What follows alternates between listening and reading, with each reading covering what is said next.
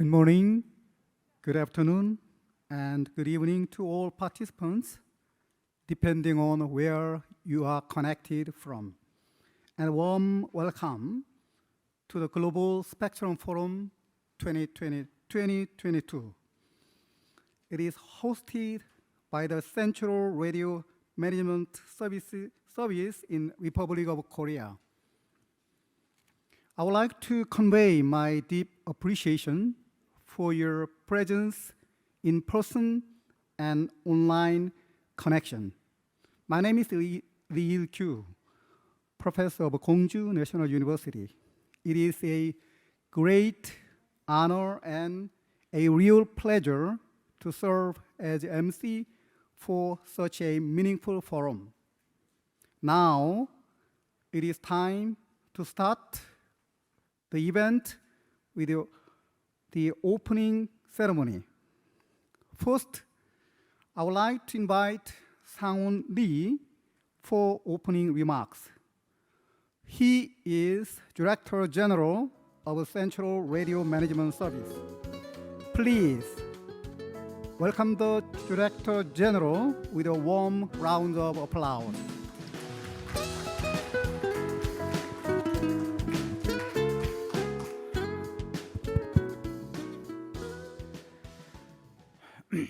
Good morning, good afternoon, good evening, everyone. Distinguished guests, I am Sang-won Lee, Director General of Radio Management Service, Central Radio Management Service under the Ministry of Science and ICT. I would like to welcome all of you who have attended this Global Spectrum Management Forum 2022 in order to share recent trends in global radio management and seek to strengthen radio management capacity based on what we shared here. I'm very glad to have more attendees here who perform the radio management work coming from national institutions, international organizations, research centers, and companies to attend this second Global Forum, Spectrum Management Forum. Among us, there are eminent guests from here, Korea, and around the world. I am delighted to introduce our guests of honor. First, Dr. Song Jong-soo, Vice President of the Korea Radio Promotion Association, who will give us congratulatory remarks. Professor Park Sung-wook, President of the Korean Institute of Electromagnetic Engineering and Science, who will deliver a keynote speech. And Philippe Aubignou, Counselor of a Radio Section at the ITU, are all here with us. I also would like to extend my heartfelt welcome to Chairman Mr. Chen Da-dong of the Telecommunication Regulator of Cambodia, who attend this forum despite his busy schedule, and all persons concerned from radio management agencies in Uganda, Bangladesh, Qatar, Vietnam, Mongolia, and Egypt. I hope you have a good experience and an enjoyable time during your stay in Korea, even after this forum. I would like to express my gratitude to speakers who will share the domestic and foreign radio management status and systems. Mr. Robert Echeda from Uganda, Mr. Perun Kim from Cambodia, Mr. Awaluddin Ahmed from Bangladesh, Mr. Mohammed Ibrahim Ahmed Sadek from Qatar, Octavian Nicola Rupu from Romania, and other persons concerned from overseas radio management agencies, and the presenters from domestic radio-related institutions, including Mr. Choi Jang-seok, researcher from the National Radio Research Agency, Dr. Jong Yong-jun, team manager of the Telecommunication Technology Association, Ms. Park Chae-kyung, senior researcher of the Korea Communications Agency, Dr. Kim Hee-chun, Research Fellow of the Korea Information Society Development Institute, Mr. Jeon Yong-gun, Principal Manager of the National Information Society Agency, Dr. Na Min-soo, Head of 6G Development Team at the SK Telecom, Dr. Park Jong-min and Dr. Kang Kyu-min, Special Fellow and Principal Researcher of the Electronics and Telecommunications Research Institute. Mr. Yoon Sang-bom, Chief Research Engineer of LIG Next One, Mr. Shin Jae-sik, General Manager of Samjung Solutions, Dr. No Kyung-chan, Team Leader of the Hura, Dr. Kim Jun-won, General Manager of Onpum, and Dr. Lee Hyun-jung, Staff Engineer of Samsung Electronics. And I also would like to extend my special thanks to whom will take the chair for each section of the forum. Professor Il-gyu, Vice Chairman of ITU RSG-1, Dr. Kim Gi-hee, researcher of the National Radio Research Agency, Dr. Byun Woo-jin, Project Manager of the Institute of Information and Communication Technology Planning and Evaluation, Dr. Hwang Jung-hwan, Director of the Electronics and Telecommunications Research Institute, and Dr. Kim Sang-tae, CEO of Hura. Finally, I would like to express my deep appreciation and welcome to all of you participating in this forum via YouTube and Zoom in real time in and out of Korea. Distinguished guests, as you may know, the world is facing a digital transformation, which has been accelerated due to COVID-19. Big data and AI-based satellite and drone technologies are widely used in our daily lives beside industrial and military fields. It has become more important to efficiently manage and raise efficiency in using radio waves as a core resource for the operation of such technologies. If we don't manage adequately radio waves, we would cause a significant confusion to the economy and society. In other words, it may lead to damages to human life and enormous economic losses. Radio waves have become an indispensable and valuable resource, and then I would say that if there is any mistake or lack of capability in radio management, it could not really make a great digital transformation. So from this perspective, the role of government and the radio wave industries around the world is becoming more important than ever. At this forum, I look forward to sharing and discussing the activities and achievements of each country's radio management agencies. Distinguished guests, Korea's Central Radio Management System Service, shortly CRMS, has constantly endeavored to protect the rights and interests of radio wave users and has contributed to creating a clean and safe environment for the use of radio waves through efficient radio management since its establishment in 1947. Since then, the CRMS has accumulated a lot of experience and know-how and has enhanced knowledge and experience through cooperation with many countries, including 14 MOU signatories and international organizations. Ladies and gentlemen, radio management technology is rapidly advancing. Cooperation among governments and between the top public and private sectors will be all the more essential. The Korean government will actively work hand in hand with other countries in expanding such exchanges and cooperation. As a part of these efforts, we annually hold the Global Spectrum Management Forum to understand the current status and prepare for the future with respect to radio management, together with the foreign radio management agencies, international organizations, and businesses. The Today Forum will provide a valuable time for us to share our knowledge in international radio management and will be a precious opportunity to share experience of radio management in 6 countries, Bangladesh, Cambodia, Qatar, Romania, Uganda, and Korea, through presentation on exemplary cases. With that, I hope that we could get insights to seek methods of cooperation with each country's radio management institutions through in-depth discussions. Ladies and gentlemen, please let me wrap up these opening remarks by extending my appreciation to members of Central Radio Management Service and the Korea Radio Promotion Associations and other staffs who make this forum successful. Thank you very much for your listening. Thank you very much, Director General, for your opening remarks for this forum. Okay, next, I would like to invite Dr. Jung-soo Song.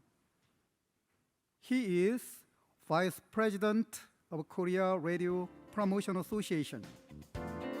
He was CEO in Seoul Regional Communication Office of Korea Post, and he was Director General of Cybersecurity and Network Policy Bureau of Ministry of Science and ICT. Please welcome the Vice President with a big hand.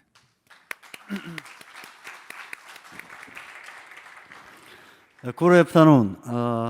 I think it's time to policy, right, at this hour. I'm Jung-soo Song, Vice President of Korea Radio Promotion Association, which is called RAPA.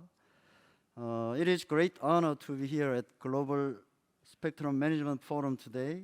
First of all, I would like to convey my sincere congratulations on the successful hosting of Global Spectrum Management Forum 2022, despite the continuous spread of COVID-19 pandemic and the other global crisis. I would like to thank Sang-hoon Lee, the President of Central Radio Management Service, and Sung-wook Park, the Chairman of Korean Institute of Electromagnetic Engineering and Science, for their valuable contribution. I would also like to thank ITU Counselor Mr. Philip Obinu and all the other speakers for today's forum. I must also appreciate everyone who attended the forum. And lastly, I would like to express my gratitude to Professor Il-gyu Lee, and finally all the staff who have organized and prepared this forum. Many countries are trying to keep up with the ongoing post-industrial revolution. The critical mechanism of the post-industrial revolution is to combine artificial intelligence with the data utilization technologies to implement intricate information processing capabilities. Spectrum, not surprisingly, will play a pivotal role in the development and spread of AI and ICT. We are living in the era of 5G and transition into 6G. Since the beginning of 5G, the mainstream sector of data transmission network has changed from wired to wireless. To use the wireless network, what do we need? The answer is very simple: spectrum. There are so much demand for the spectrum from a wide range of industries. Unfortunately, spectrum is a limited resource, so it must be managed by government in a very fair and efficient manner. Here is the key in preparing for the post-industrial revolution. Korea is one of the global leaders in 4G and 5G mobile communication. Furthermore, Korea is the second country to supply 6 GHz band for unlicensed use, following the US, to promote IoT, Wi-Fi, and other industries. Without the fair and efficient spectrum management, this preemptive 6 GHz band supply could not be available. Last Global Spectrum Management Forum was held with the object of sharing Korea's spectrum management technologies and know-how with various partner countries around the world. On this year's forum, you may witness the latest technologies and trend in spectrum management, as well as future technologies. We hope that the two-day program will present a great vision not only to the domestic, but also to the global stakeholders and all participants in this forum. In the year of COVID-19, whole society is still suffering. I'm really sorry that some have not been able to join us because of the pandemic. However, I also believe the pandemic will soon come to an end, and more people will be attending the next. I am convinced that the discussion made at this forum will bear fruit and help the whole globe make better use of spectrum to become a brilliant ICT powerhouse. Once again, congratulations on the Global Spectrum Management Forum 2022. Thank you very much. Okay, thank you very much, Vice President, for congratulatory remarks and good words for this event. Okay, next. Okay, we'd like to invite Professor Sung-Wook Park for the keynote speech. He is President of the Korean Institute of Electromagnetic Engineering and Science, and currently he is Professor of Korea Advanced Institute of Science and Technology. Let us give him a warm welcome.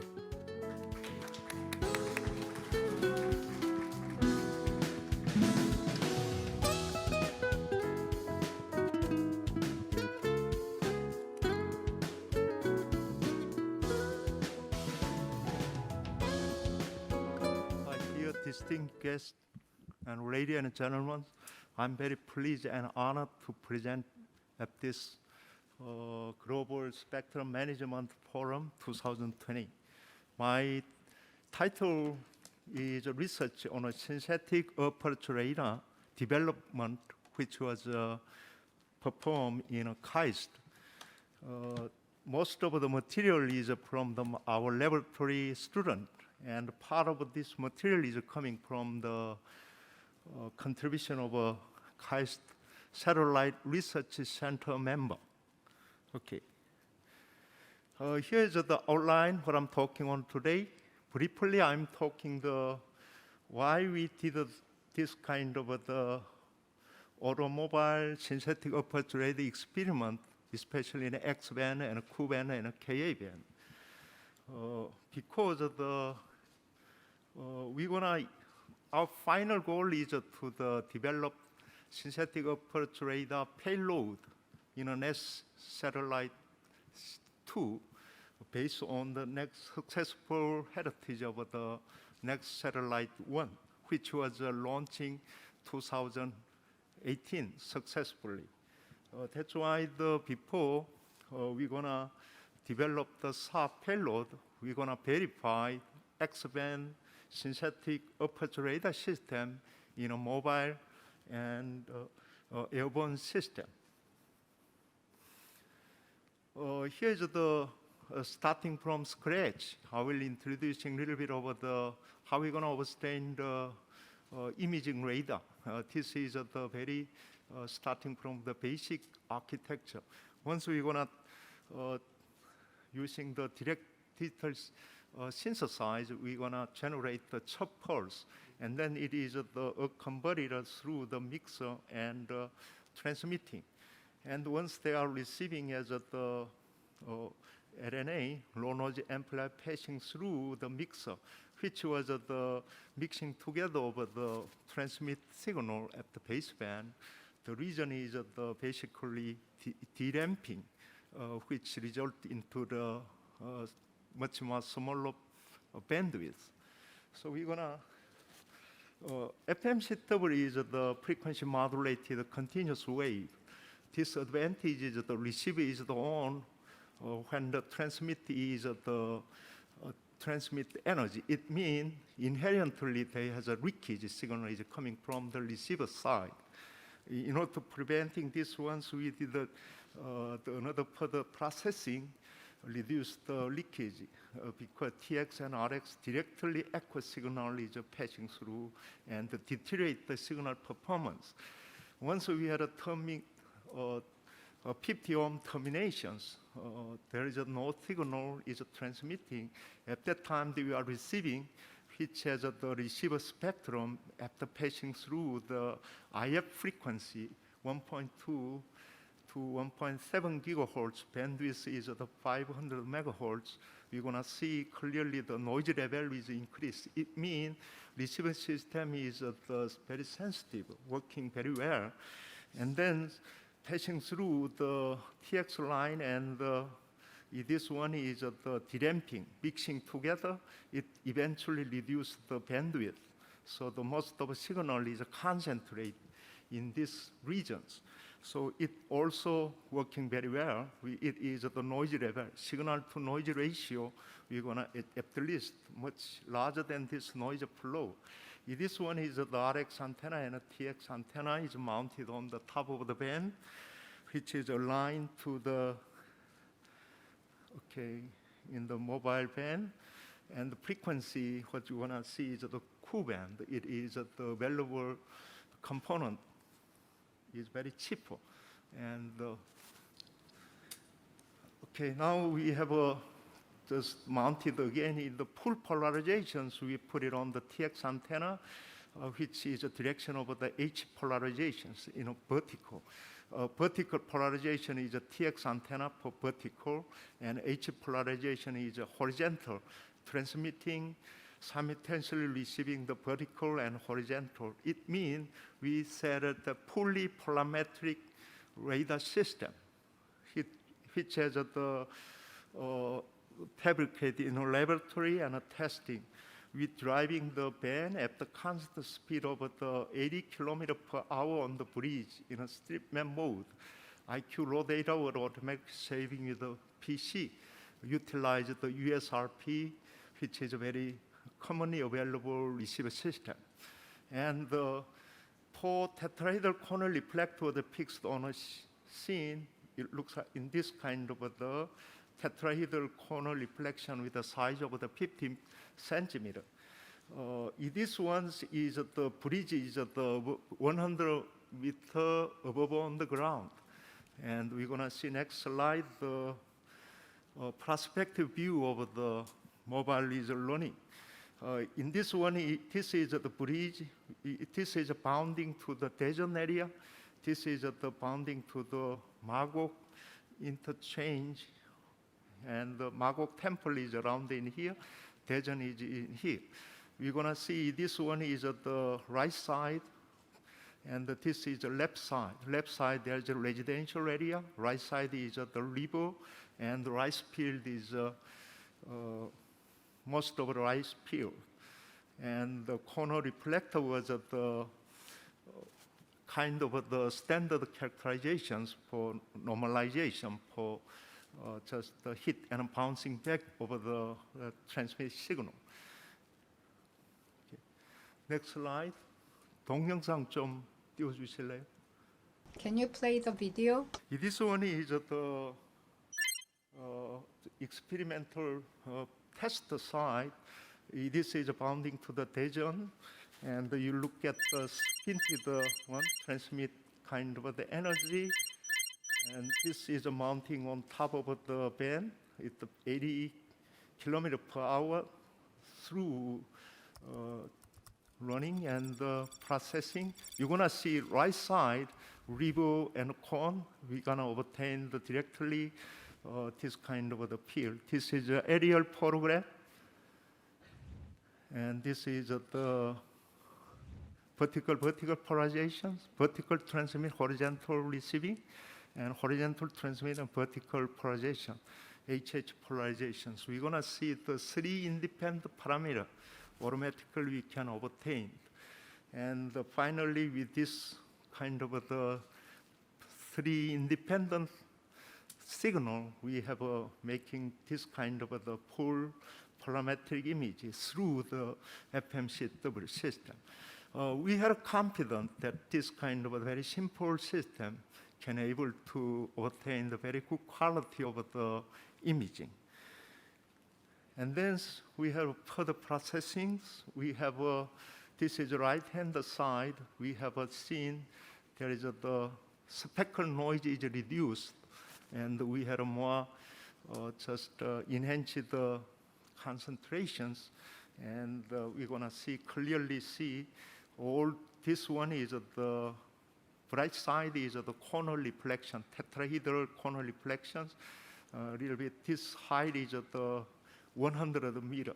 This is very suitable for testing the imaging radar testing site, and the looking angle to the ground is at the 10 to 15 degree.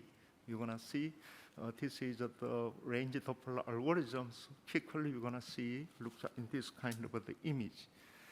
And then next, I'm talking again the full parametric image. You're gonna see corner reflector. You can easily see looks in this one. This is an aerial photograph. This is a matching to this line is matching to in here, and this river you can clearly see. Usually water reflecting the most of the energy into the reflecting back. There is no returns power. Usually it has the black. Why this kind of the radar system is very useful in a military and just the disaster monitoring in a civilian purpose. The reason is that you want to see clearly with a naked eye, or just you're going to see in a just the aerial photo. You cannot catch this kind of the metal, but however, X-band, it's really easy to detecting the metal, because usually this kind of the metal lines you can see clearly in here. This is a road rail. You can see clearly this kind of one. That's why any military target looks like in tank, airplane, jet, everything can be easily detectable day and night through this kind of illumination of the X-band or C-band. Okay, this is the perspective view of how we're going to obtain the images through this automobile path. And then so we have the more approaching to close to the satellite payload. It's much better utilize the pulse system, including the chop pulse. Pulse system is the more complex than a FMCW radar system. We had built it up into this X-band SAS system set up in a band and a two-horn antenna, two-channel. You're going to see this is one of the transmitting part. Also, similarly, receiving part is looks in this one. This is the module we have developed in a SATRAC 2016. Almost 5 years ago, we built it up, testing and verify. So this was the preliminary stage to design the payload of next satellite, second version 2. So it is parameter, you're gonna see the center frequency is on 9.65 gigahertz, bandwidth is 300 megahertz, stream mode, chop pulse. And all the other parameters looks in these ones. It is corner reflector and the bridge, almost a straight line into the 2 kilometer, just the straight payload. It's just, and we have imposing the SA algorithm, and eventually we're gonna look at this kind of the chop pulse basis X-band AutoSAR image. Most of the surveillance satellite utilize this kind of the system. Nowadays, 300 megahertz bandwidth or 1.2 gigahertz bandwidth can able to achieving the resolutions 25 centimeter. It can be easily see all the target area, day or night. Okay, you're gonna see, look at this is the once again aerial photograph. This is the bridge. We had a learning through the car in these directions. This is a range direction. We call this is the azimuth directions. You can clearly matching all the point to point. Comparing to the FMCW radar system, pulse system has given more enhanced resolution and contrast. We call the noise equivalent NE sigma is much better. So it is a much more clear image. So we're gonna starting from these ones with our own technology in the SATRAC and our laboratory. And eventually we have helping from the all other ones. And you're gonna see even in optics and even the SAR system, you cannot distinguish the each other. The resolution is the 30 centimeter.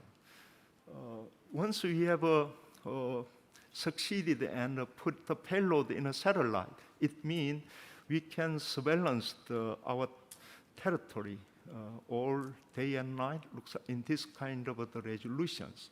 So it means we utilize full polarizations, vertical or horizontal. It means vertical or horizontal. We had 4 different kind of the combinations, reducing to 3 independent kind of the signal can be achieved. This is the look at this bridge from the corner reflected. The corner reflected is located at this point. This is my car, and this is river is in this photograph. So we can very much happy to obtain this kind of the image through signal processing and hardware, and ready to making the satellite system.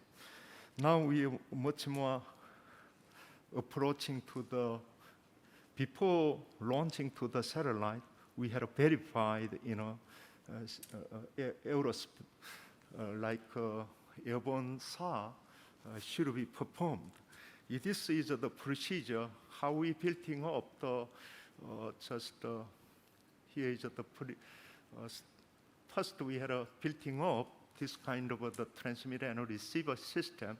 Here is the transmitting and receiving system, this battery, and all the pulse radar system. The system specification is looks in this kind of parameter. We have eventually we had a lift up the one of the sheet, and then put our system, and we had to put it on the 2 antenna inside of the airplane because it is outstood. It has aerodynamically there is many problems that we had revised, and eventually we had to squeeze it down, put it on the airplane. And once you let it know, whenever antenna itself, it has the looks like a solid black line. However, the air body affecting the radiation pattern, tilting together, looks like in this kind of the tilting, little bit 5 degree tilting, left. This is the effect of the airplane body effect. We had a rented the airplane in the Hansa University, and we had a testing, and this is exactly look at this is the airport in Hansa University, Taean's airport. We direction over this is a flight directions, and you look at the see more magnified looks, and you can clearly see all the airport. You can see the moving target is in here. we had imposing the video SA has been implementing at this time. We fortunately obtained this video SA clearly. Eventually, we have just a flight test all around the Taean area, avoiding the military site. There is the with up. Okay, you're gonna see there is the video side. You can clearly see all this kind of the solar panel, everything. You can see moving target, everything you're gonna clearly see very much easily. This kind of procedure, we have the design and more adapting to the satellite system. Okay.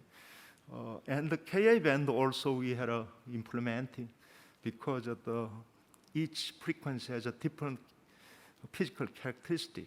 So the 50-watt amplifier of the Ka band is very demanding job. That's why we're helping from the Horizon X1. And first we had designed the 10-watt amplifier over the Ka band because in this Ka band there is no available high power amplifier with a single gallium nitride that has a limitation. That's why once we had making the 10-watt channel and then using the waveguide combined, 8-channel radio waveguide radio combined has been using. And he is the inventor,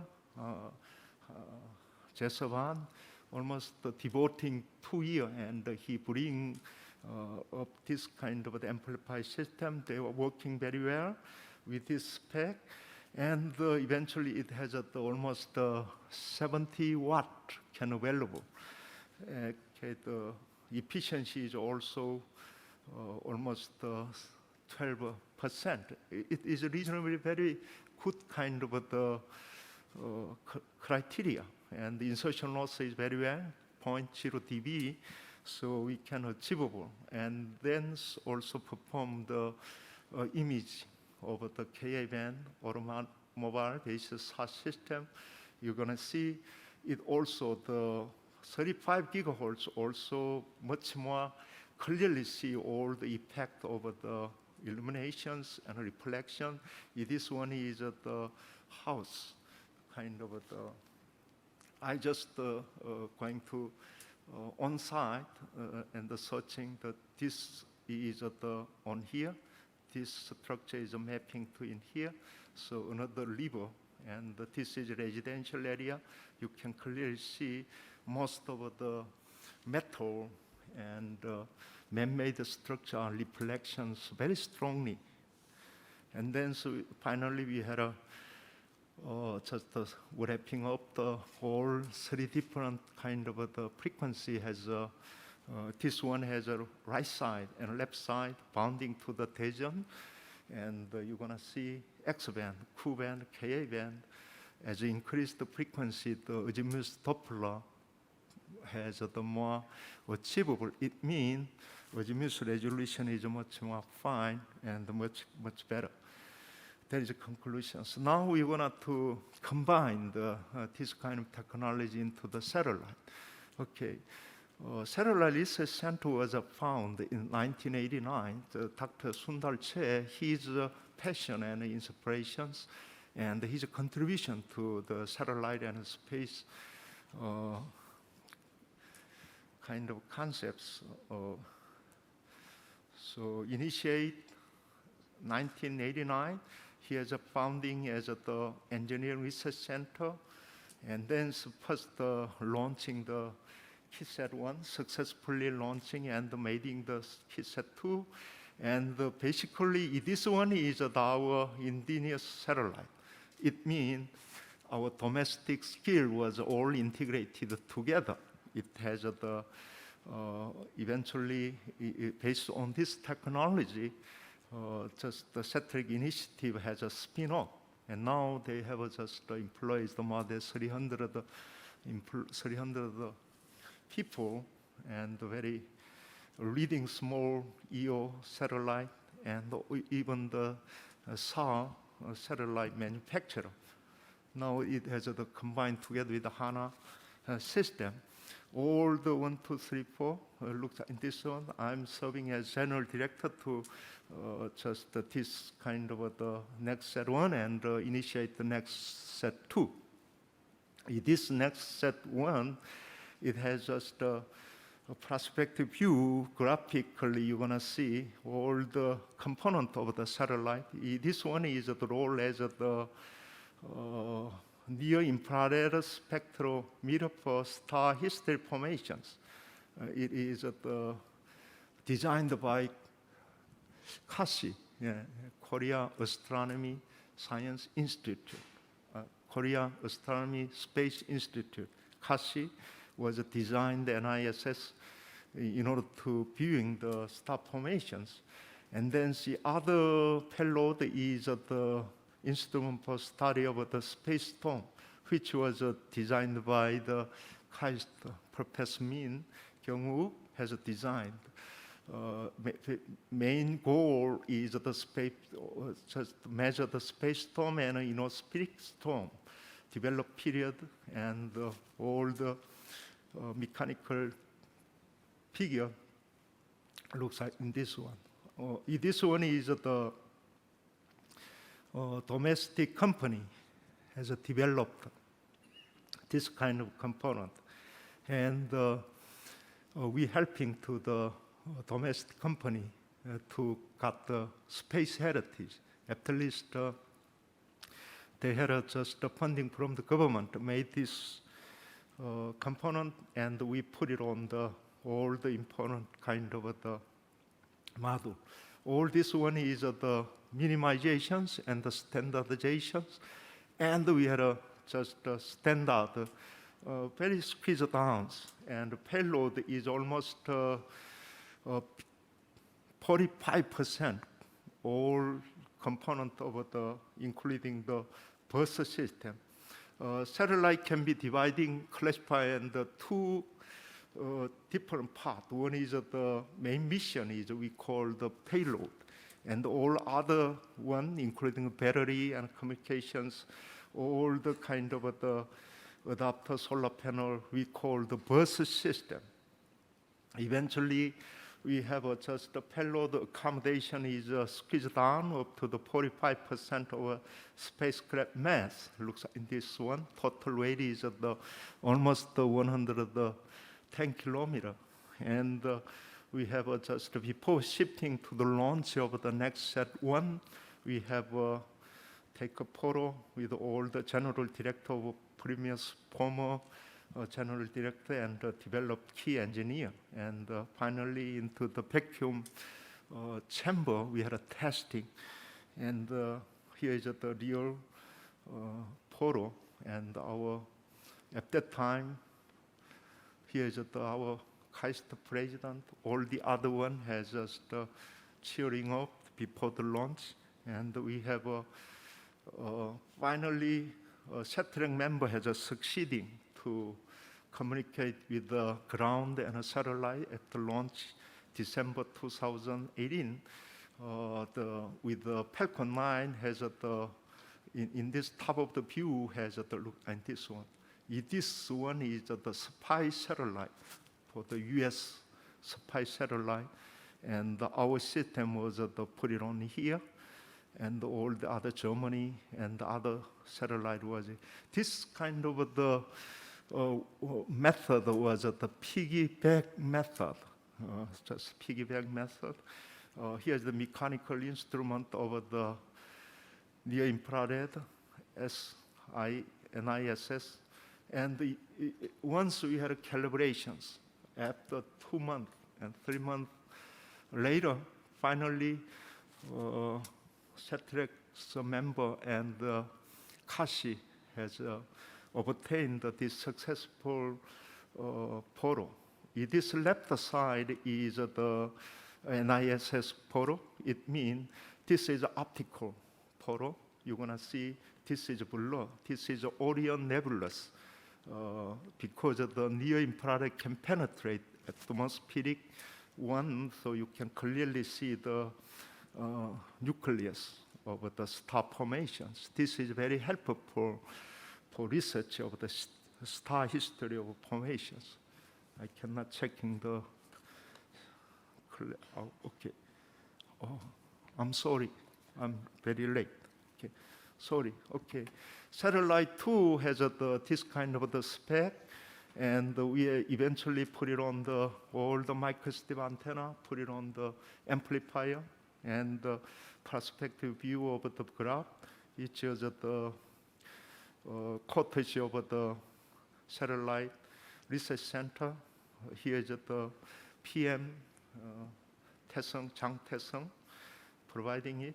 Hopefully, I hopefully see this one is the scheduled to launching the 2023 by our Nuri rocket in 2023. I hopefully this is the successful launching at 2023.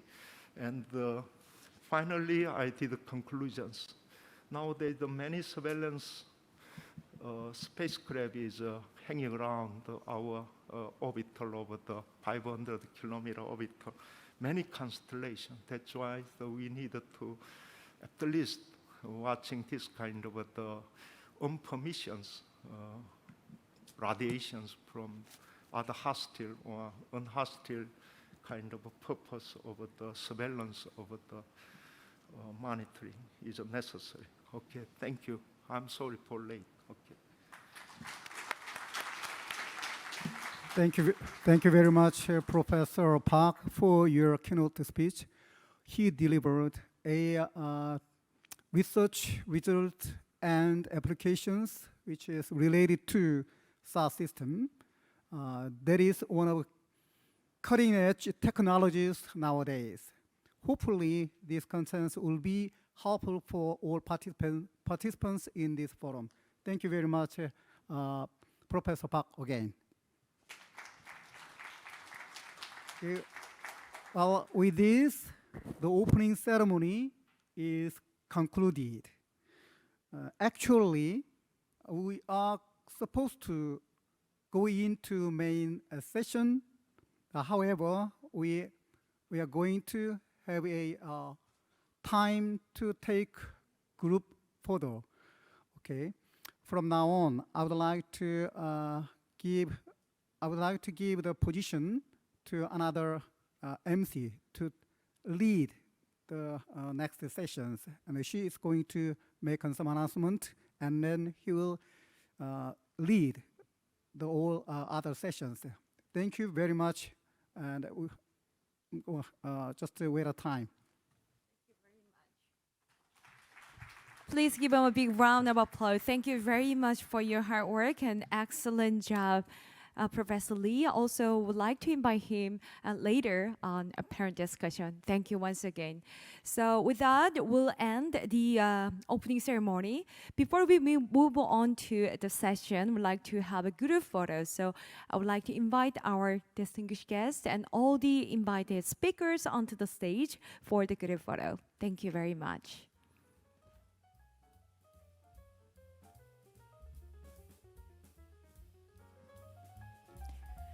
So also we would like to invite our online participants to the screen. So thank you very much for your time. Despite the different time zone. So again, we can take a group photo by capturing the full screen of everyone's video in it. So please turn on your video for our online participants. And join me having a big smile. So please check your name on the ground for our on-site participants. Yes. Once again, we appreciate your active participation, both online and offline. So please take a pose to the camera, have a big smile.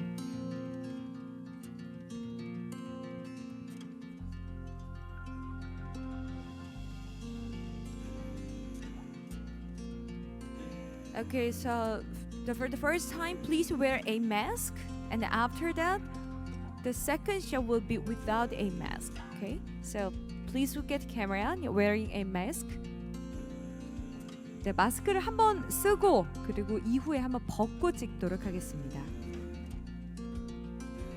Okay, so I think everybody is ready for the photo shoot. Have a big smile.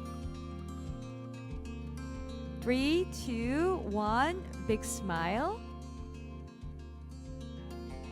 Okay. All right, so the next shot will be without a mask. Okay, please put off your mask. 네, 마스크를 벗고 한 번 더 촬영하고요. 그 이후로 다른 포즈로 한 번 더 촬영하겠습니다. Okay, 3, 2, 1. Okay, so one more shot will be okay. Okay, so please stay on the stage without mask. Okay, so then we please wave your hands. Okay, sorry about it. One more time. Please wave your hands. Okay. Wave your hands. Like this. Great. With our online participants as well. Thank you. Thank you very much for your active participation. Now you may return to your seats. So, great. So, without a break time, we'll proceed to the session 1. So, once again, thank you very much. And now we have nicely warmed the floor. Our next session, which will be consist of session 1, 2 special session and parent discussion. So now we will begin session 1 on global trends of spectrum management. And it's my great pleasure to introduce our moderator for this session. Okay, Dr. Ki-hwae Kim will be chair this session. Dr. Kim has been working for the National Radio Research Agency since 1997, Ministry of Science and ICT. So with that, let me invite Dr. Ki-hwae Kim onto the stage. Please welcome him with a big round of applause.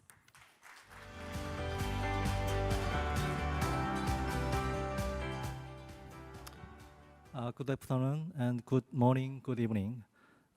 Distinguished guests and ladies and gentlemen, I'm Ki-hwae Kim, Deputy Director at the National Radio Research Agency of MICT. I would like to welcome all of you on Global Spectrum Management Forum 2022.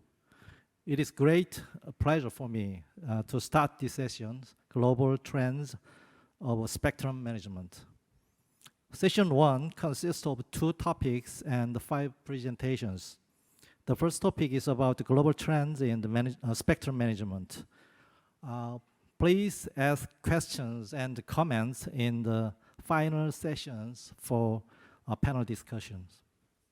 Now, the first presentations of this session will be presented by Philippe Aubigneau on the topic of ITU preparations for CPM 22-2, RA 23, and WIC 23 for regarding the processes and the topics. Philippe Aubigneau is a counselor of Radio Communication Bureau, ITU. The presentation is a recorded video. Please welcome the speaker with applause. Good day to all. I am Philippe Aubigneau, Counselor of ITU Study Groups at the Radio Communication Bureau of the International Telecommunication Union. The ITU is the UN agency in charge of telecommunications and ICTs. More specifically, I am in charge of the ITU Study Group 1 on spectrum management and of the conference preparatory meeting, the CPM, for the World Radio Communication Conferences, WRCs.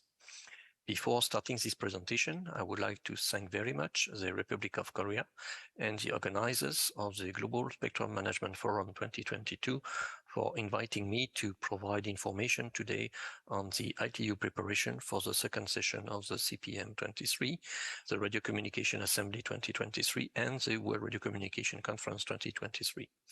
During this presentation, we will look at the processes as well as at the topics on the agenda of this conference and at other information more specific to WRC 23. To start with, I would like to recall some important objectives and principles of the World Radio Communication Conference. First of all, and most important, these are the conferences that are updating the radio regulations, the international treaty on the use of the radio spectrum and satellite orbits. The World Radio Communication Conferences bring together all the stakeholders in a process that aims at building consensus. This is very important to provide a stable and predictable regulatory environment that is needed for future investment.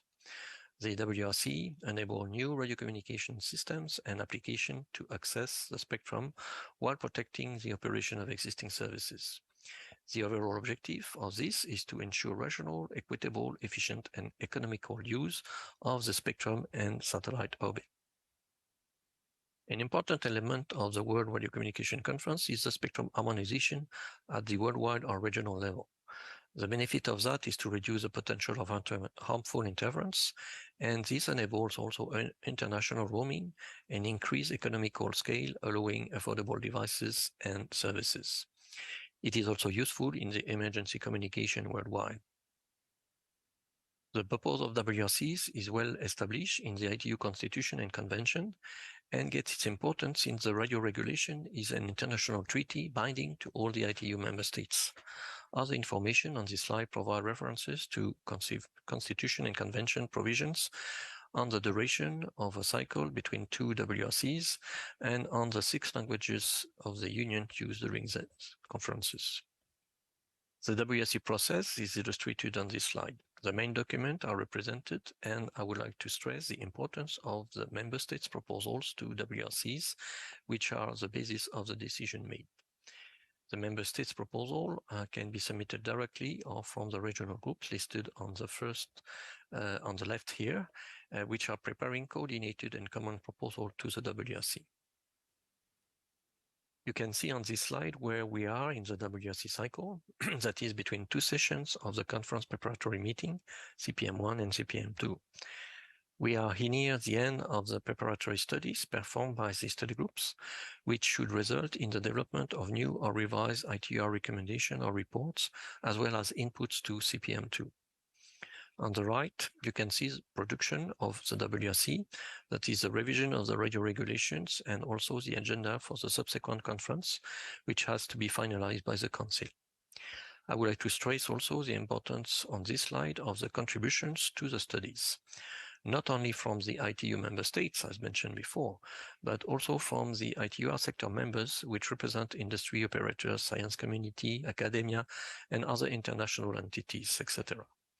Through this process, they can also contribute directly to the studies that are carried out by the ITUR study groups.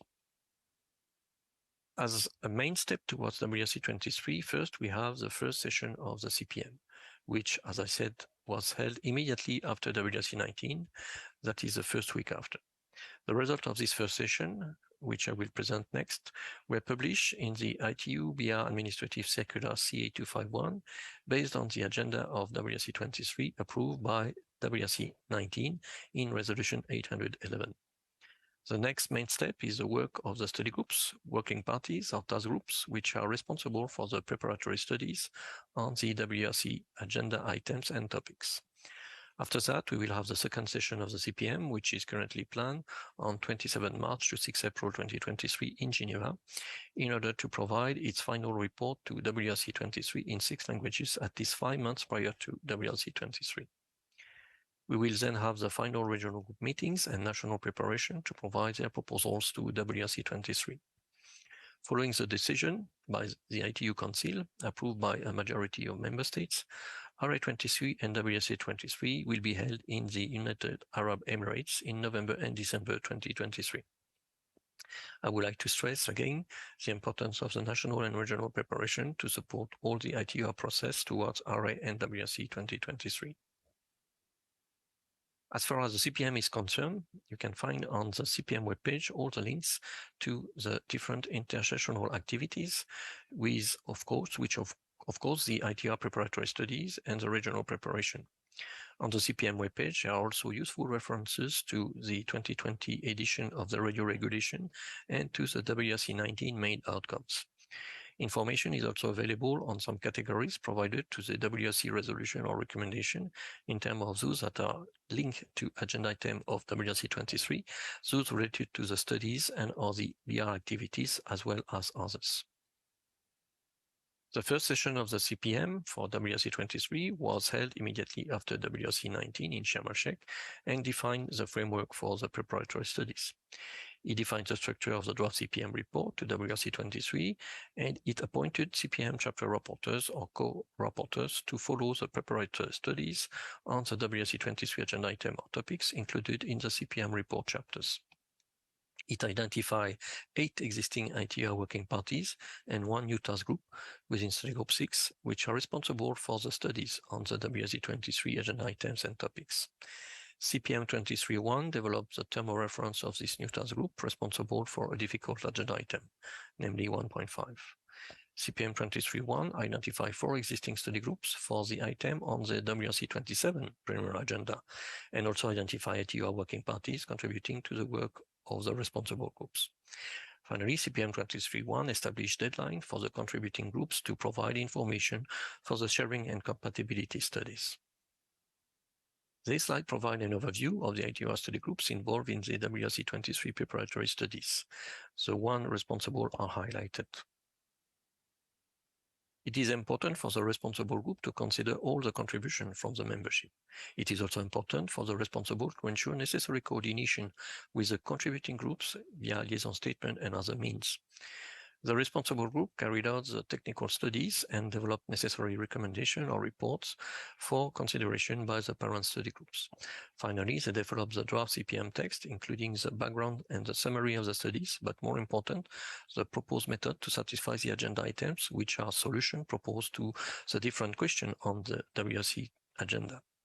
In addition, the responsible group can prepare example or regulatory text, which are in fact proposed modification to the radio regulations. All this information has to be sent to the CPM chapter rapporteur by 21st October 2022 on time for CPM 23.2. After this deadline, the responsible group can continue to finalize the technical studies with the objective to complete them prior to RA 23. The draft CPM text prepared by the responsible group will be examined at the CPM management team later this year. This team is composed of the members of the steering committee of the CPM and also of the chairman of the study groups and the responsible groups. The management team main activity is to consolidate the draft CPM text received from the responsible group into the draft CPM report 2023. The second session of the CPM will consider the draft CPM report based on contribution from the membership. It will prepare the final CPM report to WRC 23. The second session of the CPM will also consider the draft of the BR Director's report to WRC 23.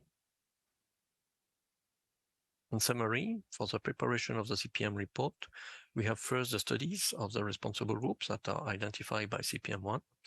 They will also produce draft CPM text, which will go to different chapters of the draft CPM report prior to 21 October 2022. This draft text would be consolidated by the CPM management team meeting on 9 and 10 November 2022. This schedule is to ensure that the draft CPM report is available in the 6 languages of the ITU at least 2 months prior to CPM 23.2, which will be held, as I said before, at the end of March 2023. CPM 23.2 has been scheduled also to ensure that the CPM report is available in the 6 languages 5 months prior to WRC 23. Let's have a look now at the main topic on the WRC 23 agenda. First of all, in the top left box, you can see the agenda items related to the fixed mobile broadcasting services. Below is a box related to agenda items on the maritime and aeronautical issues. Then on the right side, you see first on the top a box related to agenda item on science services. And below that, still on the right, we have a list of agenda items related to satellite services. These 4 boxes correspond in fact to the 4 chapters of the draft CPM report, which I have presented earlier. In addition to that, we have a number of other agenda items, which we call standing agenda items, which are mainly the purpose of chapter 5 of the draft CPM report. Concerning the first block, we could say that we have topics on the frequency band providing good balance between coverage and capacity needs for the mobile services. And of course, several of these have been identified for IMT, as you can see in red on this slide. The new efficient deployment and effective use of modern IMT system may also be facilitated by the use of hubs as IMT base station, which is a proposal of agenda item 1.4, noting that this should be in the band already identified for IMT below 2.7 GHz. As you can see further below, we have agenda item 1.5, which is related to the use of the UHF band from 470 to 960 MHz in region 1, and only in region 1, and to study on the best use of the lower part of the band from 470 to 694 MHz. The second block relates to aeronautical and maritime issues. The first item, 1.6, is to provide a regulatory framework for radio communication station on board suborbital vehicles. The second item, 1.7, is to provide a new aeronautical mobile satellite route service allocation in the VHF band to maintain terrestrial voice service everywhere and in all conditions. The third item, 1.8, is to complete the studies on the control and non-payload communications for unmanned aircraft. The next item, 1.9, will consider the use of digital technology in Appendix 27 of the radio regulations in order to consider the pressure from lightning and man-made noise with the HF analog system used for safety of life application. The next item, 1.10, relates to the possibility to facilitate the use of aircraft for new non-safety applications such as fire surveillance and many others. The last item, 1.11, relating to maritime issues, is in order to consider possible new regulatory action for an additional satellite system into the GMDSS and to also take into account the modernization of this global maritime distress and safety system, as well as e-navigation. The third block relates to agenda items on science issues. One objective here is to facilitate the measurements of the Earth's surface, as well as studies on the climate change. It also looks at providing resources and regulatory certainty for the next satellite generation, and to securing space agency investment for long-term operation of this service, having a great public interest.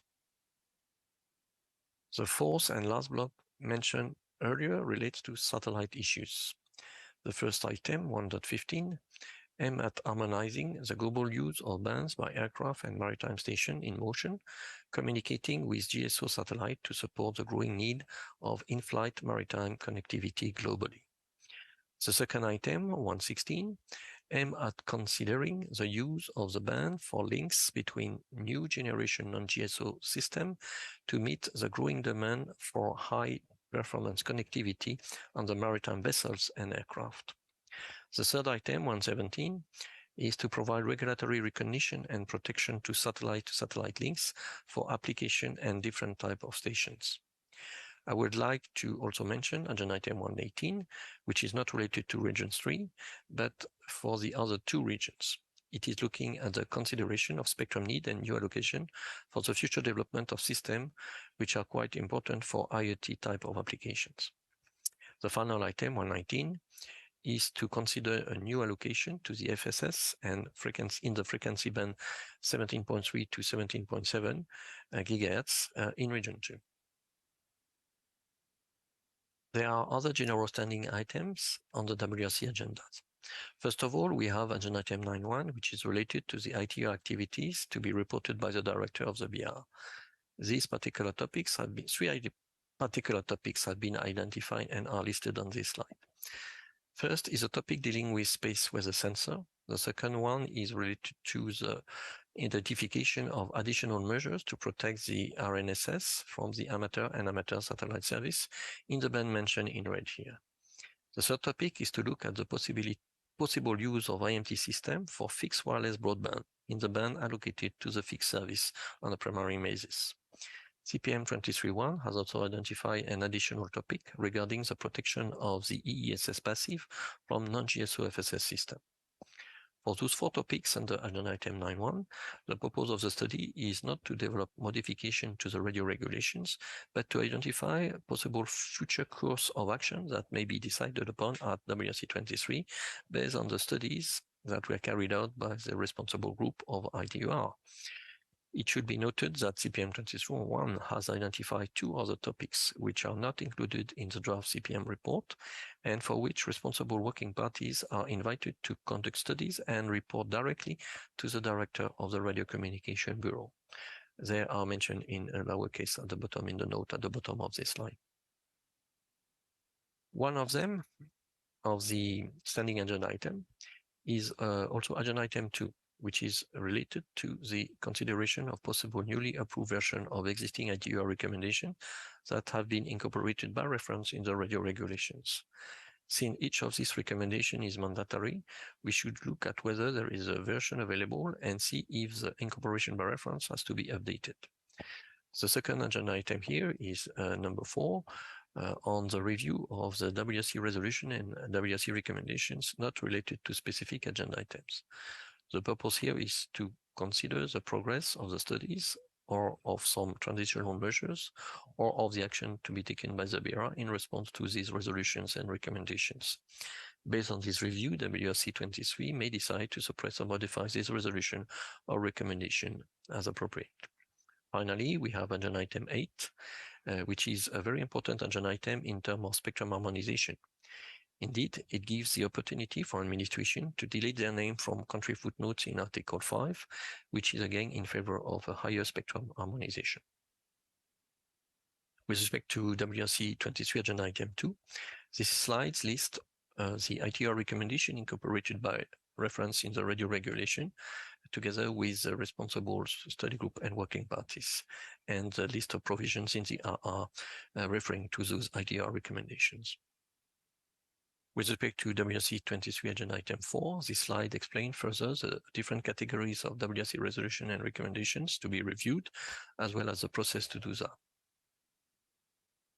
We have also listed on this slide the plenary agenda items on WRC 27 plenary agenda.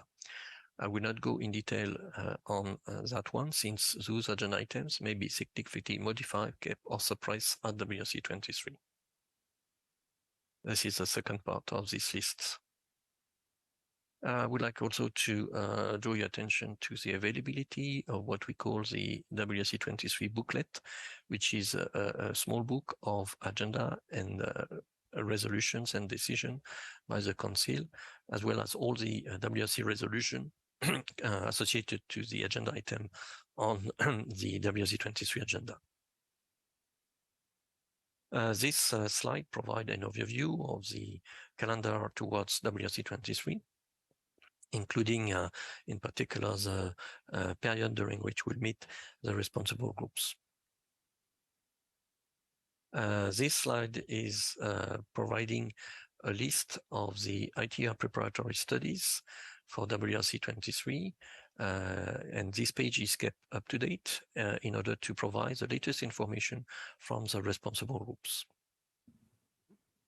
I would like also to indicate this webpage, which is providing information on the regional preparation for WRC 23 through the 6 main groups that are mentioned here. So you have here, in particular, if you open the page, you will see the meeting dates of these groups.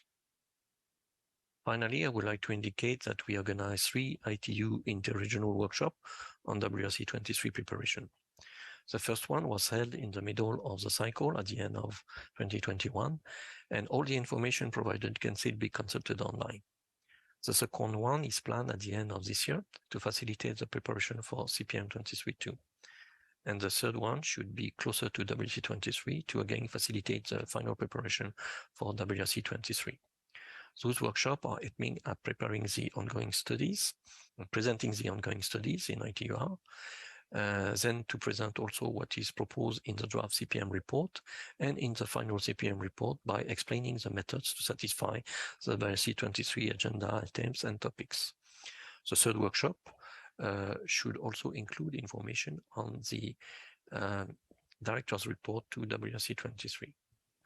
Finally, it is important to note that these three workshops are also giving opportunities for the regional groups and the administration to share their view and positions, as well as the common proposal they may have already developed.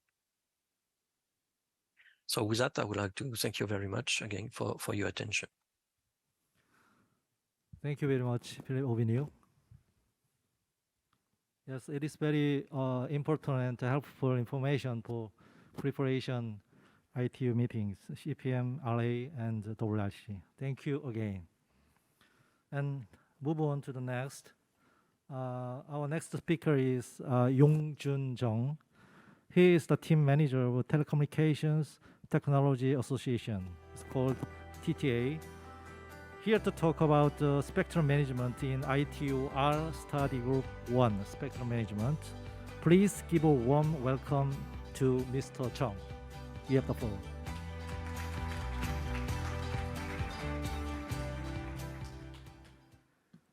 Good afternoon, everyone, and good day to all. My name is Yong-Jun Jung, working for TTA, and thank you very much for inviting me and giving a chance to present today.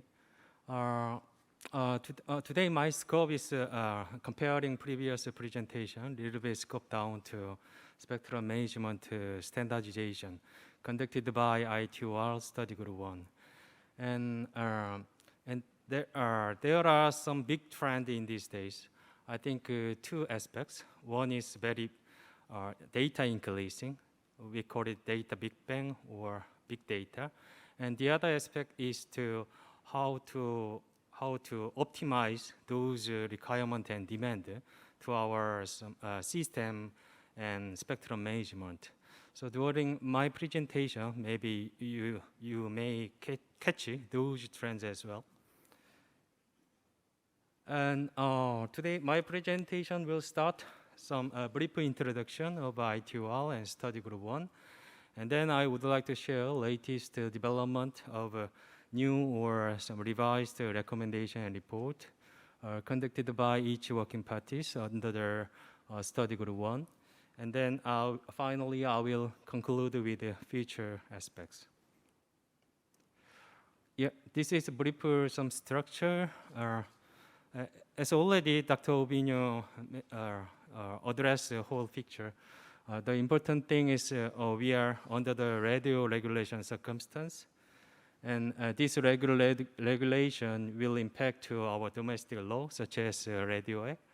And then normally this revised through the WRC are based on the study conducted by each study groups.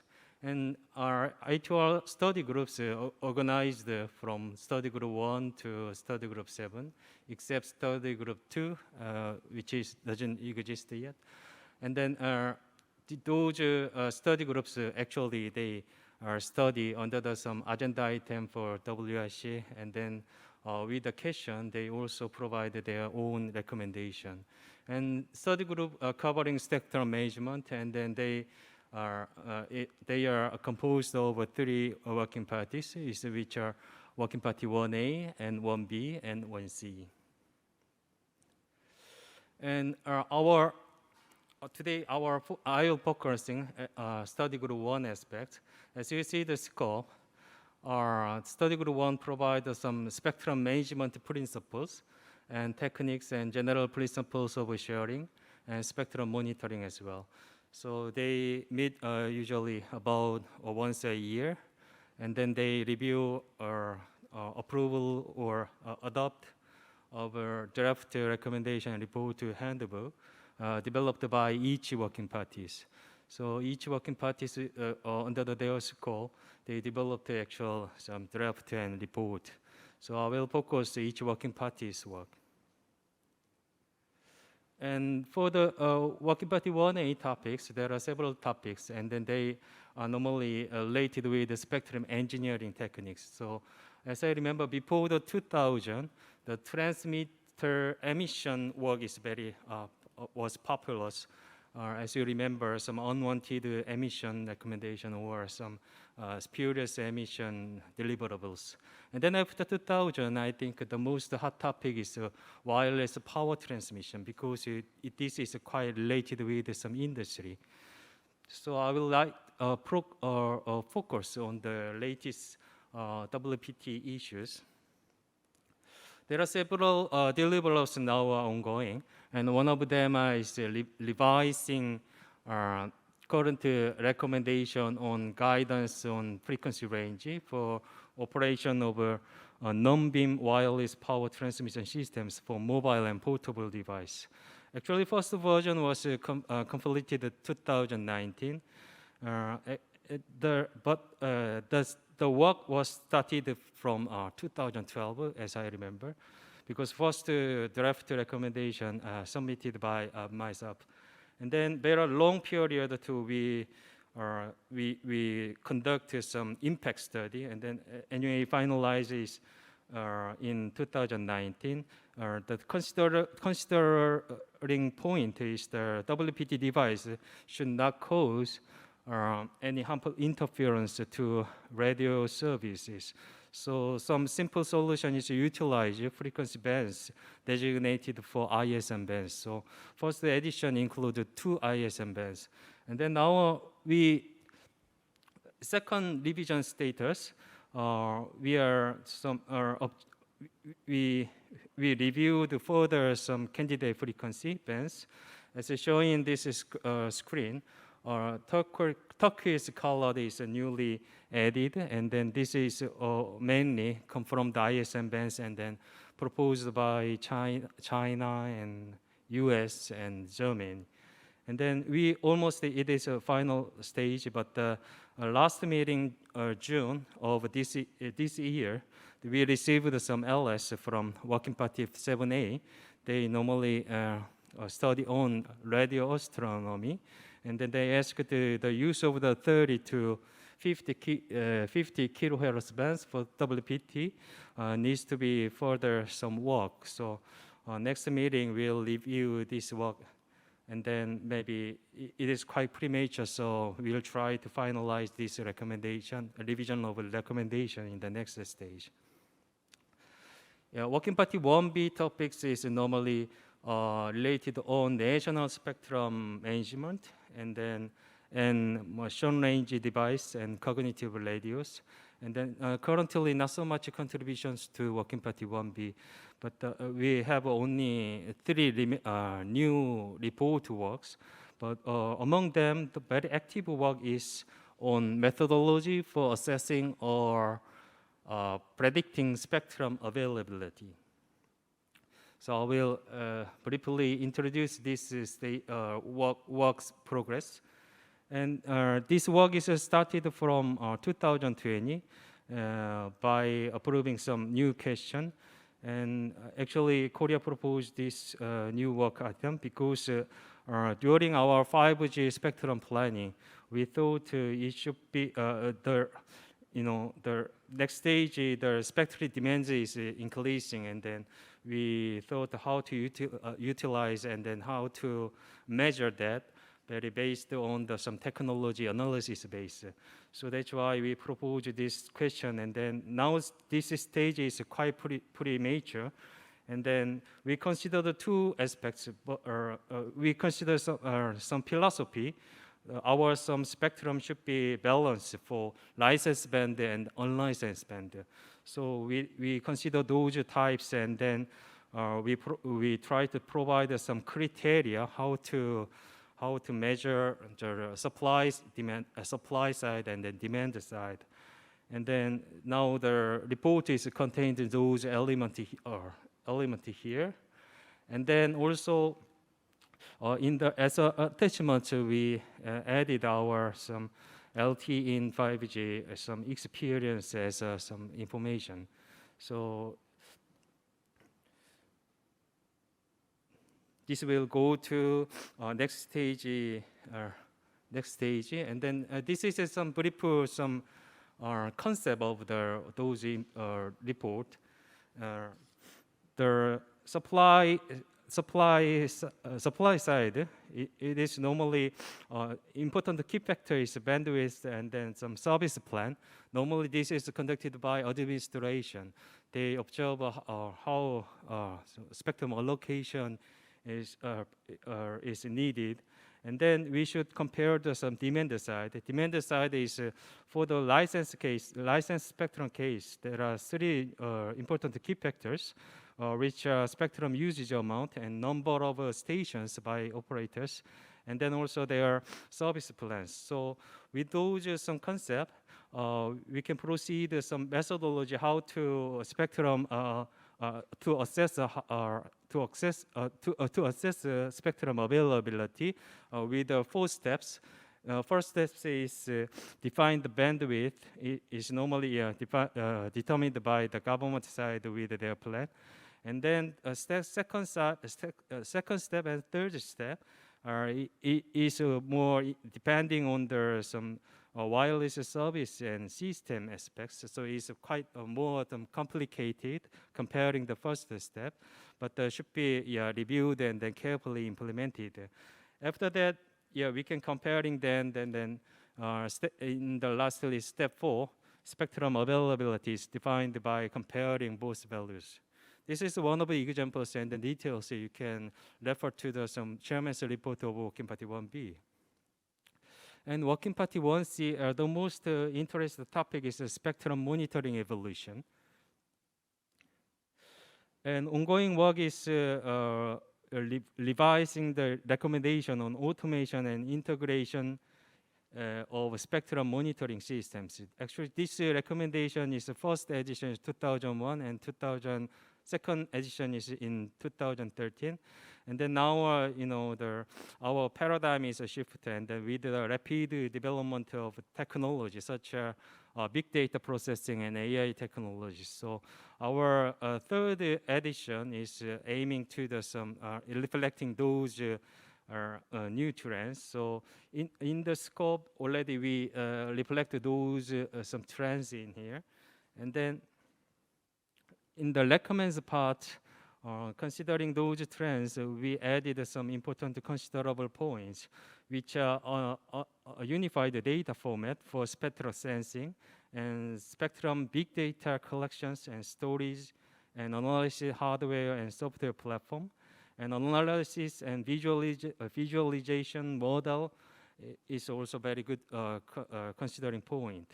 For the fulfillment of those some new consideration, actually Korea proposed our experience as Annex 2, but during the meeting, many countries support this case could be developed as a new report. So in the next stage, we'll develop some new report on reflecting those the spectrum paradigm shift. And then this is for your information. In the next, our spectrum big data platform captured in the next 2, and is piloted by the CRMS. And the next slide is also for your information. It's another issue to revising current report on use of commercial drones for spectrum monitoring task. Actually, last meeting we added our some experience. Is an example of using drone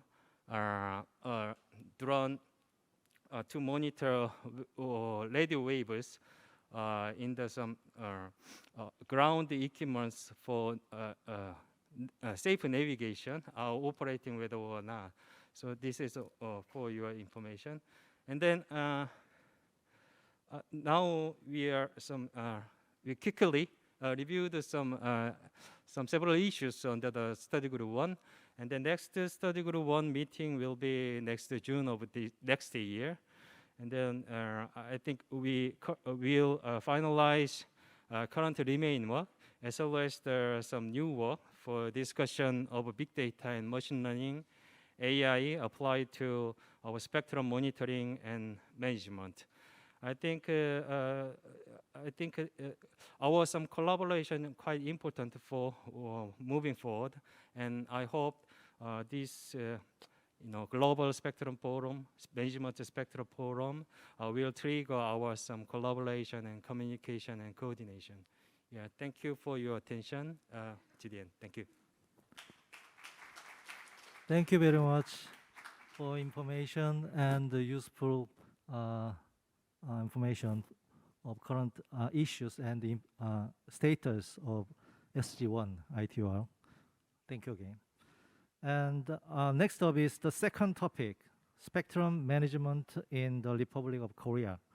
The next speaker is Tae-ho Lee. He is the Deputy Director of Central Radio Management Service. It's called CRMS. Here to talk about the current status of radio monitoring in the Republic of Korea. Please welcome Mr. Lee with applause. You have the floor.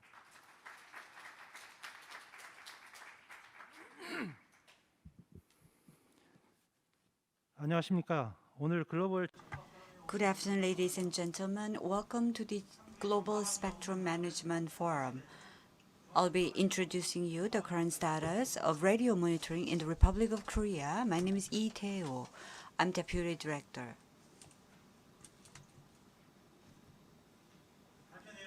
These are the contents of my presentation. I'll be touching upon the Radio Monitoring Acts, Radio Monitoring Organization, Radio Monitoring Task, and the cases. First of all, let me touch upon the purpose of the Radio Waves Act, history and structure as well.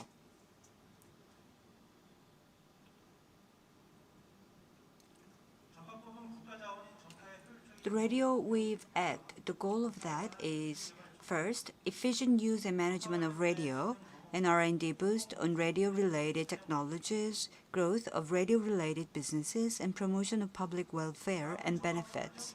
Now, let me share with you the history of Radio Waves Act.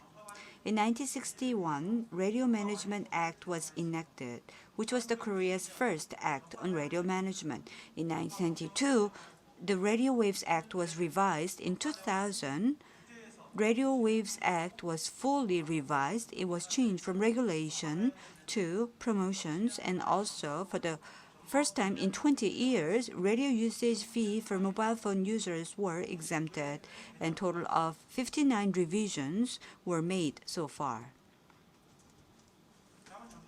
Next, let me tell you about the structure of Radio Waves Act. Within the Act, there are Radio Waves Act, Enforcement Decree of Radio Waves Act, Enforcement Rules of the Radio Waves Act, and Radio Equipment Rules. First, Radio Waves Act stipulate acts on the basic of radio management, including allocations of the frequency licensing of radio station technologies. Enforcement Decree of Radio Wave Act defines the article assigned by the Radio Waves Act and requirement for the enforcing the article.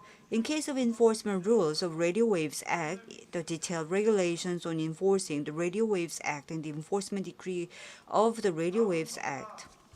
Now, let me tell you about the organization's structure of the radio monitoring organization. This slide shows the organization structure.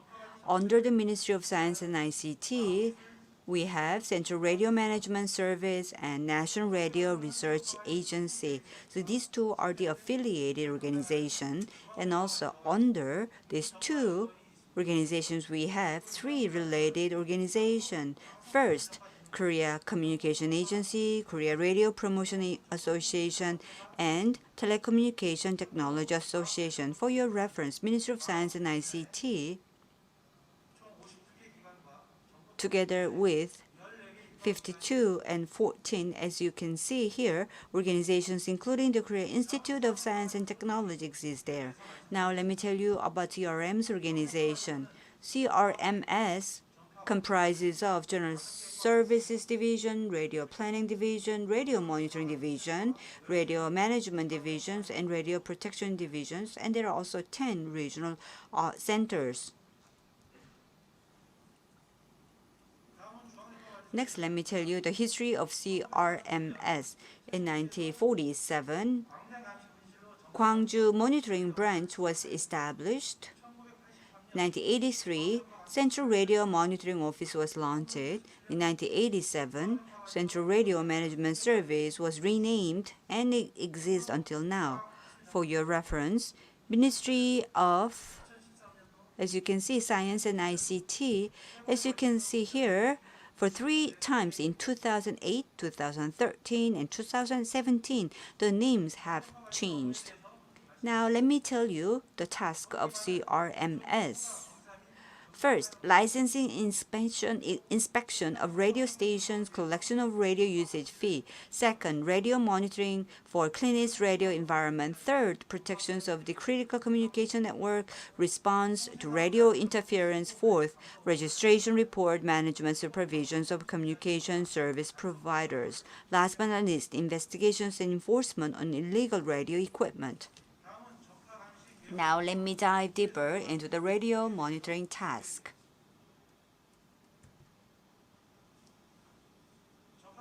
First, radio monitoring overview. What is radio monitoring?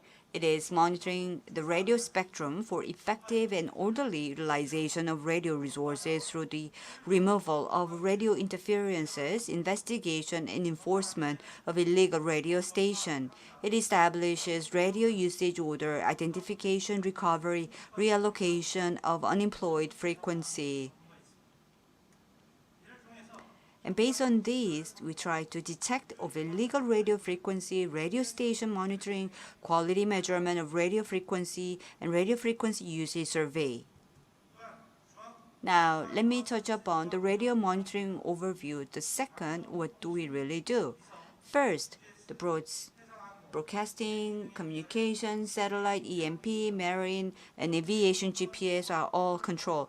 So as a control tower, we command and control for radio frequency interference and disturbance.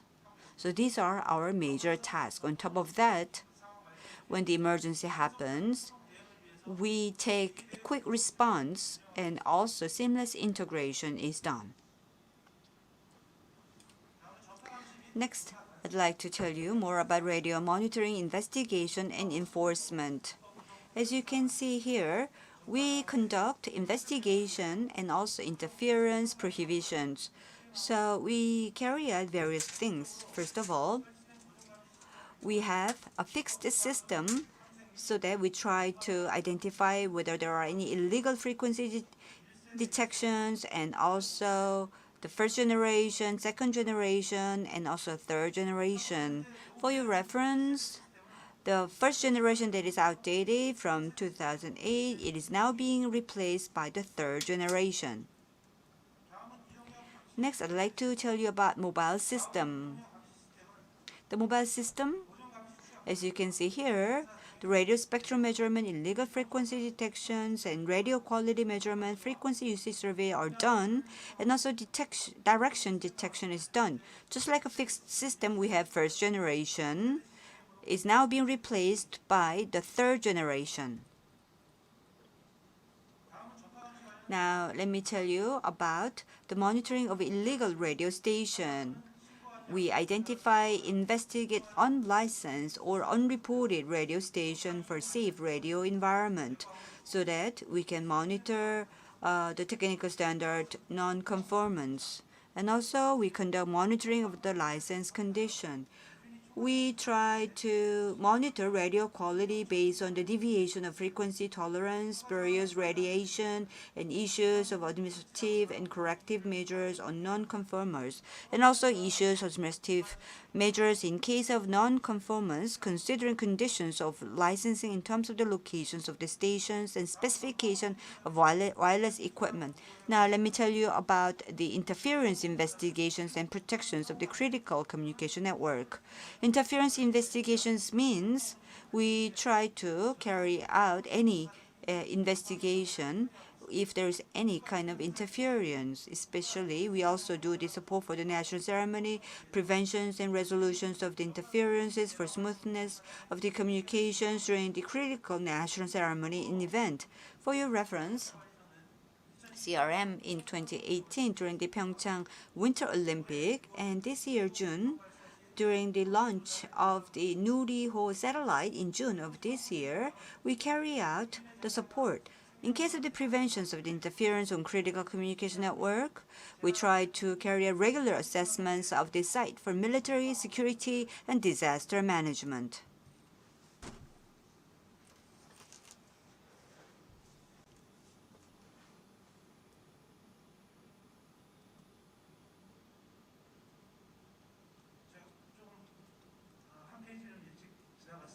Sorry, I skipped one page. I apologize. Now, going into the radio frequency usage survey.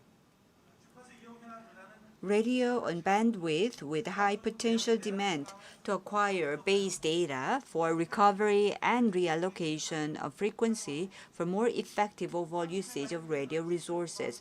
Measurement method is 24-hour measurement for at least 7 consecutive days every month, and the location is we select locations with the largest number of the relevant radio stations or locations with no high output radio stations. The way we do it is we measure noise in specific location or areas around remote locations to acquire base data for radio monitoring and reallocations of remote locations. 24-hour measurement once every month. Select frequency with no signal input. Next, satellite radio monitoring. Our aim is to protect the domestic satellite network by monitoring the status of IPUR regulation conformance and orbit of stationary and non-stationary satellite over the Korean peninsula. The scope is satellite in between the east longitude 55 degree, west longitude 160, and the orbit position, center frequency, frequency bandwidth, interference, and 5,876 cases of the monitored cases and also 22 cases of the interference resolution cases. Now, as a major task, let me tell you what are the key activities. Support establishing national policies for satellite and plans for space development, receive domestic and foreign satellite signals that may have domestic impact, and check conformance with the ITUR regulations and other international regulations, and measures frequency utilization rate and determines locations of stationary satellite orbit and signal characteristic. We detect illegal satellite network radio and investigate the interferences and locations of these sources. We identify satellite usage trends home and abroad and analyzes satellite orbit signal. International radio monitoring.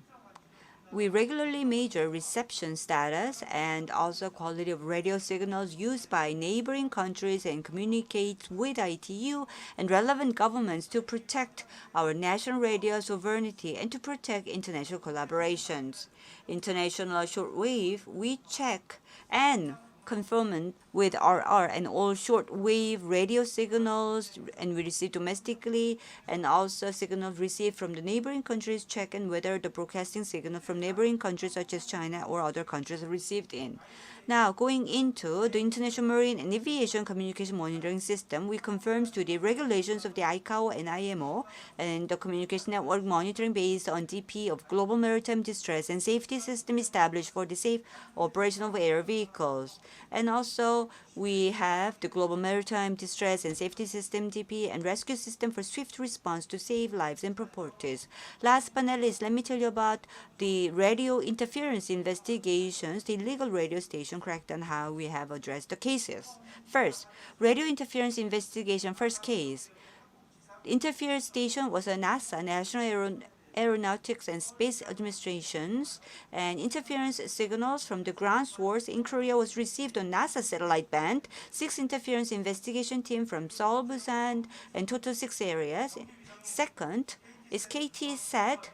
The new signal received on the transponder of Mugunghwa, a stationary satellite, a proactive monitoring, and we found out that there was an interference source found in Manila and the northern area of the Philippines. Third, it's an illegal radio station, unlicensed stations, illegal frequency. It was land mobile stations, a dump truck.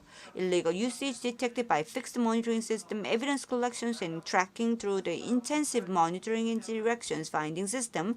We detected a dump truck using an illegal frequency using unapproved.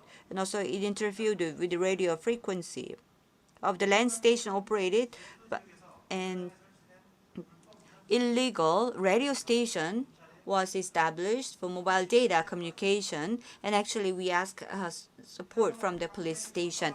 That concludes the current status of the radio monitoring in the Republic of Korea. Once again, I sincerely hope that the Global Spectrum Management Forum 2022 can be very meaningful and useful to all of you. Thank you for your attention.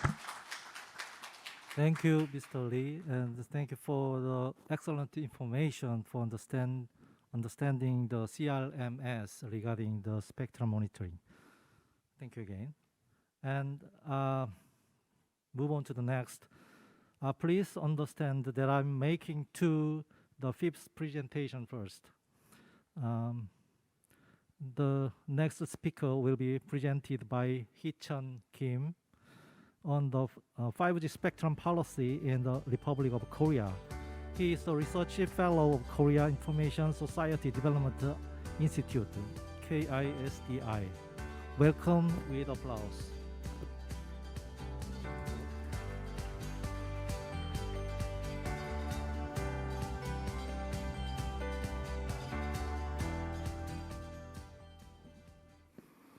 Good day, everyone. I'm Hee-Chun Kim from Korean Information Society Development Institute. I work in the Department of Telecommunication and Spectrum Policy Research, and I'm also serving as a Korean delegate for the ITOT Study Group 3. Today, I'm going to talk about the 5G spectrum policy in the Republic of the Korea. Here is the table of the contents for today's talk. First, I will briefly introduce the general policy framework for Korea, and then talk about the two specific lines of the spectrum policies: commercial and industrial spectrum policies, and then wrap up this talk and then conclude.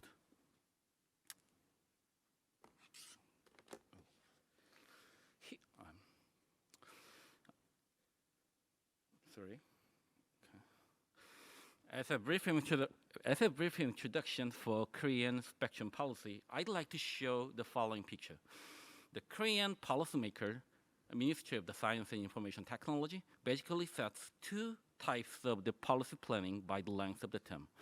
Long-term planning usually set by 4-year period, and the midterm planning is set between such long-term period plannings. The long-term planning is called as a basic plan for spectrum policy and shows a very general vision, goals, and relevant tasks. For example, in the first basic plan, it set the adoption of the mobile broadband service as its vision and set the specific policy goals and tasks such as adoption of the spectrum auction, finding and extending spectrum resources for the mobile services, and etc. And between them, we also set the midterm plan for the specific areas. For example, after the release of the third basic plan, it set the 5G plus spectrum plan for promoting 5G commercial services and the relevant industries such as tax exemption for 5G relevant equipment, subsidy for 5G-based Wi-Fi access point, etc. So, under the above policy background, Korea follows such a two-tracked 5G spectrum policy, commercial and industrial policy. For commercial market, which is of the general or individual consumers, policy focuses on the major network operators, aka MNOs. It provided broadband spectrum in two bands, 3.7 gigahertz band and 28 gigahertz band, respectively, by spectrum auction with nationwide range. Terms of usage were quite long enough to incentivize a long-term investment. On the other hand, policy for industrial market focuses on the corporate users who are not in current telecommunication areas. It provided spectrum upon the user's request with the regional range. Moreover, it allowed them to have a flexible terms of usage and the amount of the spectrum. So let me talk about the policy for the commercial 5G spectrum first.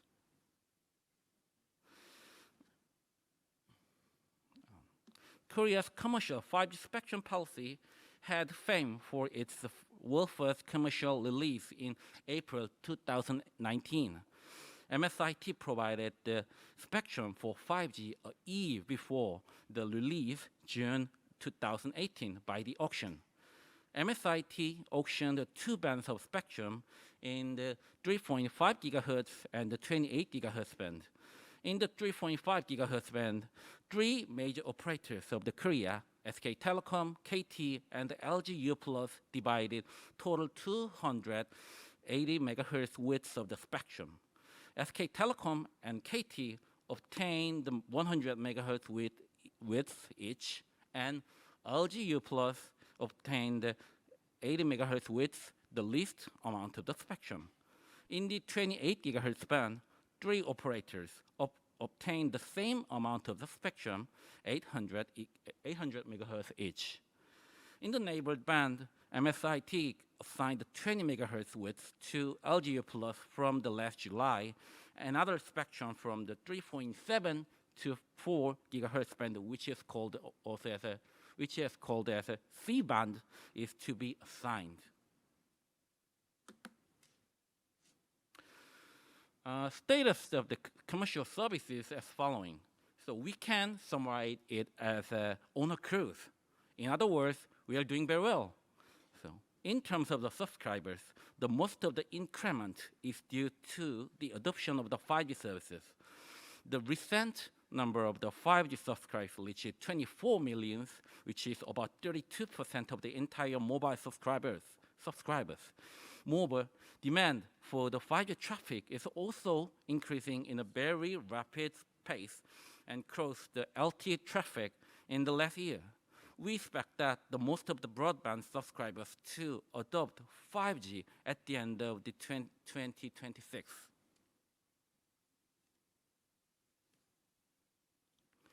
In terms of the network coverage, Korea's 5G services trying to reach actual nationwide service sooner or later. In Seoul and suburban area, which is the most concentrated area of the mobile broadband service, it already reached more than 99% coverage in terms of the territory. For the major 6 cities, it reached more than 80%, and other minor cities, it reached 45% each. In some, overall population coverage reached more than 60% in the last year.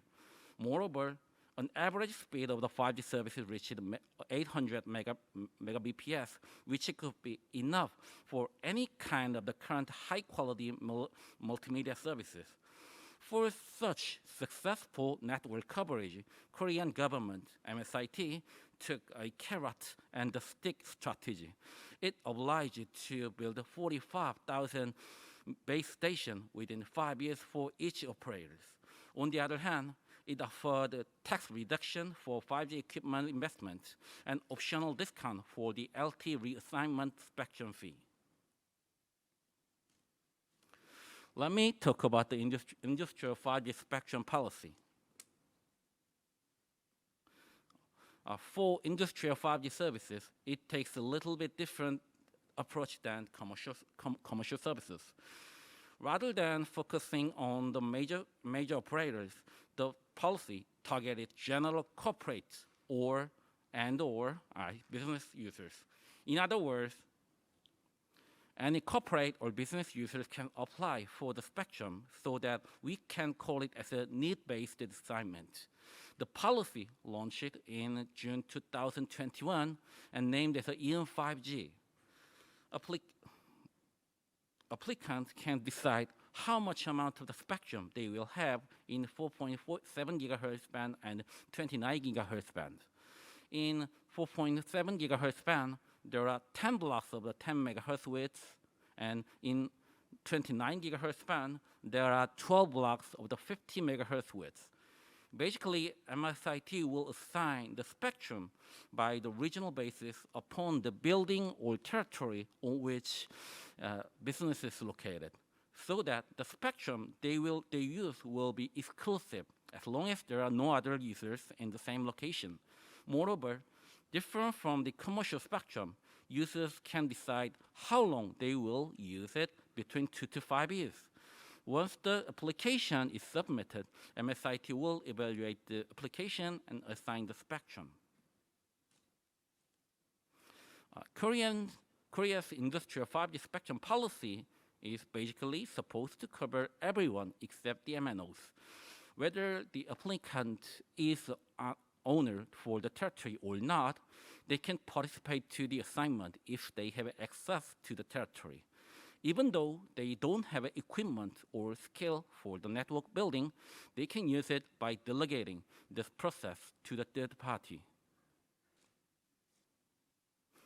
Assume that most of the business users are new to 5G services. MSIT tried to offer several kind of the policy support. First, they made a fast-track process that will shorten the administration process to 1 month.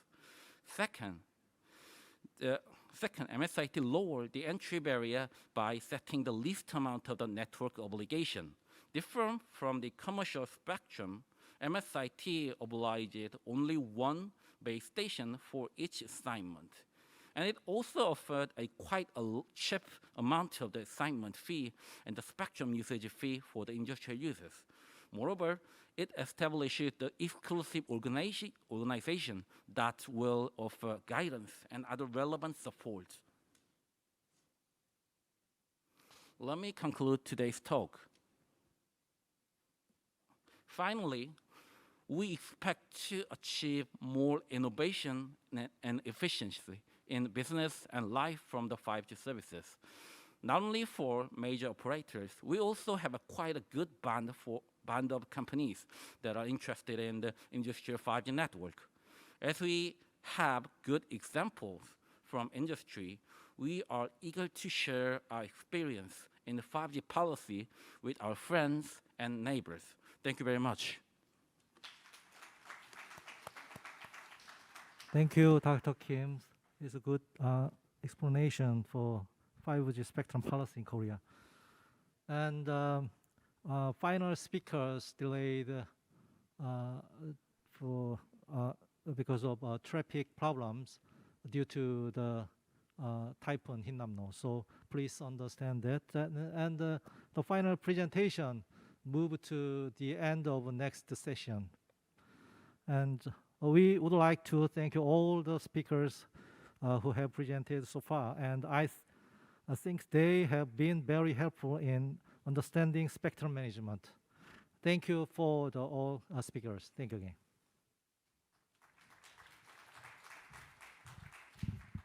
Thank you very much, Dr. Kim, for your work. Before we move on to the next session, we're going to take a short break for about 10 minutes. So coffee and cookies ready in the foyer. So please feel free to the refreshment, and we'll see you again in 10 minutes at 4:10. Thank you very much. Okay, so welcome back from your break. I hope that you've refreshed and recharged from your short break. Thank you very much. So now we'll begin session 2 on current status of spectrum management. We have 2 topics in this session. The first one is spectrum management for mobile service, and the second topic is spectrum management in the Republic of Korea. And we have 4 great presentations and it's waiting for you. And also, plus the last one, Mr. Parr from KCA's presentation also will be held in the session 2. And I would like to introduce the moderator for this session, Dr. Woo-jin Byun, PM of Institute of Information and Communication Technology Planning and Evaluation. Dr. Byun currently planning an R&D program in the field of broadcast, radio, and satellite technologies. Before he joined IITP, he worked at Samsung Electromechanics Company and Atri. So without further ado, ladies and gentlemen, please welcome our moderator, Dr. Byun Woo-jin.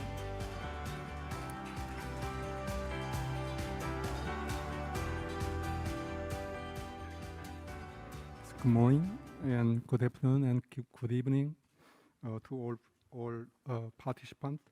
So I'm Woo Jin-byun from IITP. This session, the title of this session is Current Status of Spectrum Management. And we will have two topics. The first topic is about spectrum management for mobile service. And the second one is about spectrum management for satellite services. We have a total of 4 presentations at this session. The first present Mr. Yonggeon Jeon. He is working for National Information Society Agency as a principal manager of principal manager.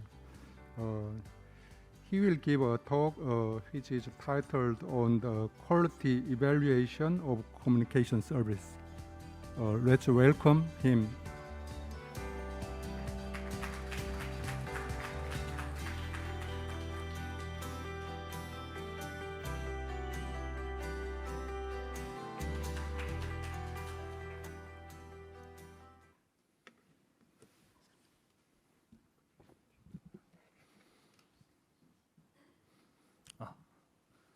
네, 안녕하십니까. Good afternoon, ladies and gentlemen. I'm Principal Manager Jeon Yong-geun from National Information Society Agency. Today, I'll talk about quality evaluation of communication services in Korea and our efforts to manage quality of communication services. In case of Korea, based on Electronic Communication Act, we have been launching 2G, 3G, LTE, voice communication, and internet. We have been measuring and evaluating various communication services in an effort to provide better communication services to the public. Since 2020, we have already been measuring and managing 5G services in terms of coverage check and quality check. And we have been sharing the results publicly. So today I'll briefly talk about background and then quality evaluation and communication services and results of the sum of quality evaluation that we have done. Last but not least, I will talk about our future plans.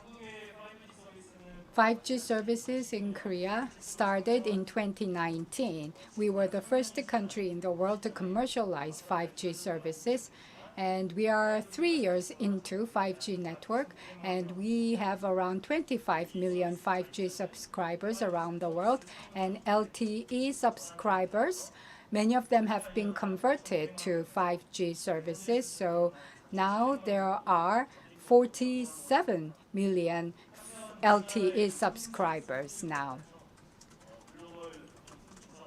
And Omdia, which is a global research center, and OpenSignal, according to their data, Korea has the world's leading quality of communication services. This is thanks to operators' investment and efforts to improve quality, and the government also has objective quality evaluation system, and based on that, detailed evaluation is done, and that results are shared in order to encourage operators to continue to improve their quality. And the goal of quality evaluation would be to provide reasonable and reliable quality information so that users can select the telecommunication services they want. And also by promoting competition between operators for quality, the operators can be encouraged to make better efforts and investment to improve their quality services. And the Korean government has been carrying out this kind of quality evaluation for 4G, LTE, and 5G. So it has evolved along with the quality, along with the technology trends in the market. This is the procedure for quality evaluation. There are 4 steps. First step would be to select the target services quality evaluation. Wired and wireless internet are included in the target services. For wireless, there's 5G, 3G, 4G, Wi-Fi, and 2G and Vibro. These are areas where the subscribers are declining in number, so they are being excluded from quality evaluation. Second, they will decide the measurement devices and what kind of indicators will be measured. So detailed quality evaluation plan will be established. Third, there will be a nationwide sampling of which region to measure.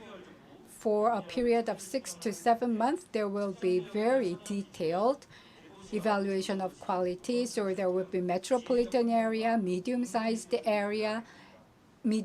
urban area in terms of the geographical characteristics and population size. And also department stores, hospitals, and public transportations like subway, highway, KTX. So they will be also part of the quality evaluation. In crowded areas, not just the crowded areas, but rural areas like islands and hiking areas, high up in the mountains where the quality is perceived to be weak, we are also measuring the quality in those remote areas so that operators can be encouraged to continue to improve quality of services in these remote excluded areas. Last but not least, we collect the data and share that with the nation. At the end of each year, we publish the results of quality evaluation. We eliminate all errors and carry out statistical validation to improve the accuracy and reliability of our data. And these are the actual measurement metrics. There are some measurements related to wireless and wired. So these are the most important ones. For wireless and wired, they have different technologies. So given the characteristics of the services, we use different sets of measurement metrics. For wireless internet, we look at the speed of transmission, loss rate, and the success connection rate. And when we are watching YouTube, it's 2.2 to 5 megahertz, megabps. These are the least requirements. So we also measure connection success rate. And for 5G, we are 3 years into commercialization. So we have well-advanced network in the urban areas, but they're still being deployed in remote areas. So they sometimes use LTE. So we have also added a new metrics called conversion to LTE. So this is the result of quality evaluation at the end of 2021.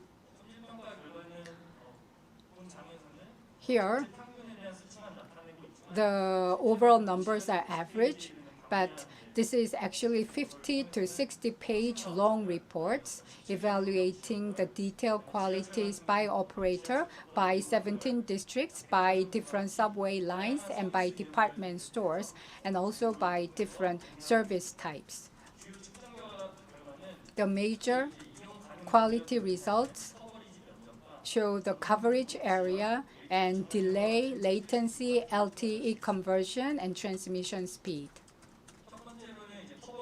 This is the coverage result.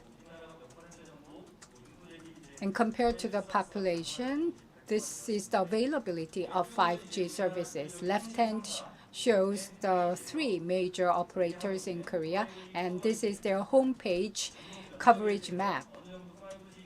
So these maps shows the areas where they have 5G coverage.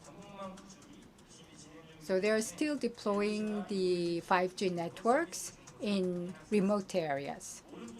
The right-hand chart shows 5G service availability ratio, and this shows that sometimes in 5G coverage areas, when you actually go into a certain building, like a department store, And the operators say that Department A has 5G coverage, but based on actual quality evaluation, some of them does not offer successful connection rate. So we are looking at whether the 5G services are available as stated by the operators, and public facilities in building 5G availability was 95.36%, and transportation infrastructure 5G availability was 87.85%. And this is the quality of service. This is the nationwide download speed, which is 801.48 Mbps, and LTE was 150.3 Mbps. And 5G equipment continues to advance, so the quality and the coverage improves every year. And for LTE, it was 130 Mbps, and it has gone down by 3 Mbps. After we carry out statistical validation, such small number is not statistically significant. The chart on the bottom shows the quality of wired internet services. Next would be the quality evaluation outcomes, and by carrying out the quality evaluation, the government can encourage operators to make investment and encourage them to continue to improve the quality. In 2020, the Korean government first started evaluating 5G quality, and in 2021, there has been 2 data announcements in a year to further encourage operators to improve their quality. And compared to 2021, we do not have enough data, but compared to 2017, 5G has increased by 114 megabps, which is an 113% quality improvement compared to 2017. But 5G coverage is not complete now. In order to continue to improve and expand the coverage, the operators are working on developing their networks in remote areas. So the 5G evaluation by the government includes all the 85 major cities and areas, because if there is no 5G network, there is no need to evaluate the 5G quality. By 2022, by the end of this year, the entire areas of 52 cities will be subject to quality evaluation. And we're going to focus on measuring the quality that users actually experience rather than what the operators are stating.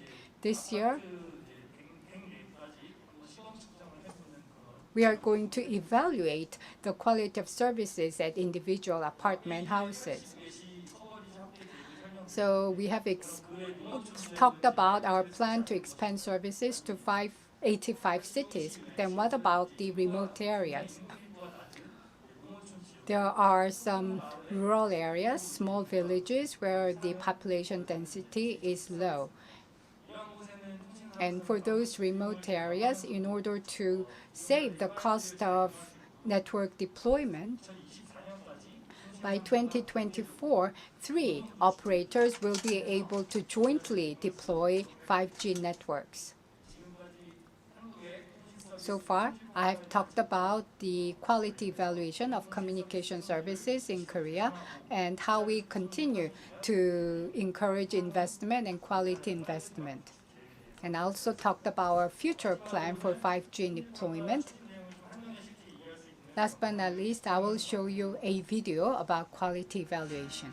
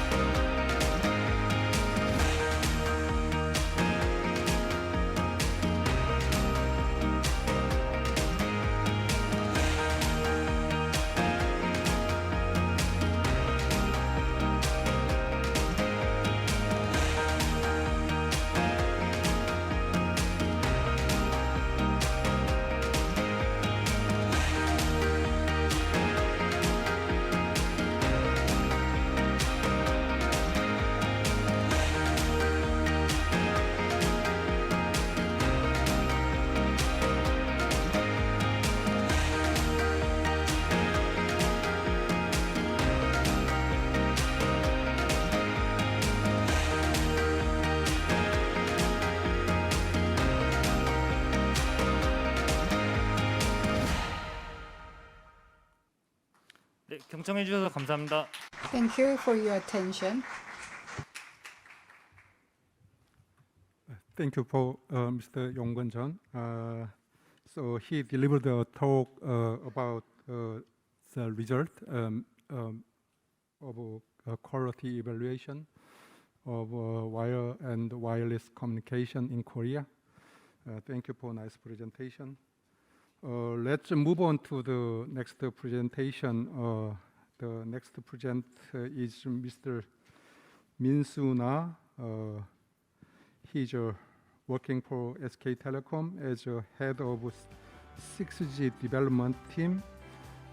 He will deliver a talk which is titled on Journey to 5G Evolution toward V5G and 6G.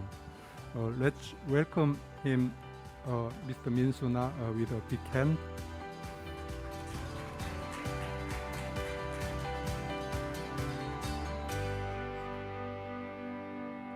Hello everyone, this is Min-soo, as I just be introduced by Dr. Byun.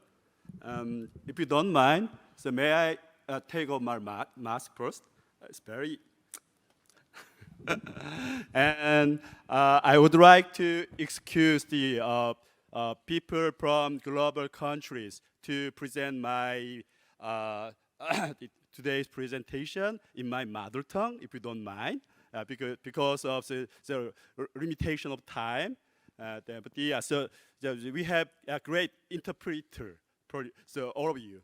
Okay. 예, 안녕하세요. 방금 소개받은 Hello everyone. I was just introduced by Dr. Byun. I am Na Min-soo from SKT. I'm in charge of 6G. As Principal Manager Chun already mentioned, we are working hard together with the government so that we can consolidate the network. Some of my presentation overlap with the previous speaker's presentation, and I'll try to avoid any overlapping. And since most of you are working for the government or public sector, so instead of touching upon a very specific technology, I will be very brief in giving you a high-level picture. So it was well explained by Mr. Chun. I will give you a glimpse of 5G in Korea and 5G network and services and evolution of 5G and journey to be 5G and 6G. I will talk about the most recent one, and since I'm in charge of 6G, the future network, so I will introduce mostly the 6G. It's a very complicated slide. three things. 예, 저 해보면은 저희가 지금 사실 As you can see here, 2019 April, 3 Teleco actually commercialized 5G, and during the 3 years, more 5G smartphones with various form factors were launched. 그 프레젠테이션 자료가 오늘 보내드렸. My presentation material is a previous one. It hasn't been updated. Can you show me my recent updated version? Yeah, sorry for the waiting audience because the presentation slide itself is something outdated. So I just can you check the slide? So because I just sent the recent version from my presentation. So it's the some totally not slightly, but some the very heavily different from the previous one you have in the book.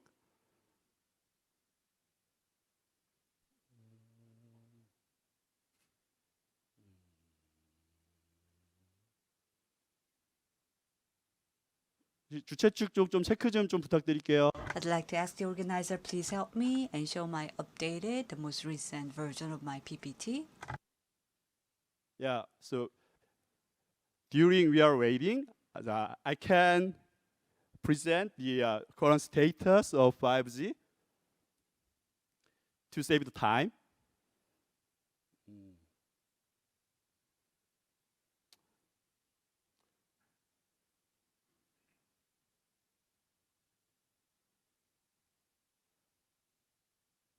여기 일단 좀 진행하는 동안 5G 쪽 먼저 좀 말씀을 드리겠습니다. So please allow me to talk about 5G in the later part. of my presentation, I'll be mentioning about the 6G. So can anybody answer? Can you show my updated version? Anyway, well, as I mentioned, 5G in Korea is drastically improving. As of May, you can see here, in June, it is increasing more and more. And about 24 to 25 million subscribers are actually enjoying the 5G services. What's meaningful is that compared to the LTE subscriber, 5G subscribers use more data so that there's greater traffic. This data is as of last year, but actually the recent statistic shows 3.3 times more. So compared to the LTE subscriber, 5G subscribers use about 3.3 times more data. And let's take a look at 5G lifestyle. This shows a telecom operator's data. You can see that this is SK Telecom's data. Not only the data usage, but also media, game, VR usage. You can see that compared to the previous LTE, more people enjoy the 5G services. Now, since we are here at the Spectrum Management Forum, I'm sure that you are very much interested in the spectrum. In the past, below 1 gigahertz were provided, but now you can see that portfolio is ready for 3.5 gigahertz. And also in the 5G, for the first time, we are using frequency millimeter wave. So multi-network is efficiently on a right time being used. Basically, 5G is 3.5 gigahertz, the mid bandwidth, all the way until 2024. And of course, the ongoing for 3.5 gigawatts nationwide coverage and expanding to the bandwidth to vertical regions with NSA, non-standalone architecture, is provided. But now, if you look at enterprise, for a specific business group like factory, not only factory, but academy, so for a specific business users, if there is a need, then millimeter wave can be used. And the service requirement can be met.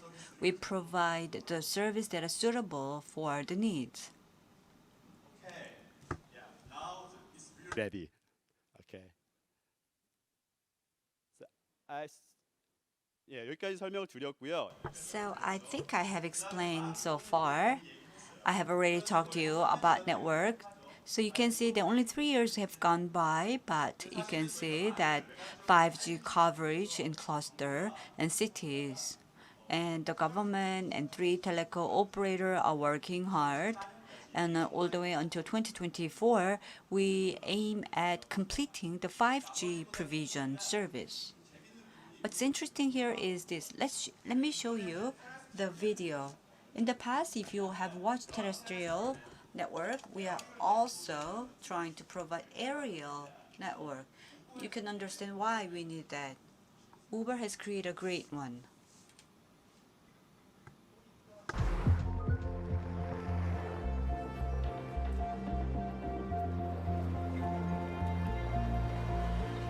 정도 영상인데요. It's about 1 minute video. UAM이라는 UAM.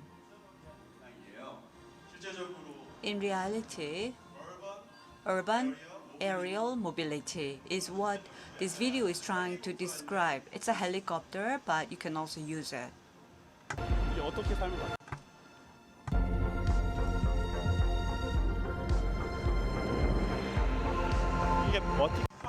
So vertically, it takes off and it lands.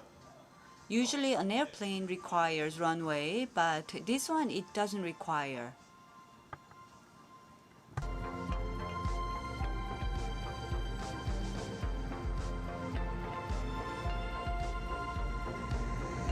트래픽 잼이 없겠죠?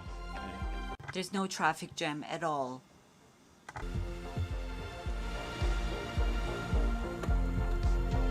그러다 갈아타는 And then transfer to automobile. 아마 공항에서 좀 굉장히 트래픽 I'm sure that you have experienced a heavy traffic jam. In 2025, from Incheon Airport to Seoul, we are talking about providing this service. What does it have to do with telecom? Well, you can see that in order to enjoy this service, what would you do inside the helicopter? Safety is extremely important. So in relations with that, Ministry of Constructions, Land and Transportation is trying to commercialize UAM service. What about the telecom operator? What would we do?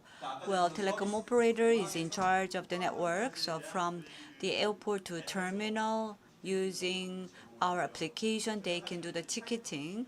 And also, we don't have a vehicle, so you can see here. It's related with a vehicle, electric vertical takeoff landing, just like a helicopter. You don't need a runway. We'll be having a relationship or working partnership. So even it's autonomous driving, and then that means that you can do something with our network. So there is a city, and we are building an airport. And then these are the key activities of the SK Telecom. So these are the new words that we are expecting to see. I have only 5 minutes, but since it was not mentioned, let me tell you about what we expect. I've been working at a telecom operator for more than 20 years. And telecom operator's work you can categorize into 3 stages. We were the world first, and we need to stabilize network. That's phase 1. And we are in 2022, so not only the telecom technology, but also Open RAN. And regarding architecture, we need to work hard. Of course, the connectivity, we need to evolve, but also the architecture-wise, we need to evolve. Phase 3, that starts from 2025, in the next generation, we need to find a new way, so so-called 6G generation. So in case of SK2, we are in an early stage of phase 2. And as an evolution track, we are using release 15, but since March, release 18 has already started, and 5G Advanced, we already called it. So if you look at the technology, there are numerous technologies, and you can see here there are numerous technologies. What's interesting here is that starting from 7, non-terrestrial network, the satellite, we are already talking about that. So I'm sure that you have already heard about this. And terrestrial network, what will happen. So we are in the preparatory stage. Now, new areas in the RAN, ARM has appeared. Definitely, aerial network is something that we need to consider. And XR, in the world of metaverse, we are considering that as well. Then what is 6G?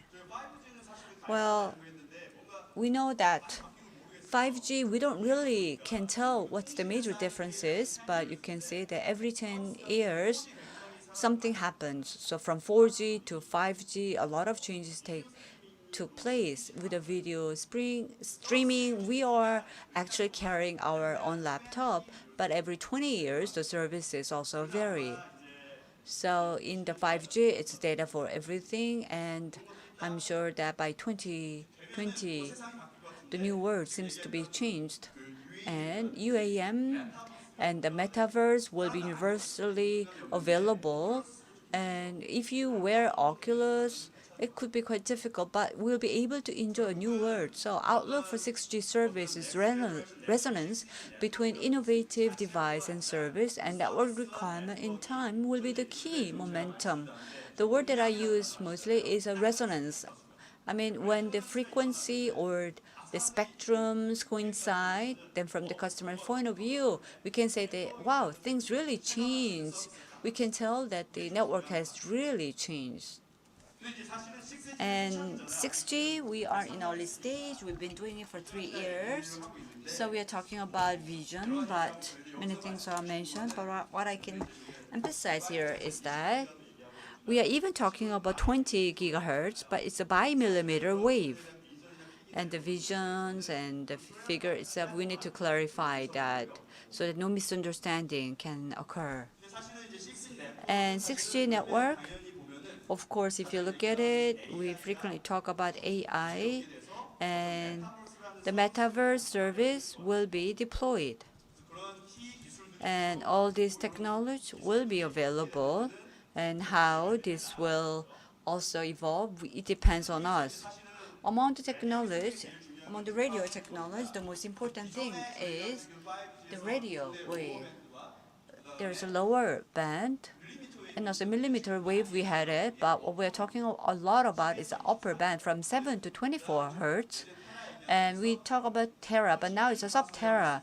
So regarding this frequency, we need it so that the speed can go up. So there are pros and cons. The more we go here, the depth is actually being reduced.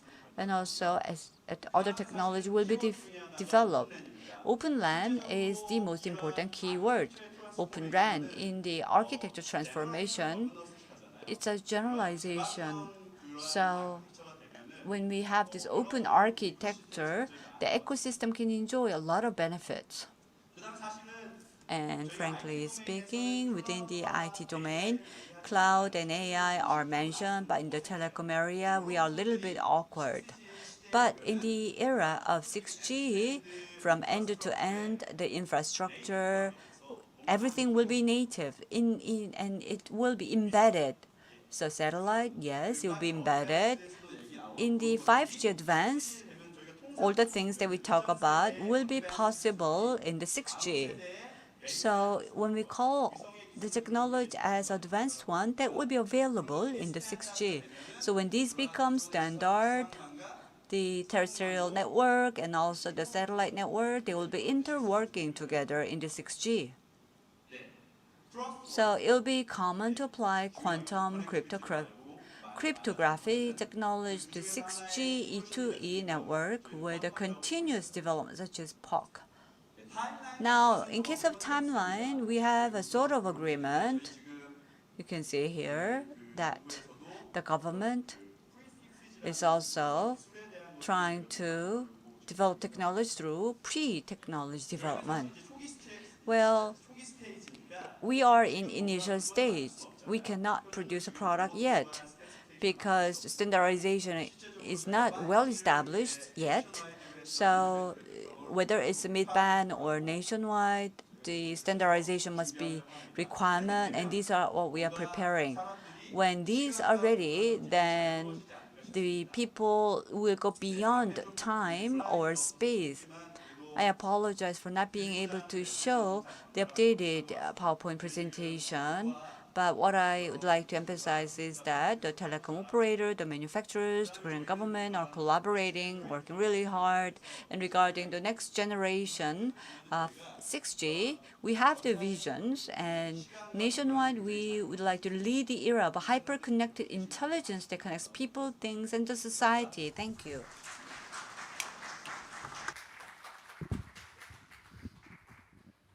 네, thank you for nice presentation, Mr. Min-soo-na. As you know, SK Telecom is the biggest telecommunication operator in Korea. He delivered a talk regarding the current status of mobile infra and mobile service of SK Telecom and the future plan of V5G and 6G. And let's move on to the next presentation. Presenter is we'll have a topic 2 about spectrum management for satellite service. Dr. Jong-min Park will deliver a talk which is titled on regulatory provisions and procedure for use of satellite orbit and radio spectrum. He is working for ETRI as a special fellow. Let's give him with a big hand.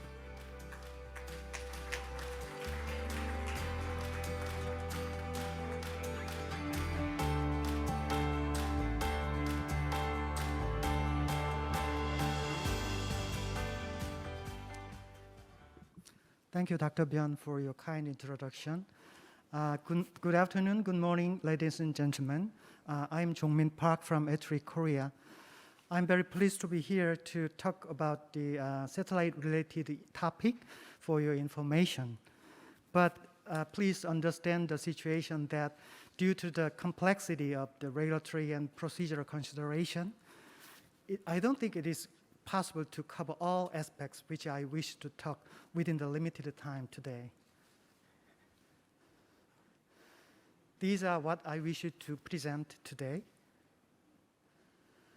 If I have to characterize the trends in the use of satellite, they could be extending use of small satellite, increasing use of low Earth orbit, supporting 5G or 6G, and expanding IoT applications with respective advantages. Looking at the global satellite industry from 2020 to 2029, on average of 1,250 satellites will be launched every year by 2029. However, it is noted that about 1/3 of the market value of the satellite is still retained by GSO satellites. If we see the global satellite industry in 2020, global revenue was $271 billion, with the ground equipment sector accounting for half of it. Now, let's imagine a series of steps to deliver service using satellites to the users. You can imagine a series of steps of planning a satellite business, development or manufacturing satellite, launching satellite, and then providing services to the users. However, here, one very important factor is missing. That is the regulatory and procedural consideration for ITU filing. What are prerequisites for implementing satellite networks to provide various services to the users? These are satellite resources. It would not be an exaggeration to say that, considering where the satellite will operate and what it will use to provide the services to the users, is the first step to implement the satellite network. In other words, the orbit in which the satellite will operate and the frequency it will use are the most important essential element to implement and operate the satellite. And another thing, one thing I want you to remember is that the satellite orbit and frequencies should be always considered in conjunction.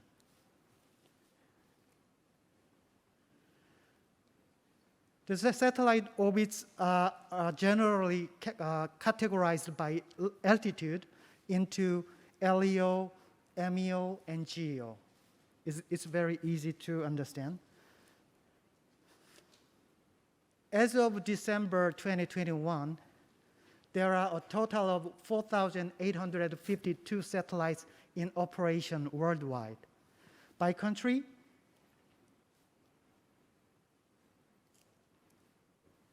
United States has the largest number of 2,944.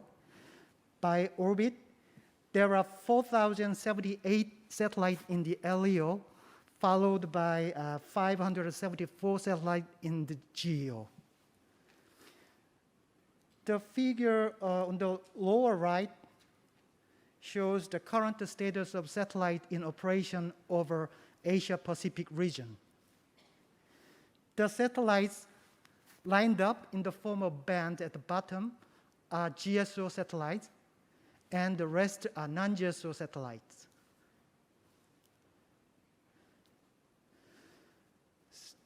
Many kinds of satellite services are allocated in a wide range of frequency band. Among them, C, Ku, and Ka bands are traditionally used the most. Nowadays, the interest in use of high-frequency bands such as Q and V band is increasing for broadband service. At the beginning, I mentioned the ITU filing. It means the registration of satellite networks. The Constitution of International Telecommunication Union, ITU, states that radio frequencies and satellite orbits are limited natural resources.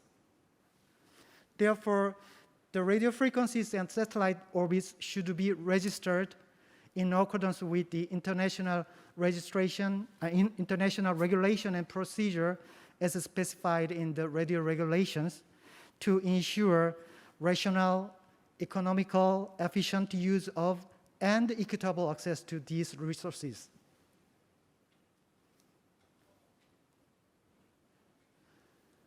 ITU is the oldest international organization and has been serving as a UN specialized agency for ICT through an agreement with the United Nations.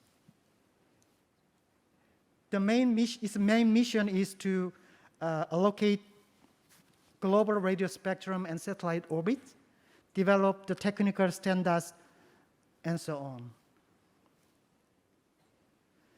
The radio regulation is an intergovernmental treaty that regulates the use of spectrum and satellite orbit.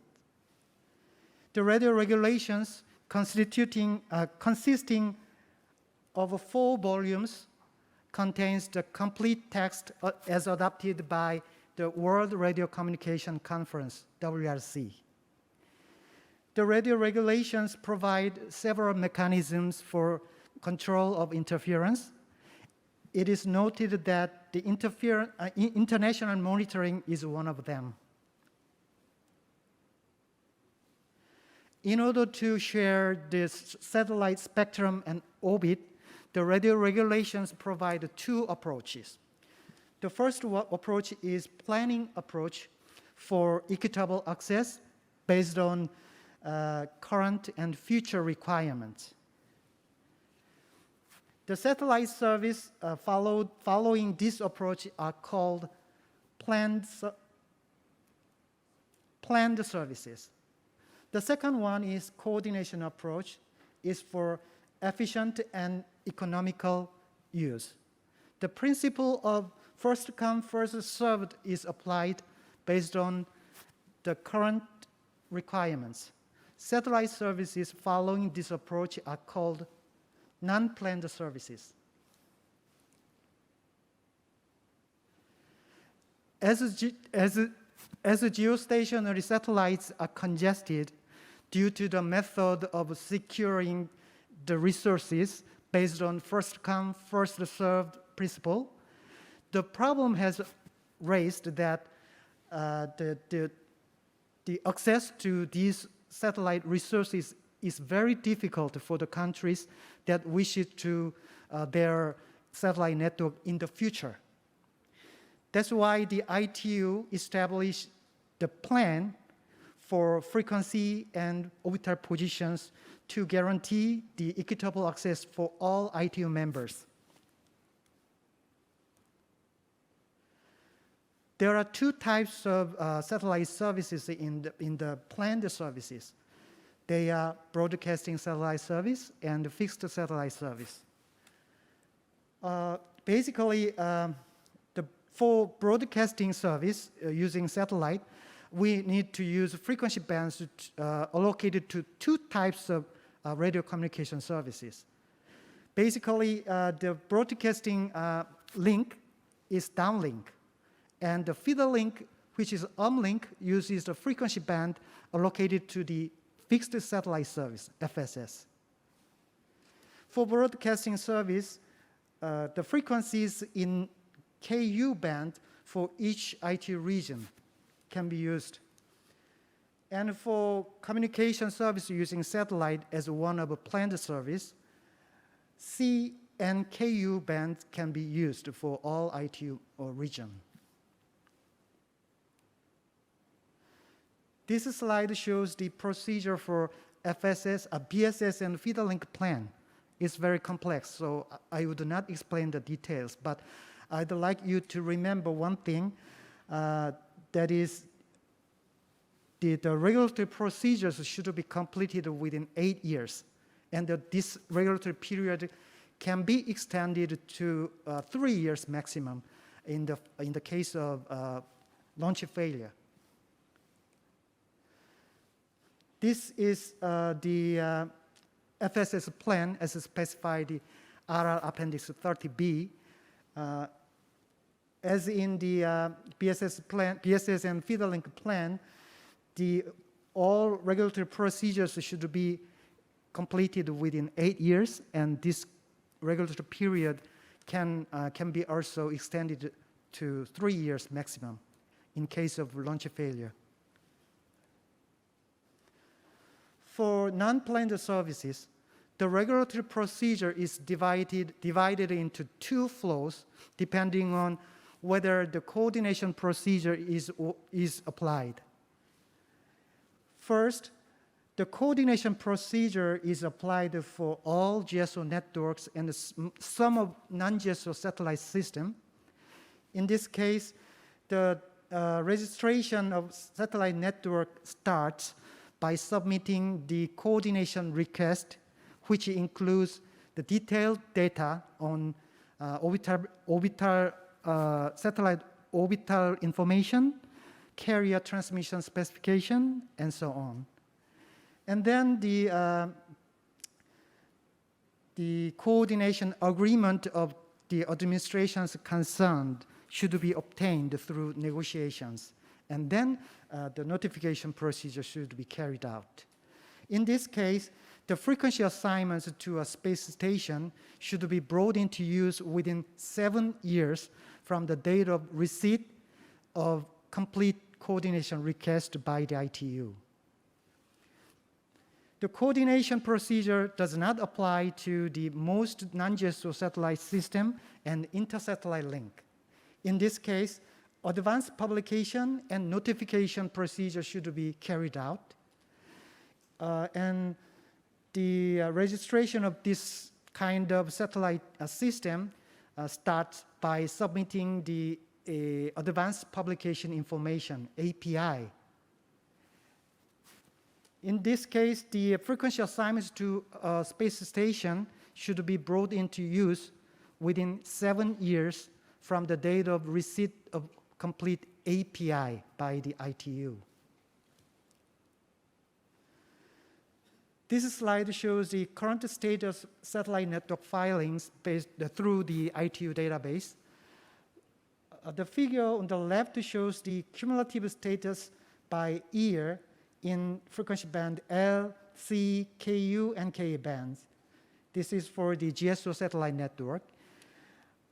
As you can see, the number of registration of GSO satellite networks has been increasing steadily and has been increasing very rapidly in the past decade or so. The figure on the right shows the current status by frequency bands and orbital position. It can be seen that the most orbital positions are occupied. Now, you should be aware that countries around the world are fiercely competing for securing the satellite resources. Well, I hope that you will remember at least these 3 things through my presentation.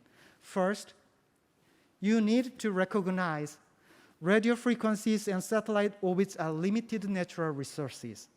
Second, that's why the principle of rational, efficient, economical use of and equitable access to the resources should be observed. Third, the compliance with the regulatory provisions and procedure is the obligations of all countries to support all of these. I hope my presentation today has helped to enhance your interest and understanding in the use of satellite orbit and frequency spectrum resources. Thank you very much for your attention. Thank you for Dr. Jong-min Park. Many people in worldwide expect that LEO satellite will be a signature in the era of 6G, and also I think acquiring radio resource is very important to provide good satellite service. He delivered a talk about radio regulation procedure to share satellite spectrum. And let's move on to the next presentation. Mr. Ha-seok Oh will deliver a talk which is titled on satellite radio interference analysis case. He is working for Satellite Radio Monitoring Center as an assistant director. Let's give him a big hand.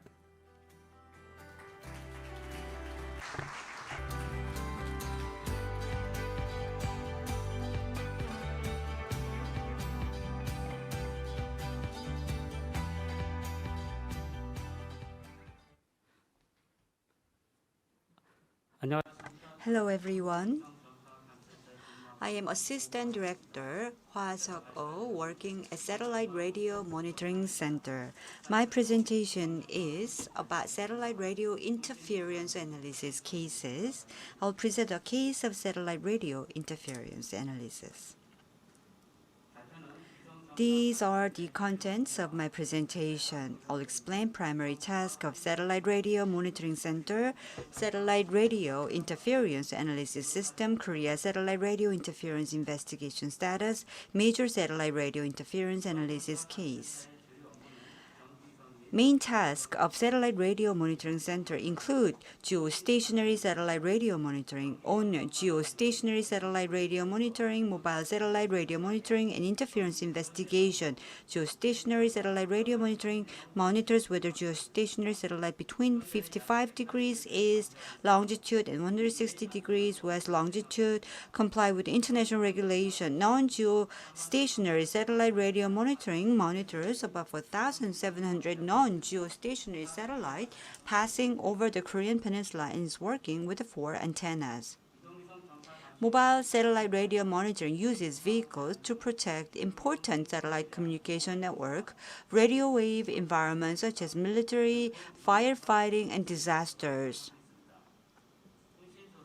In the interference investigation, 2 groups of interference investigation teams are always in operation, and interference is quickly detected and eliminated through preliminary monitoring of domestic satellite radio waves.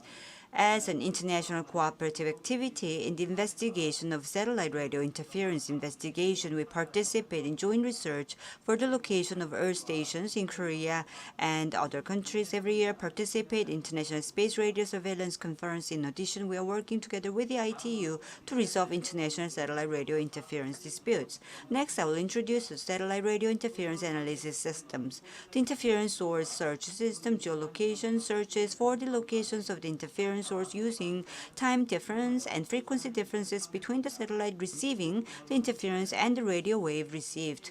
The adjacent satellite operating band is LCSXQ KA 6 bands. In particular, by establishing reference station system in 2021, it became possible to search for interference from military and foreign satellite, which was difficult to search for the source of interference because it was not possible to secure information. Mobile interference investigation system measures unnecessary waves and terrestrial waves inflow to Earth stations and outgoing signals from Earth stations when interference occurs. The system is divided into terrestrial interference survey systems and satellite radio reception system according to the proposed. Terrestrial signal interference investigation system measures the radio wave environment, such as the influx of unwanted and terrestrial waves to the Earth stations and the signal transmitted by the Earth station. The satellite radio reception system receives satellite radio waves in the field and compares it with the Earth station receiving interference in the system. A vehicle suitable for the on-site investigation is dispatched. The portable interference irradiation system consists of the portable spectrum analyzer, portable antenna, and cables. It is mainly used in earth stations and equipment rooms or indoor, installed on rooftop or mountainous terrain where mobile interference survey system cannot access. Measures noise and terrestrial influx and investigation spurs waves generated by equipment and signal transmitted by earth station.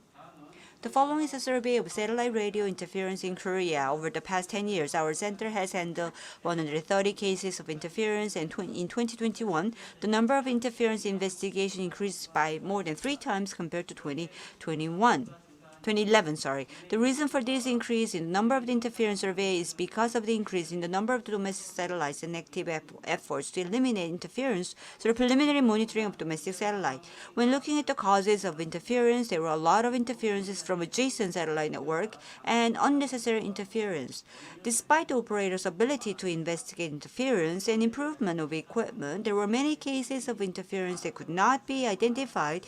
In cases where the causes of interference cannot be identified, interference usually occurs intermittently and disappears during the investigation due to the short period of occurrence. Most of the interference caused by the adjacent satellite network is caused by the inflow of the Earth station's transmission signal to the adjacent satellite. Due to the satellite orientation errors in Earth stations, there was a lot of interference due to the influx of the unnecessary waves to the Earth station. From now, I'll tell you about the major satellite radio interference cases. The first case is interference from the neighboring satellite network. As shown in the figure, the interference path was transmitted by the Earth stations using China's Set-10 satellite with a longitude of 110.5 degrees east, and signal was transmitted to Korean Sat-5A, a satellite of the adjacent satellite 113 with the longitude east, causing interference. Comparing the spectrum of 2 satellites shows that a signal with the same bandwidth and the shape is appearing on both satellites at the same time. As a result of searching for the locations of the main body, we searched the coastal area of Shanghai, China. In this case, we solved the problem by asking the operator that operates the China Set-10 satellite to eliminate interference. Such interference from the adjacent satellite network mainly occurs in the small antennas and moving each stations where accurate orientations of the satellite is difficult. For example, if a ship uses a small antenna, must keep track of the satellite orientation may be misaligned. The following is interference by terrestrial wave. The case is a case in which the mobile communication signal is introduced into the geostation equipment, modem, converter, divider, etc. that is transmitted to the satellite, and the mobile communication signal is frequency converted and then retransmitted to the satellite, causing interference. If you look at the interference path, 954 MHz signal from the mobile communication base station flow into the Earth stations, which is converted to 1404 GHz and transmitted to the satellite. If you look at the interference path, the 954 MHz signal from the mobile communication base flows into the Earth stations and is converted to 1404 GHz and transmitted to the satellite. The interference was found by using the interference source search systems to search for the locations of the interference source and to go to the searched Earth stations and use a portable device to measure the Earth station's upward signals and investigate surrounding radio environment. As a way to eliminate interference, we have shielded the equipment and connected so that the mobile communications signal does not flow to Earth station operator. The shielding method include installing a thumb connector for unused ports of divider and modem, wrapping the connector area with metallic tape, and reworking old connector and the cable connections. After the shielding was completed, the upstream signal of the Earth station was measured to check whether the interference signal was extinguished or not. The following is the second case of the terrestrial interference. This is the case where the satellite broadcasting receiving antenna is located in the microwave transmission path and the microwave signal is introduced in the antenna. The red stripe straight line on the map is the microwave transmission path, and the satellite antenna is located between the transmission path. As a method of relieving interference, we investigated a place where a lot of microwaves flowed in within the same buildings and a place where a small amount of microwaves flow in due to the walls, and in addition, the antenna was moved to a place not affected by the signals, or a shielding facility was installed. Next, I'd like to share with you the case of dispersed interference caused by the unnecessary waves from outside. This is a case in which you can see that it was introduced to the Earth stations, and it covered a wide range of the area. In this case, it was possible to find the relevant aircraft by examining the correlation between the time of the occurrence of interference and the region of occurrence of interference according to the flight travel time of aircraft. As method of resolving the interference, we recommended the installations of the filter to the Earth stations that had suffered damage and to check the aircraft equipment in case of the possible recurrence in the future. The following is example of the undesirable wave generated by the excessive power due to the fault Earth stations equipment and affecting adjacent signal. If you look at the spectrum of adjacent signals that are being damaged by overpower have stopped transmitting. Normal output is transmitted after replacing the equipment of the Earth station, causing interference, and adjacent signals that have stopped transmitting are also operating normally. This is a case of causing interference by transmitting noise from the Earth station installed on a ship. We searched the relevant coastal area of the full-body research systems and had a person in charge of the ship operating to check the equipment and take appropriate measures. The following is an example of the satellite antenna manufacturers causing interference by transmitting unwanted waves. The signal that was being damaged due to the satellite broadcasting, which is caused by intermittent screen freezes and broadcast reception problems such as broken screens.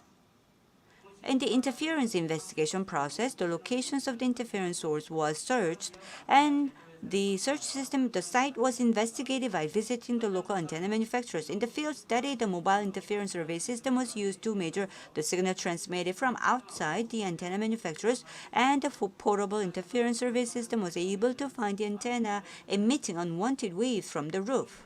It turned out that the cause of the interference was that the unwanted wave was introduced into the equipment during the antenna test while the transmitter was turned on by the antenna manufacturers, and the signal was frequency converted and transmitted to the satellite. In order to quickly restore satellite broadcasting, it is necessary to check and take actions after shutting off the equipment power. The following is interference caused by the opposite polarization signals. In an Earth stations using Korea Z5A's vertical polarization, the antenna's polarization was adjusted incorrectly and the signal was transferred to the opposite polarization horizontal, causing interference. Such opposite polarization interference can be easily found by comparing spectrum for each polarizations. After adjusting the polarizations of the relevant Earth systems, the signal passing to the opposite polarization has been removed.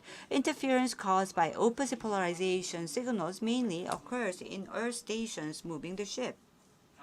The following is the International Satellite Radio Interference Survey commissioned by the ITU.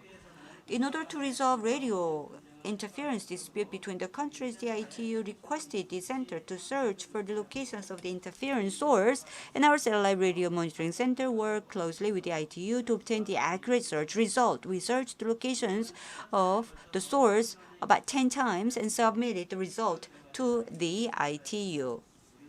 The result of the Earth search for the source of the interference that we submitted were used as an important data in resolving the dispute over radio interference between countries, and has been dragged on for a long time.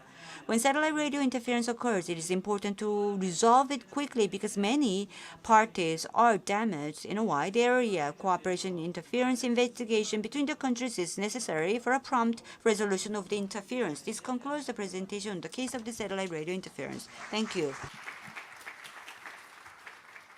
Thank you for nice presentation, Mr. Hasego. He delivered a talk regarding the how to analyze satellite radio interference and satellite radio interference investigation status in Korea. And let's move on to the next presentation. Presentation. Ms. Jae-kyung Park will give a talk which is titled on spectrum auction and compensation for loss by spectrum redeployment. She's working for Korea Communication Agency as a senior research. Let's give her a big hand.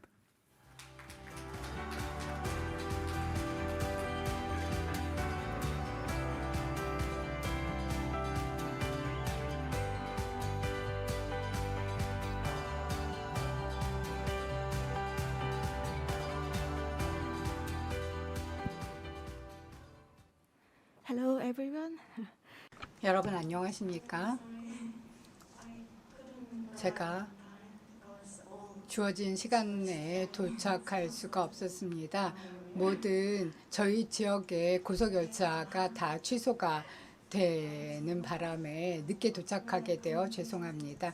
저는 한국방송통신전파진흥원의 박재경입니다. 저는 책임연구원으로서 일하고 있는데요. 오늘 주파수 경매 및 회수 재배치에 따른 손실 보상 시행 현황에 대해서 말씀드리겠습니다.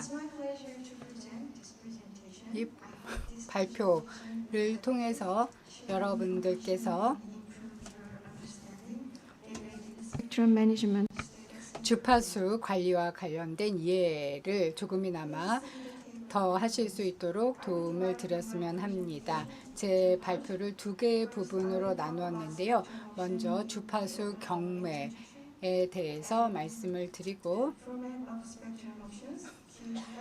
주파수 경매의 포맷과 또 예약 가격 계산의 여러 가지 요소에 대해서 말씀을 드리고 두 번째로 주파수 회수 및 재배치에 대해서 소개, 프레임워크 개요, 스펙트럼 취소 및 재배치 과정, 그리고 모범 사례의 순서로 말씀을 드리겠습니다. 네, 주파수 경매부터 말씀을 드리겠습니다. 이 슬라이드에서 보시다시피 스펙트럼 경매는 시장 기반으로 진행이 되고요. 공중파의 민영화를 통해서 진행이 될 수 있고 정부가 한정된 자원을 배정할 수 있습니다. 일반적으로 골동품이라든지 또 희귀한 자원에 대해서는 주파 경매를 하는데요.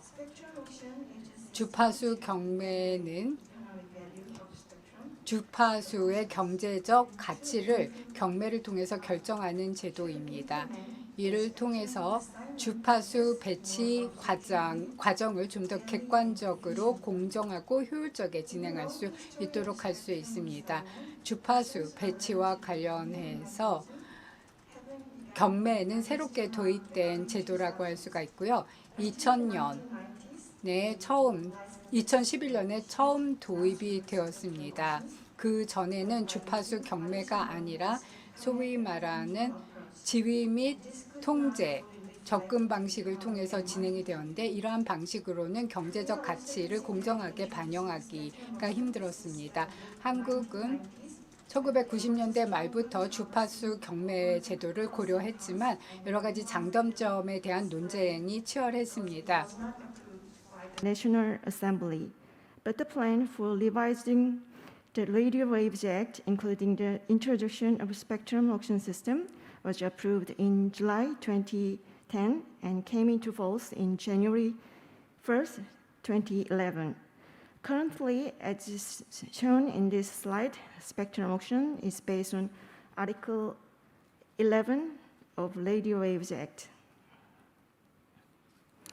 I think the two most important things about spectrum auctions are the format and the reserve price calculation.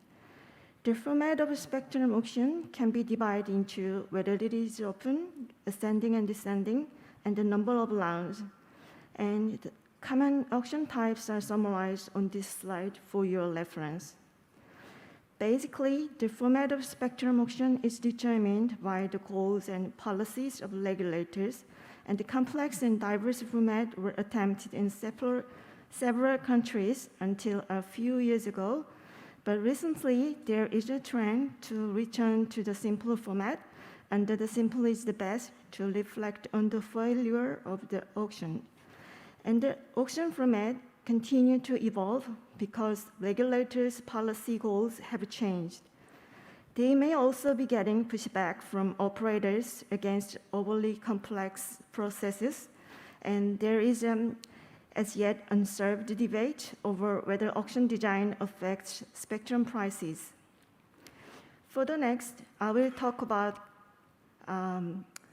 calculating the reserve price. When calculating the reserve price, we should consider 5 factors. And the reserve price is calculated by making a formula that takes into account 5 factors at each auctions. We also disclose to the public the target of auction, format, conditions, and sanctions, including the reserve price before the auction is implemented.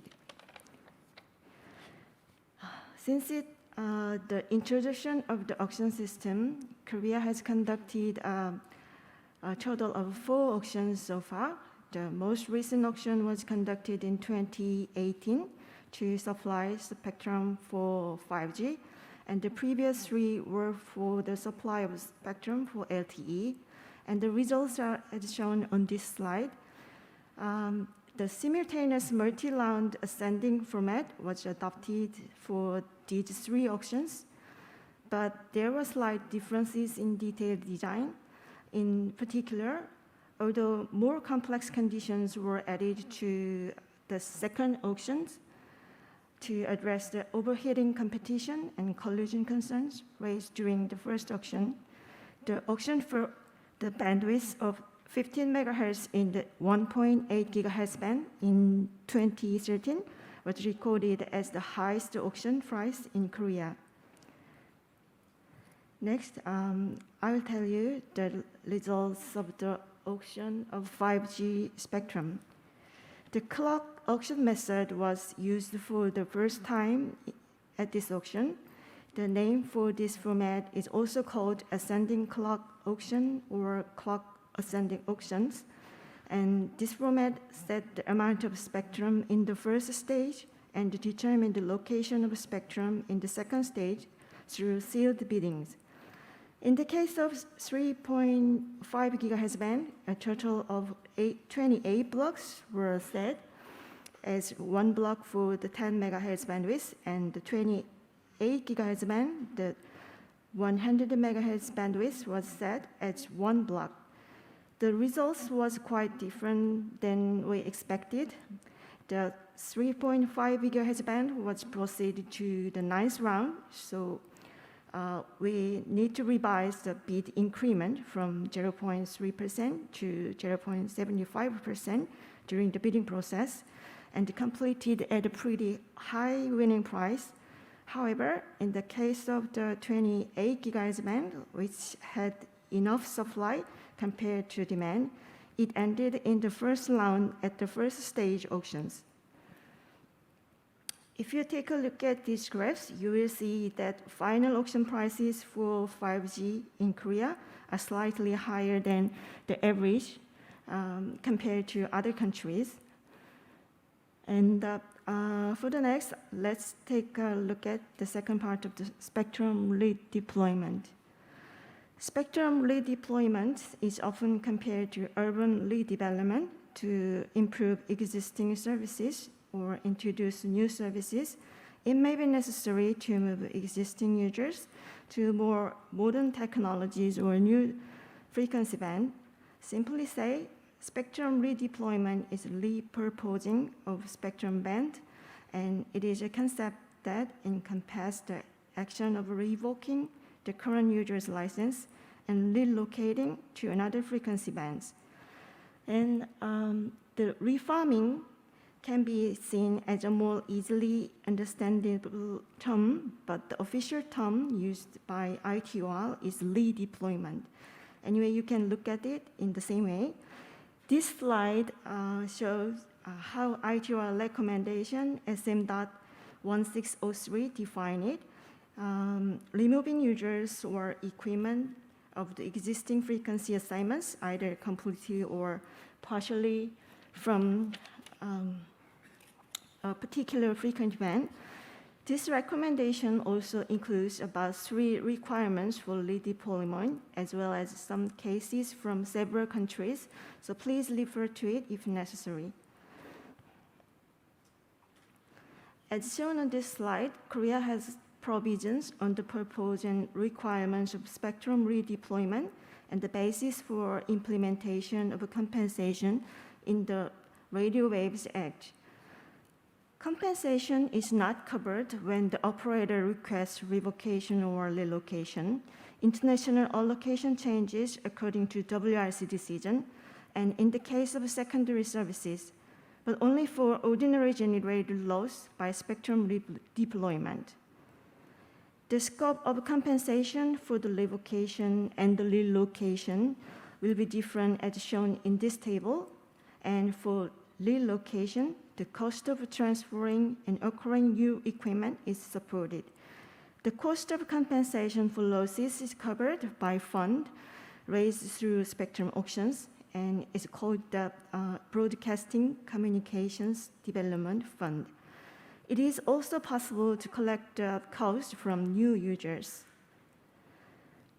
Compensation process is carried out in 3 stages. When the basic plan is established, it will be announced through a public hearing, and after receiving a claim for compensation, it will be notified of the decision compensation through an on-site investigation. And finally, the payment will be made. Usually it takes 2 years for the whole process. When making a decision on the spectrum redeployment of a specific band, the current usage status is checked, and the demand for relocation and the discovery of alternative bands are comprehensively reviewed. It also analyzes whether the decision is justified, valid, and feasible.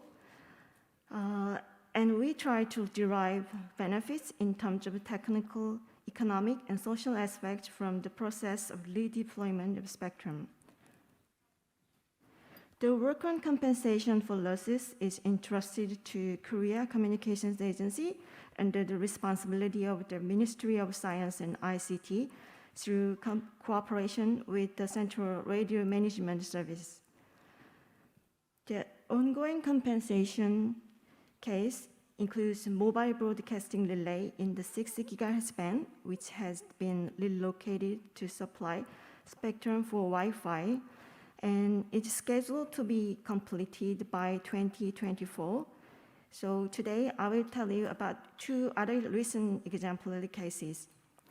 The first case is the 3.5 GHz band. This band was supplied through spectrum redeployment process as one of the 5G spectrum mentioned earlier at the spectrum auction part. Those used for mobile broadcasting relay and fixed satellite were revoked, terminated, and relocated, and the compensation was made for some of mobile broadcasting relay. This slide shows the other case that 5 GHz band were redeployed to expand the spectrum supply for Wi-Fi. In addition, it was decided that mobile broadcasting relay and fixed broadcasting relay were relocated and compensated. Some amateur stations transferred to other bands, and the weather forecast stayed for spectrum sharing. To wrap up, spectrum redeployment is a time-consuming and costly, comprehensive administrative actions.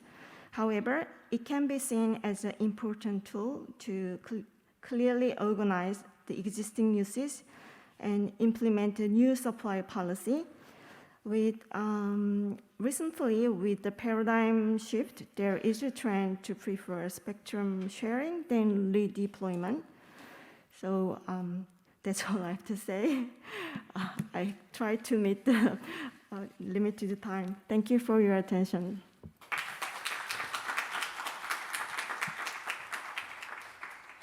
Yeah, thank you for a nice presentation, Ms. Jae Kyung Park. So 20 minutes are delayed for original schedule. So we will finish this session.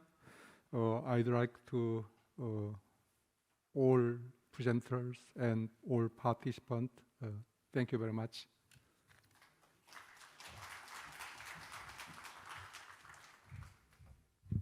Well, thank you very much, Dr. Byun, for your wonderful sharing. Okay, so with that, we finished the session 2. Thank you once again for the speakers' insightful job. We learned a lot from their presentation. So coming up, we have a special session, spectrum management of participating countries. We have pleased to have 2 speakers from Uganda Communications Commission and Telecommunication Regulator of Cambodia. So I'd like to introduce our moderator for the special session 1. And Mr. Junam Lee, team leader of Korea Radio Promotion Association, will be the chair of this session. And Mr. Lee currently serves as the head of the International Cooperation Team and is in charge of International Development Cooperation. So I'd like to invite Junam Lee onto the stage. Please welcome him. Thank you so much, and nice to meet you. I'm Junam Lee from Korea Radio Promotion Association. It is an honor to be a moderator of a special session today. As a moderator, I'm proud to introduce this special session. In this session, we have a chance to learn other countries' current issues of spectrum management.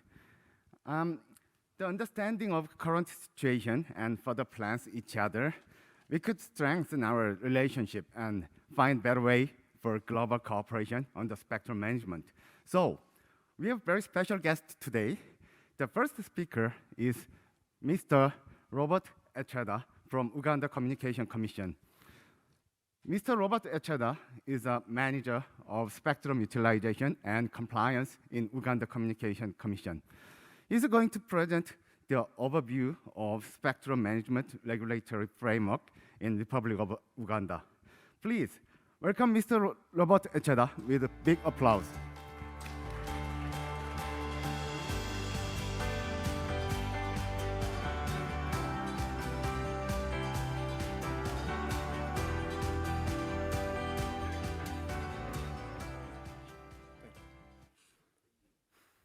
Thank you, gentlemen. Thank you, CRMS, for this opportunity to share our ideas with Korea and for hosting the GSM forum this year. As introduced, I'm Robert Echeda, and I will be giving a brief overview of the spectrum management framework in Uganda. I'll start with a brief about the country, as indicated there. Uganda, as a commonly known part of Africa because of its beauty, has got a total population of 44 million, a land size of 93,000 square miles, of which about 16% is covered by water bodies. And that includes the second largest lake in the world, Lake Victoria, and also the source of the longest river, River Nile. Most of you have heard about it. It constitutes 134 districts, 20 cities, each with an average population of about 2 to 1 million. Kampala is the capital city. We have 5 border points. That's Rwanda, Kenya, Congo, TZ, and South Sudan. It's rich with 56 tribes and ethnic groups.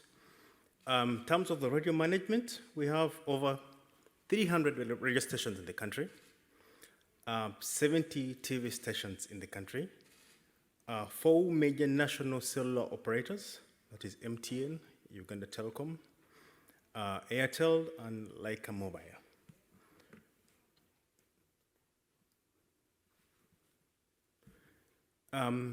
The Uganda Communications Commission, for which I'm representing today, is the was established by legislation and has got the mandate basically to allocate, license, standardize, and manage the use of the radio frequency spectrum resource in a manner that ensures widest variety of programming and optimal utilization of spectrum resources in the country. If I may add, Uganda Communications Commission works under the Ministry of ICT and national guidance in the country. I'll go direct to the department that manages spectrum management in Uganda Communications Commission. Basically, this is what constitutes. It's got majorly two units: the spectrum monitoring unit and communications infrastructure unit. Within which there are several subunits, as indicated there. We are planning, monitoring, and under communications infrastructure, we have telecom and broadcasting infrastructure. I'll go direct to the spectrum management unit. The spectrum management unit has basically got the spectrum planning and spectrum monitoring. The two units work together. Spectrum monitoring is basically the eyes and ears of spectrum planning. Spectrum monitoring informs different functions under spectrum planning, which includes spectrum engineering. Under spectrum engineering, we have the allocation, allotment, and regional and international coordination within the planning unit, which ends up with spectrum authorization. The spectrum monitoring, as I indicated, is the eyes and ears of spectrum planning.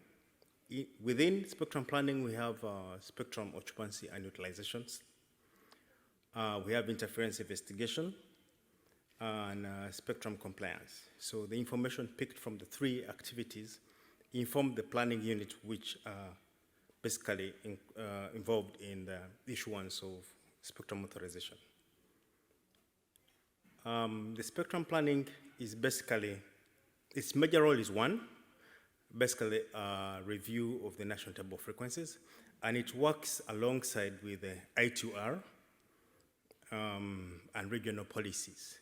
So you find that every 5 years, we have a review of the national table of frequencies, which basically informs all the management and policies of spectrum within the country. The tools, I'll go direct to the tools that we use. Under planning and authorization, we have a planning tool, basically called RAPA, for coverage and interference analysis. Under that same RAPA, we have got a propagation analysis program that is compliant with the I2R standard as indicated there, I2R P1812. We also have the ASMS database and licensing. This includes all the licenses and we have in the country and the associated assignments with that same license. Under the monitoring, we have the monitoring and compliance tools. These comprise 7 fixed stations across the country and 2 mobile stations. We also have 2 fixed stations provided by,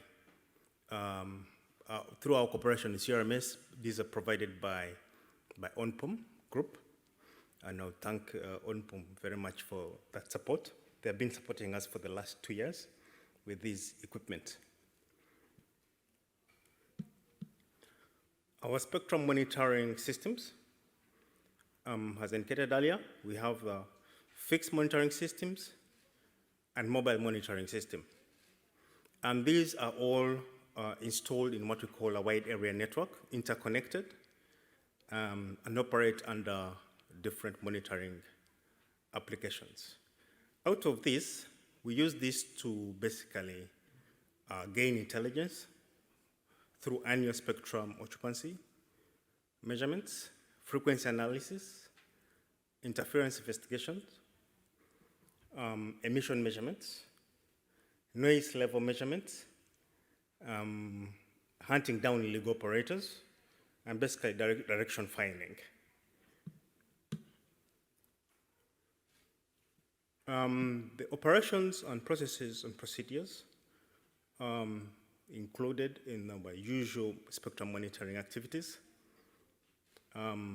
We have the fixed spectrum monitoring systems that are operated 24/7. And basically, we use these to capture illegal emissions majorly in real time. They run every day, 24/7. The MMSs are used for scheduled measurements. DF, this includes DF, direction finding, basically, interference investigations where we have complaints, and occupancy measurements.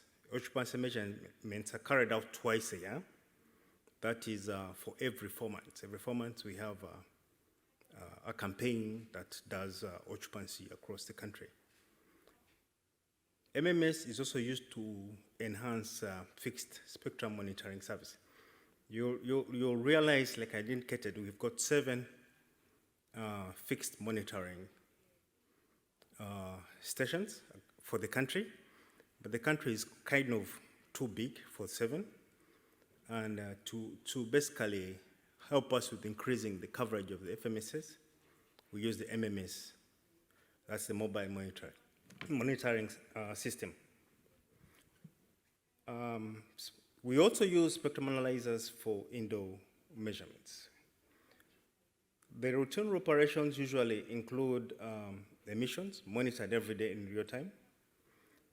We have noise measurements. These are carried out weekly. These help us in establishing illegal operations.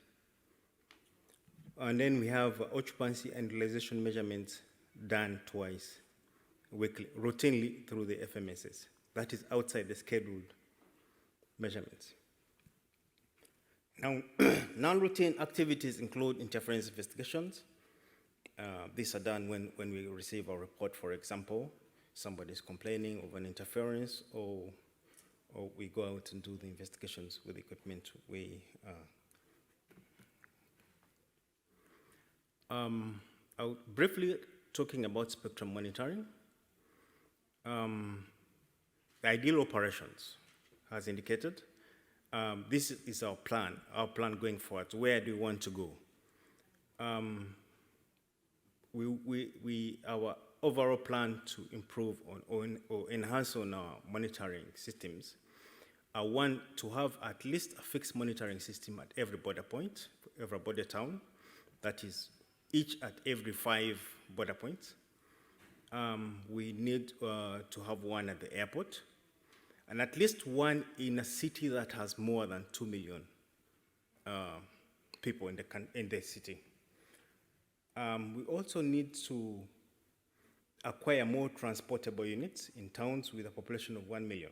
So instead of rolling out, for example, a fixed station in towns with less people, we could have a transportable small unit mounted on a building or something like that to do the monitoring for that area. We also are planning towards increasing the number of mobile systems we have to at least 5, one for every administration region in the country. And also to basically, this is all done to ensure 100% availability and reliability of stations. The challenges, as indicated earlier, our largest challenge is most parts of the country remain unmonitored in real time, because like I indicated, we have only 7 fixed monitoring units. So you find that probably over 80% of the country is not covered. And also, because of that, we have a lot of illegal operators coming up constantly. And we keep on chasing them down with each time we do a scheduled activity. Of course, the other unit has common with most countries limited budget to acquire monitoring equipment. And also very common is the inadequate knowledge and capacity building. Maybe on that point, I would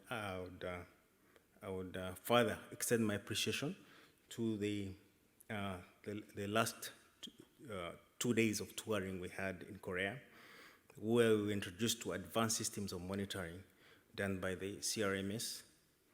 It was very appreciative.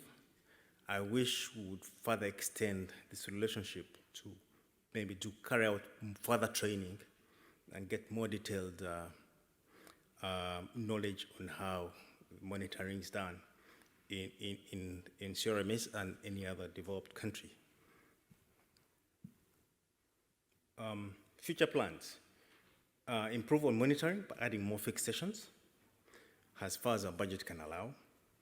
And also capacity building, of course, through our cooperations with other more advanced nations.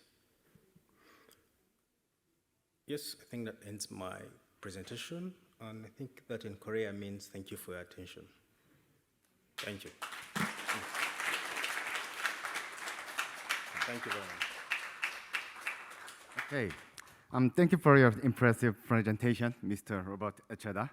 And now we have one more distinguished guest from Kingdom of Cambodia.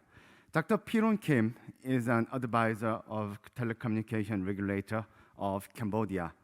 He is going to tell us the current status of spectrum management in Kingdom of Cambodia. Please give a big hand to Dr. Piron Kim.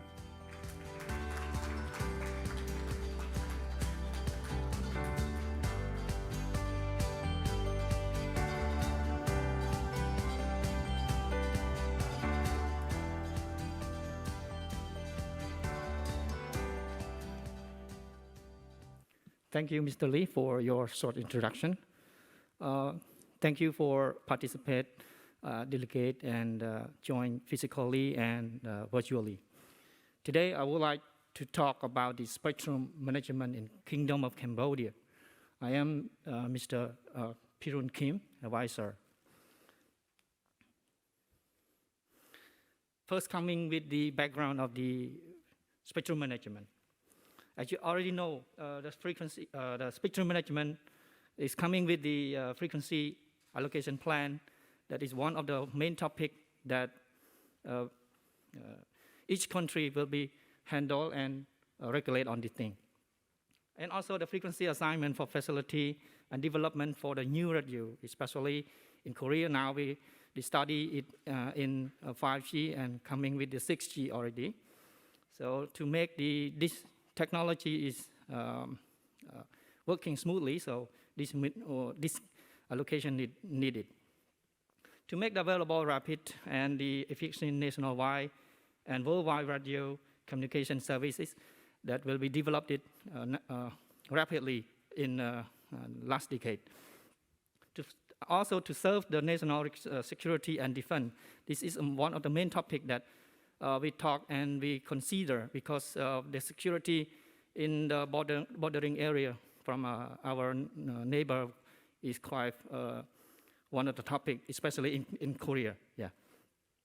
It also support the crime prevention and the law enforcement in our region, and also the foster conversion of the national resource, and to prevent the scientific research and development and exploration. And also, radio frequency spectrum is the national resource to be used efficient and qualify the licensed user, so they can be protected and regulated. And most importantly for the frequency management is to avoid the harmful interference. You can see this is the summary of the spectrum management that I already detailedly mentioned it before. In our organization, we are under the Ministry of Post and Telecommunication, and our organization have been led by Mr. Chairman. It's my honor that he joined with me in this conference, and and it come to here, yes. And our chairman was led by this organization. We call that Telecommunication Regulator of Cambodia. That was under 3 or 5 commissioners. And each commissioner, they have other department. That our department is under the Radio Frequency Regulation of Korea. And I am in this department. And that's coming with my department is one of my department is coming with the one director, and under the 4 deputy director, and each in our department have been divided into 5 offices, including the Radio Regulator Office, a Radio Frequency License Office, Office of Administration, Frequency Management Office, and Frequency Monitoring Office. In our department, we have totally 24 people in the office, and we have divided separate to the different 5 offices. Our duty, our task is to strengthen the rule of the laws and regulation related to radio frequency and condition of the radio frequency usage and the license registration. And also to grant the modify, suspended, withdraw the radio frequency license as the compliant with the decision from TRC. Also to check, analyze, evaluate, coordinate the frequency registration form, and also to draft additional guidelines related to the radio frequency usage as compliant with the telecom law and other regulations. And also currently we have make some sub-degree and also the law that related to the telecommunication that is very helpful for our country. And last but not least, about our task is to cooperate with the Ministry of Posts and Telecommunication to coordinate with the other radio frequency administration of the neighboring country in the area of the radio frequency regulation. Currently, we also have as you already know, my country have joined 3 borders, including Thailand, Laos, and Vietnam. So usually we have some interference come from that 3 countries. And this is Cambodia, and we have joined with Thailand, Laos, and Vietnam in this area. Currently, we have fixed control monitoring station that is located in the capital city. And after upgraded the system, we have other semi-fixed monitoring that can be moved and settled for some time and can be moved to other place as can be convenient for us to allocate our monitoring station. And also, we have 2 mobile stations that can be possible to have the direction finding and can be moved around the country. In our plan, we want to deploy the semi-fixed.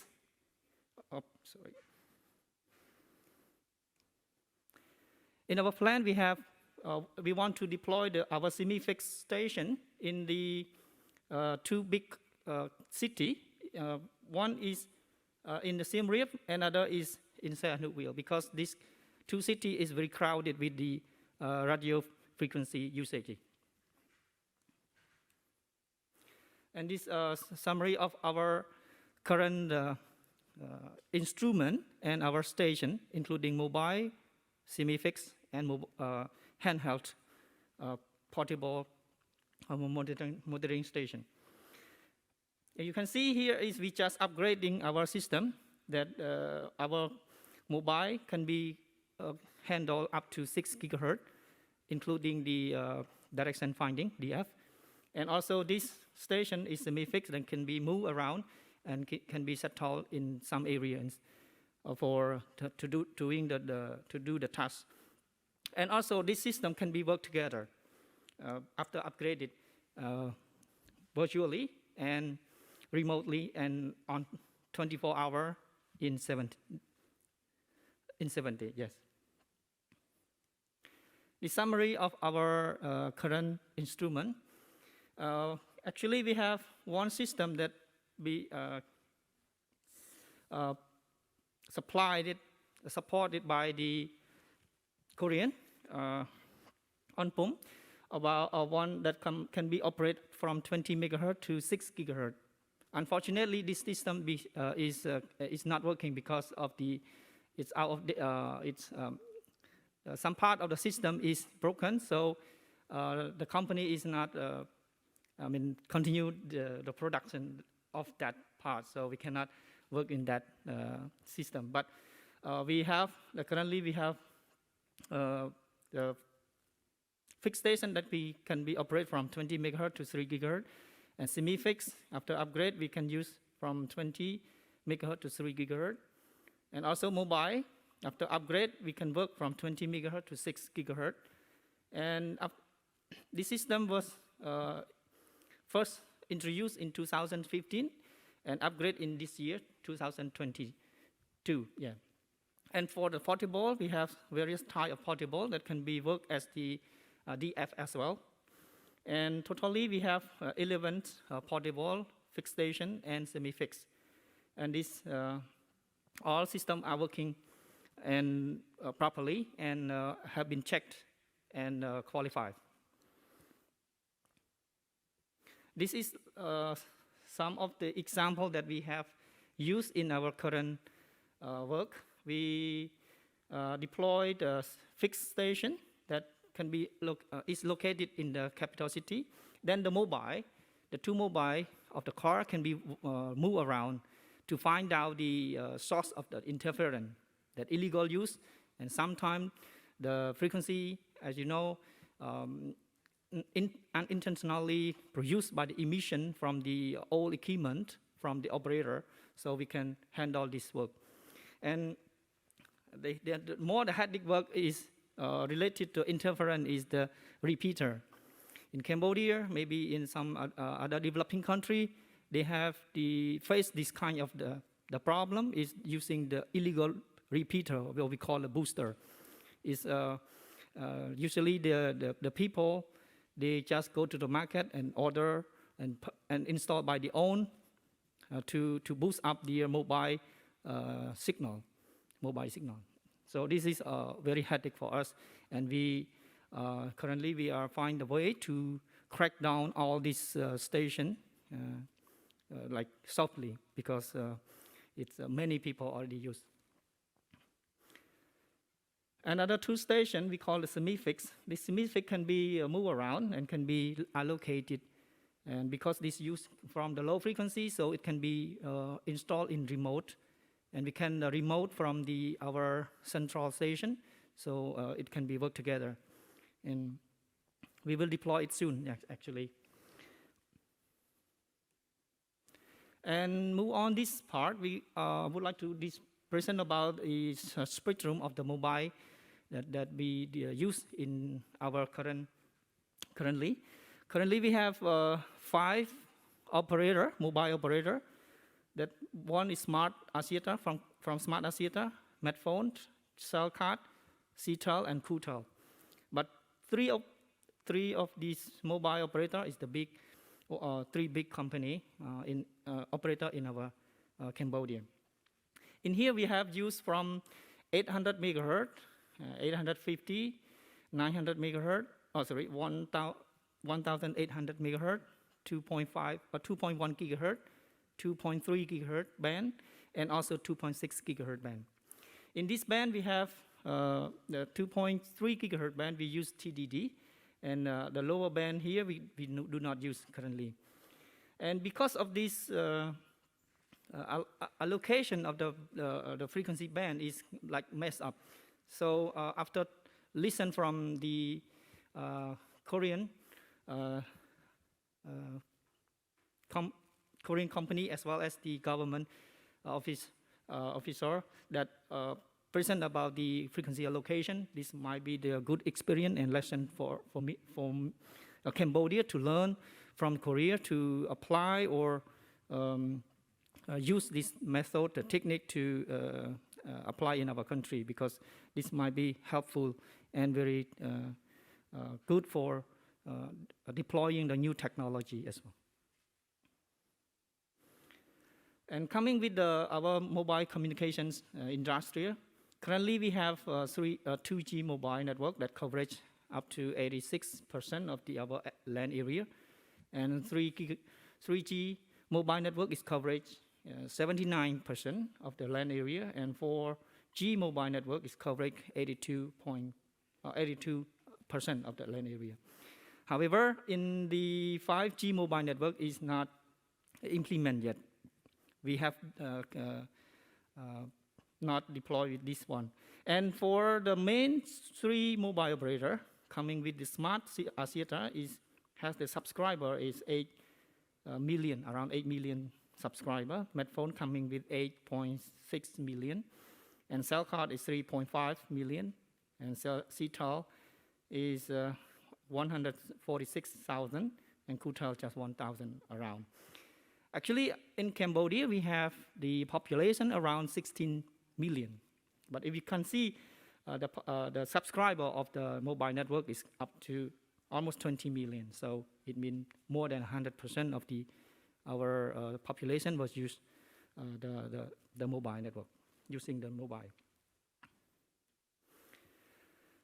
Because we face some problem with the bordering country, so we have the meeting bilateral. We call it Joint Technical Committee that is coming from the ITU. And usually we do each year. And this bilateral meeting, we will coming with the meeting with Thailand in this month in 20 to 22 in Thailand. And in our previous meeting was coming with the Thailand in 2019, and 2018 with Vietnam and Laos in 2019.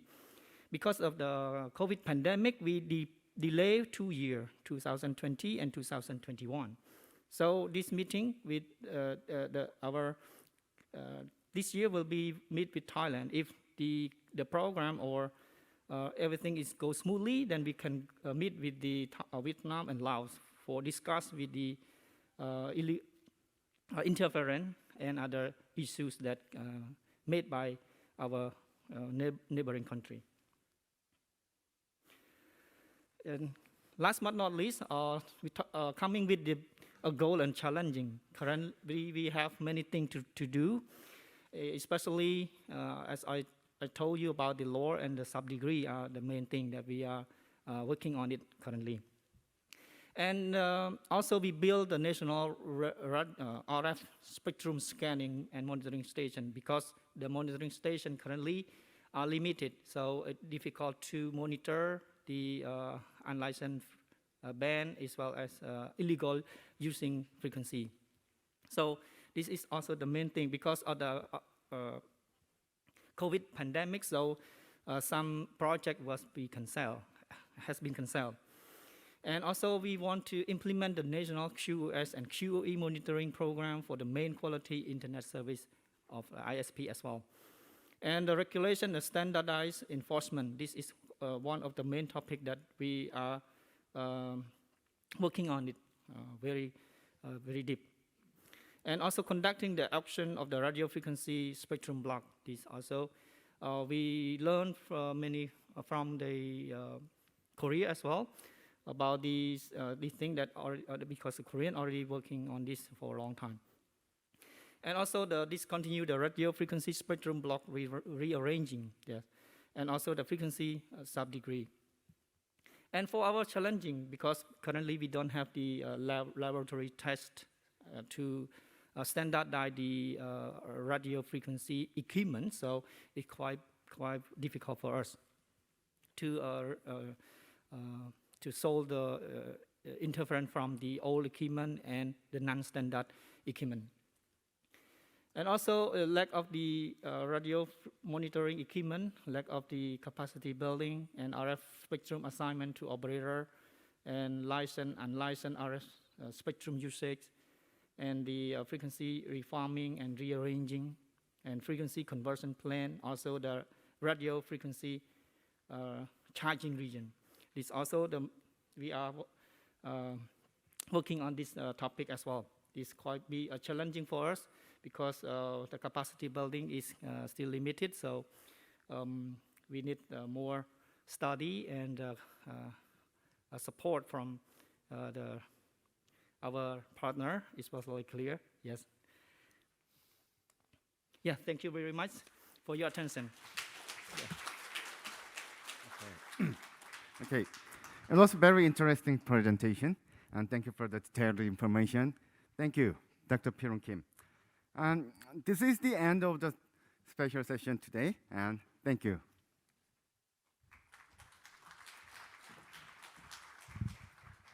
Yes, thank you very much, Mr. Lee, and also our distinguished two speakers. So we have only one parent discussion left. Before we go ahead, we're going to take a short break for about 5 minutes. So we are running a little behind the schedule. We're going to take only a short break, 5 minutes. So the next session will start in 5 minutes. Thank you. Okay, thank you very much for your participation till the very end of the program for today. So as I mentioned, we'll have first day parent discussion from now on, and our moderator and panelists are ready on the stage. So I would like to introduce Il-Gyu Lee, professor of Gwangju National University, as a moderator of the parent discussion, who has started the forum for the first time today. Professor Lee had been working for the areas related to radio field for more than 20 years, and he has been working for ITUR SG1 as vice chairman since he was appointed at Radio Assembly 15. And our moderator will introduce the panelists. So, Professor Lee, please. Okay.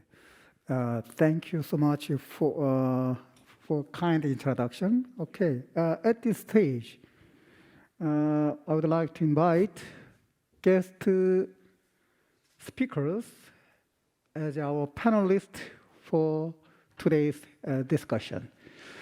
Basically, I'm supposed to introduce each one of the panelists, but for the time manner, I just maybe you can see the name of panelist with the program.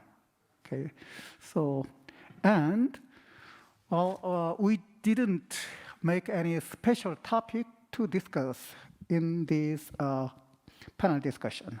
So the participants in this hall and participants in remote, you can make a question according to the content provided by each speakers during session 1 and session 2. So from now on, I would like to open the floor to you, so you can raise your hand, and then, or you can take the intervention to ask a question or some comment, and then you can go ahead from now on. So if there are any body who has any questions, please go ahead. Right, thank you very much. First, you can take a follow-up. And introduce by yourself shortly, and then ask your question. Thank you. Thank you very much. My name is Chenda from Cambodia. So upon hearing the two various presentations from all our distinguished speakers, so my question goes to the spectrum fee, because I saw that we have observed for 2-day journey at the Central Radio Management Service. This is done for overall spectrum monitoring, and then through Madam presentation from KCA, right? So I feel a little bit confused, so I seek for the clarification. For example, if the the KCA did the planning for the spectrum and then put on auction, and who is the ultimate agency to finalize or to issue license, and who gonna collect the fee, and the fee goes to the National Treasury or like goes to the Korean Ministry of Science and ICT. So this is my clarification for the first question. And for the second, up on the presentation also for Central Radio Management Service for the monitoring drone. So what kind of drone that you do monitor the some frequency related, and what kind of like solution to be developed by, for example, the authorized developer who produce product which are legally recognized by the Ministry of Science and ICT. Thank you. Okay, thank you very much. But my colleagues from Cambodia, okay, for your questions. So you gave us 2 questions. Okay, first of all, we ask you the what the fee of a spectrum redeployment. Okay, so I think maybe Ms. Park, maybe you can answer to his question. His question is where the fee is go after the make the payment, and where the fee is going to be used. So that is his question. It is my understanding. Okay, thank you very much. Ms. Park, can you answer what give your what opinion, or according to your experience, or some according to some regulations in Republic of Korea? Yeah. Thank you for your questions. And basically, all the fees related to spectrum management in charge of Ministry of Science and ICT. So there are many kinds of fees for the administrative charges, and for the charges for the frequencies, and also for the small amount for the management fees, like license fees for the applying, or the there's some kind of fees for inspections and so on. But those I don't know how do I call that the fees, but those fees belong to the Ministry for the Finance. Yes, yeah. But they can when we conduct a spectrum auction, that belong to the specific funds, like I said before. So the funds provided for the specific purpose, like support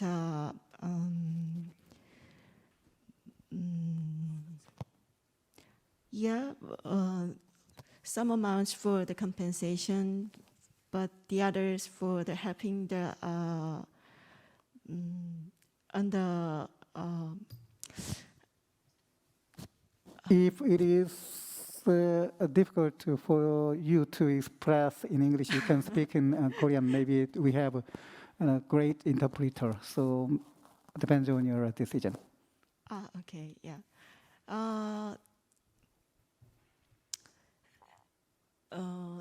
경매를 통한 Through spectrum auction,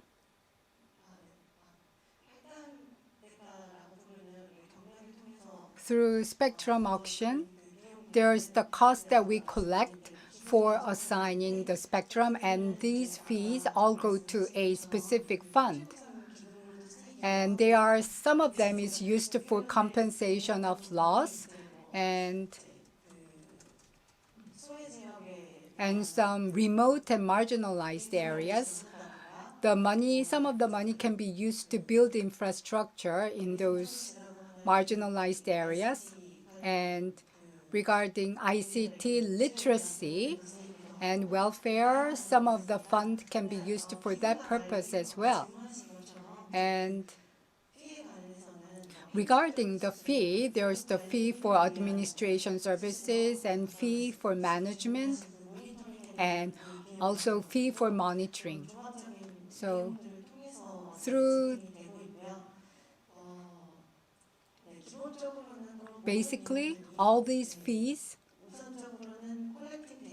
once they are collected, they belong to the Ministry of Strategy and Financing, and then the ministry will decide how to distribute that. I hope that has answered your question. She answered that the fee gathered from the auction will be applied to, will be used for various aspects of area in our country. She stressed that some amount of money will be delivered to the rural area, which is the lack of the support for regarding ICT, and also the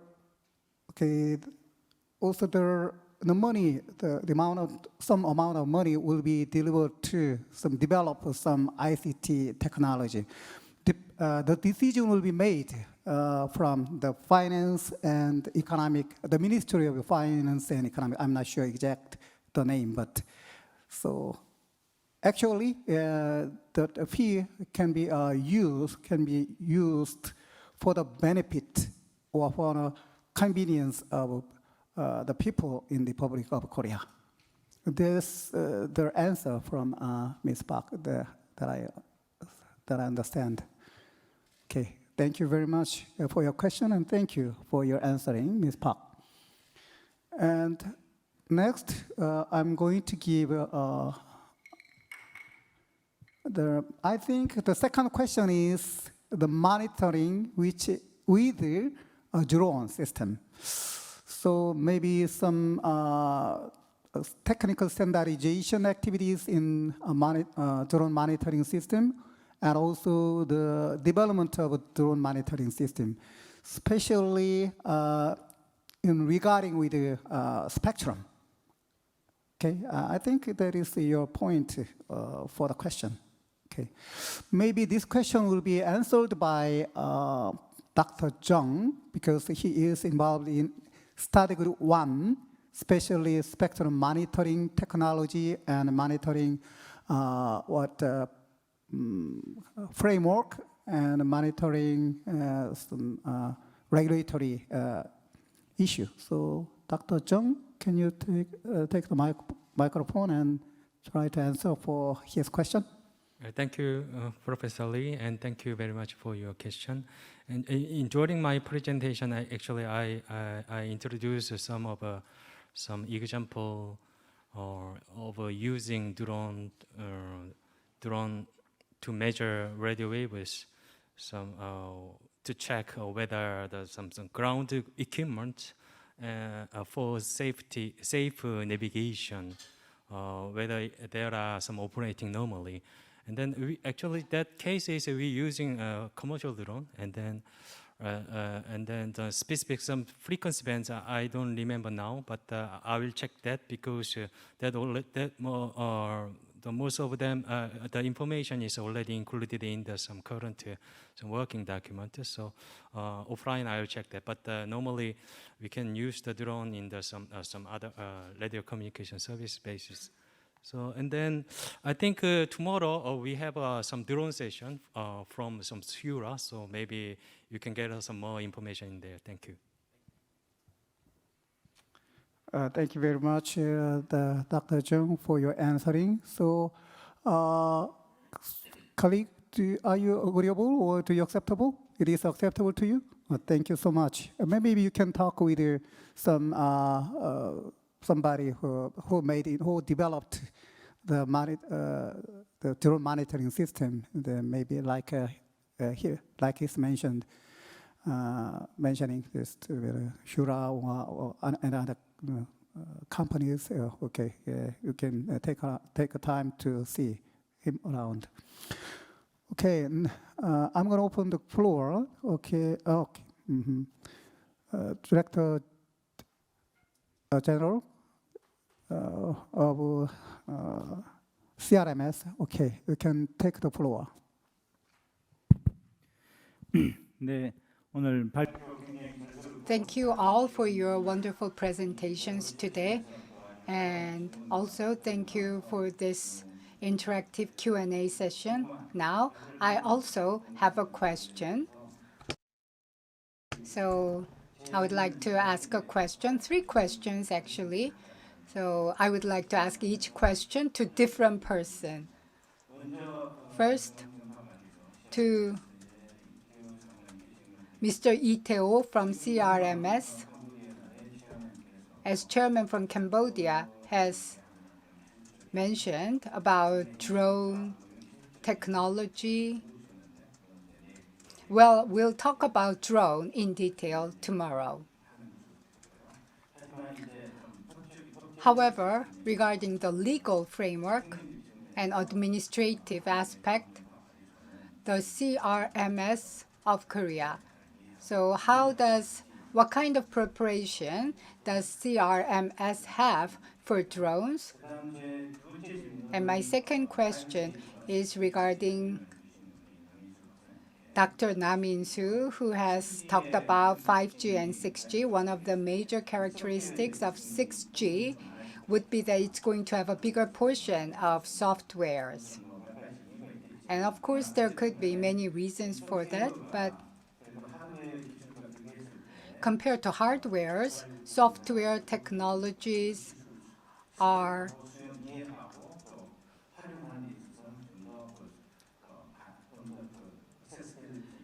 for software technology accessibility. Generally speaking, the accessibility to software technology is known to be higher and easier for latecomers to catch up. So I believe, do you think 6G will be able to narrow down the technology gap between leading countries and latecomers? And in order to reduce the gap further, what kind of efforts can we make?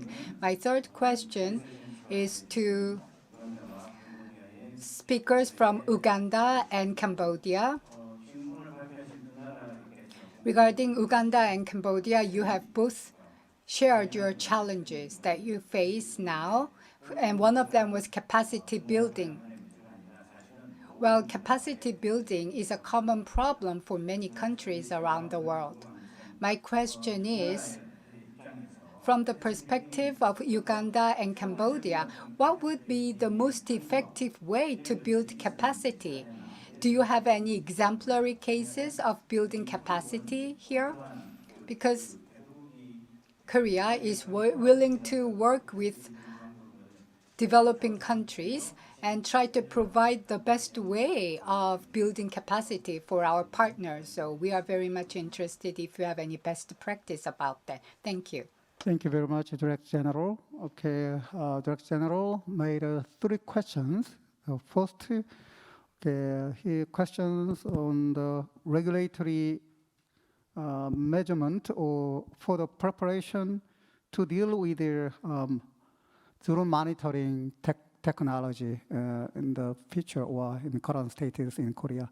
So maybe Mr. Lee Tae-ho will make an answer for that question.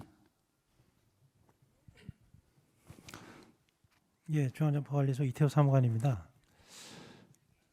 예, 먼저 질문해 주셔서 감사드립니다.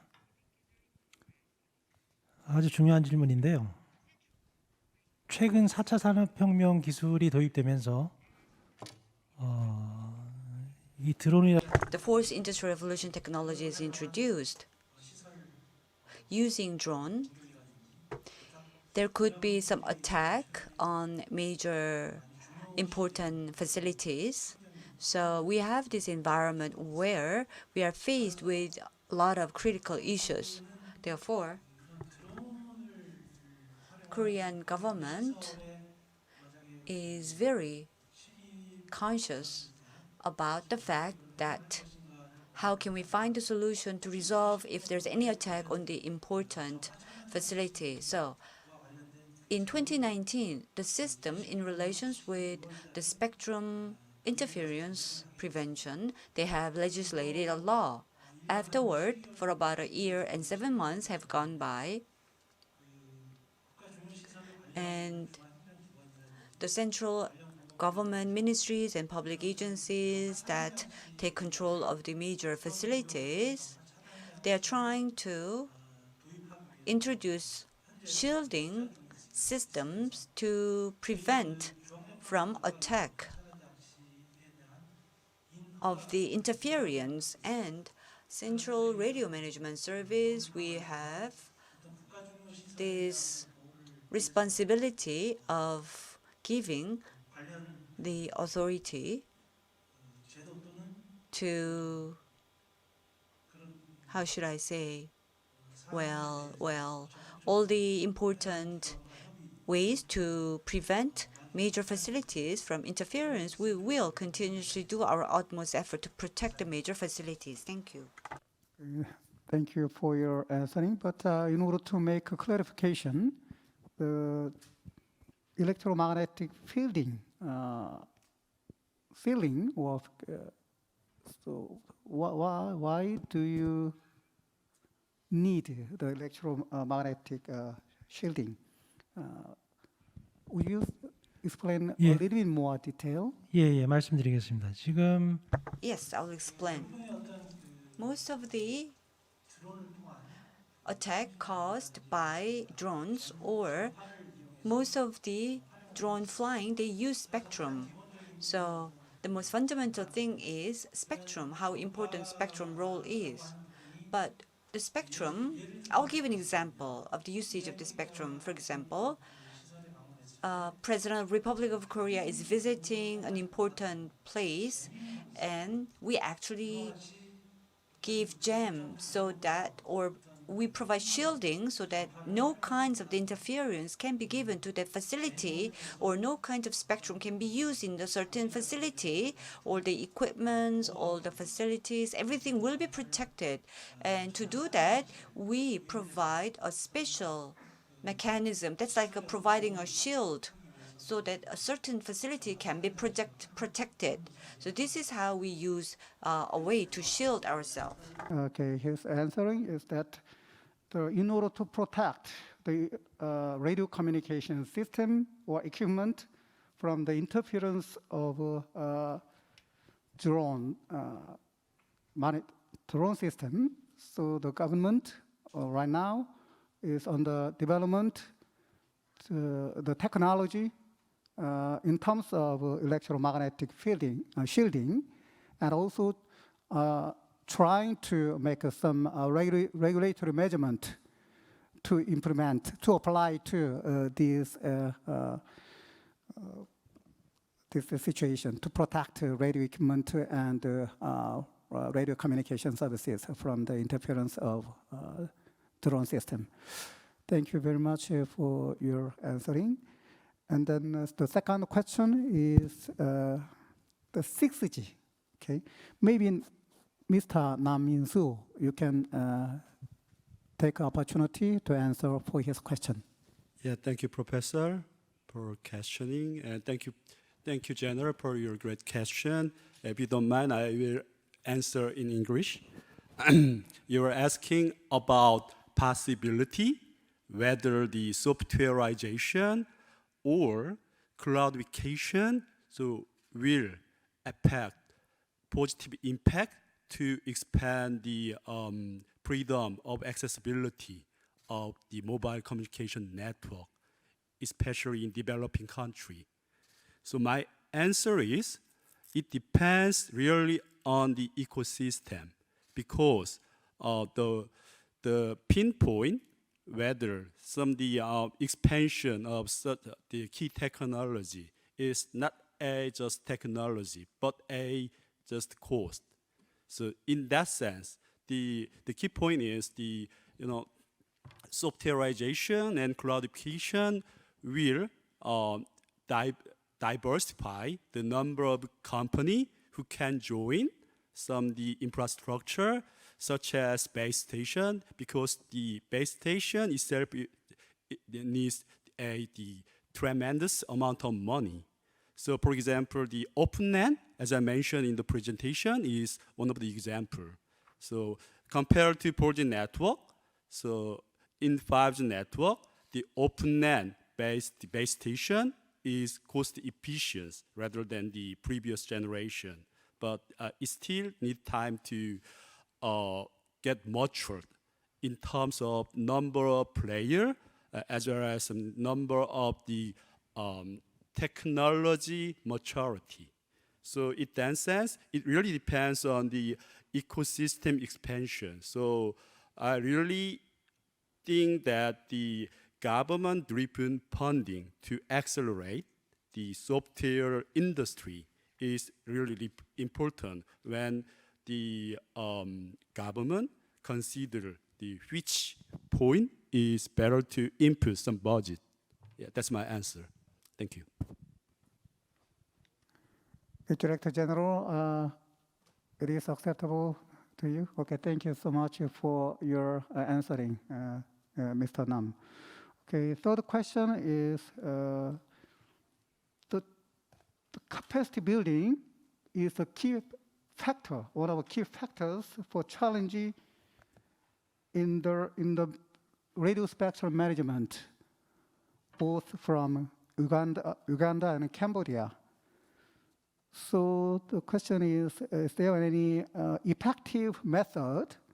Are there any effective method to increase capacity building or for the capacity building in each country? That is my understanding from his question. So Mr. Robert, okay, would you please take first to answer for his question?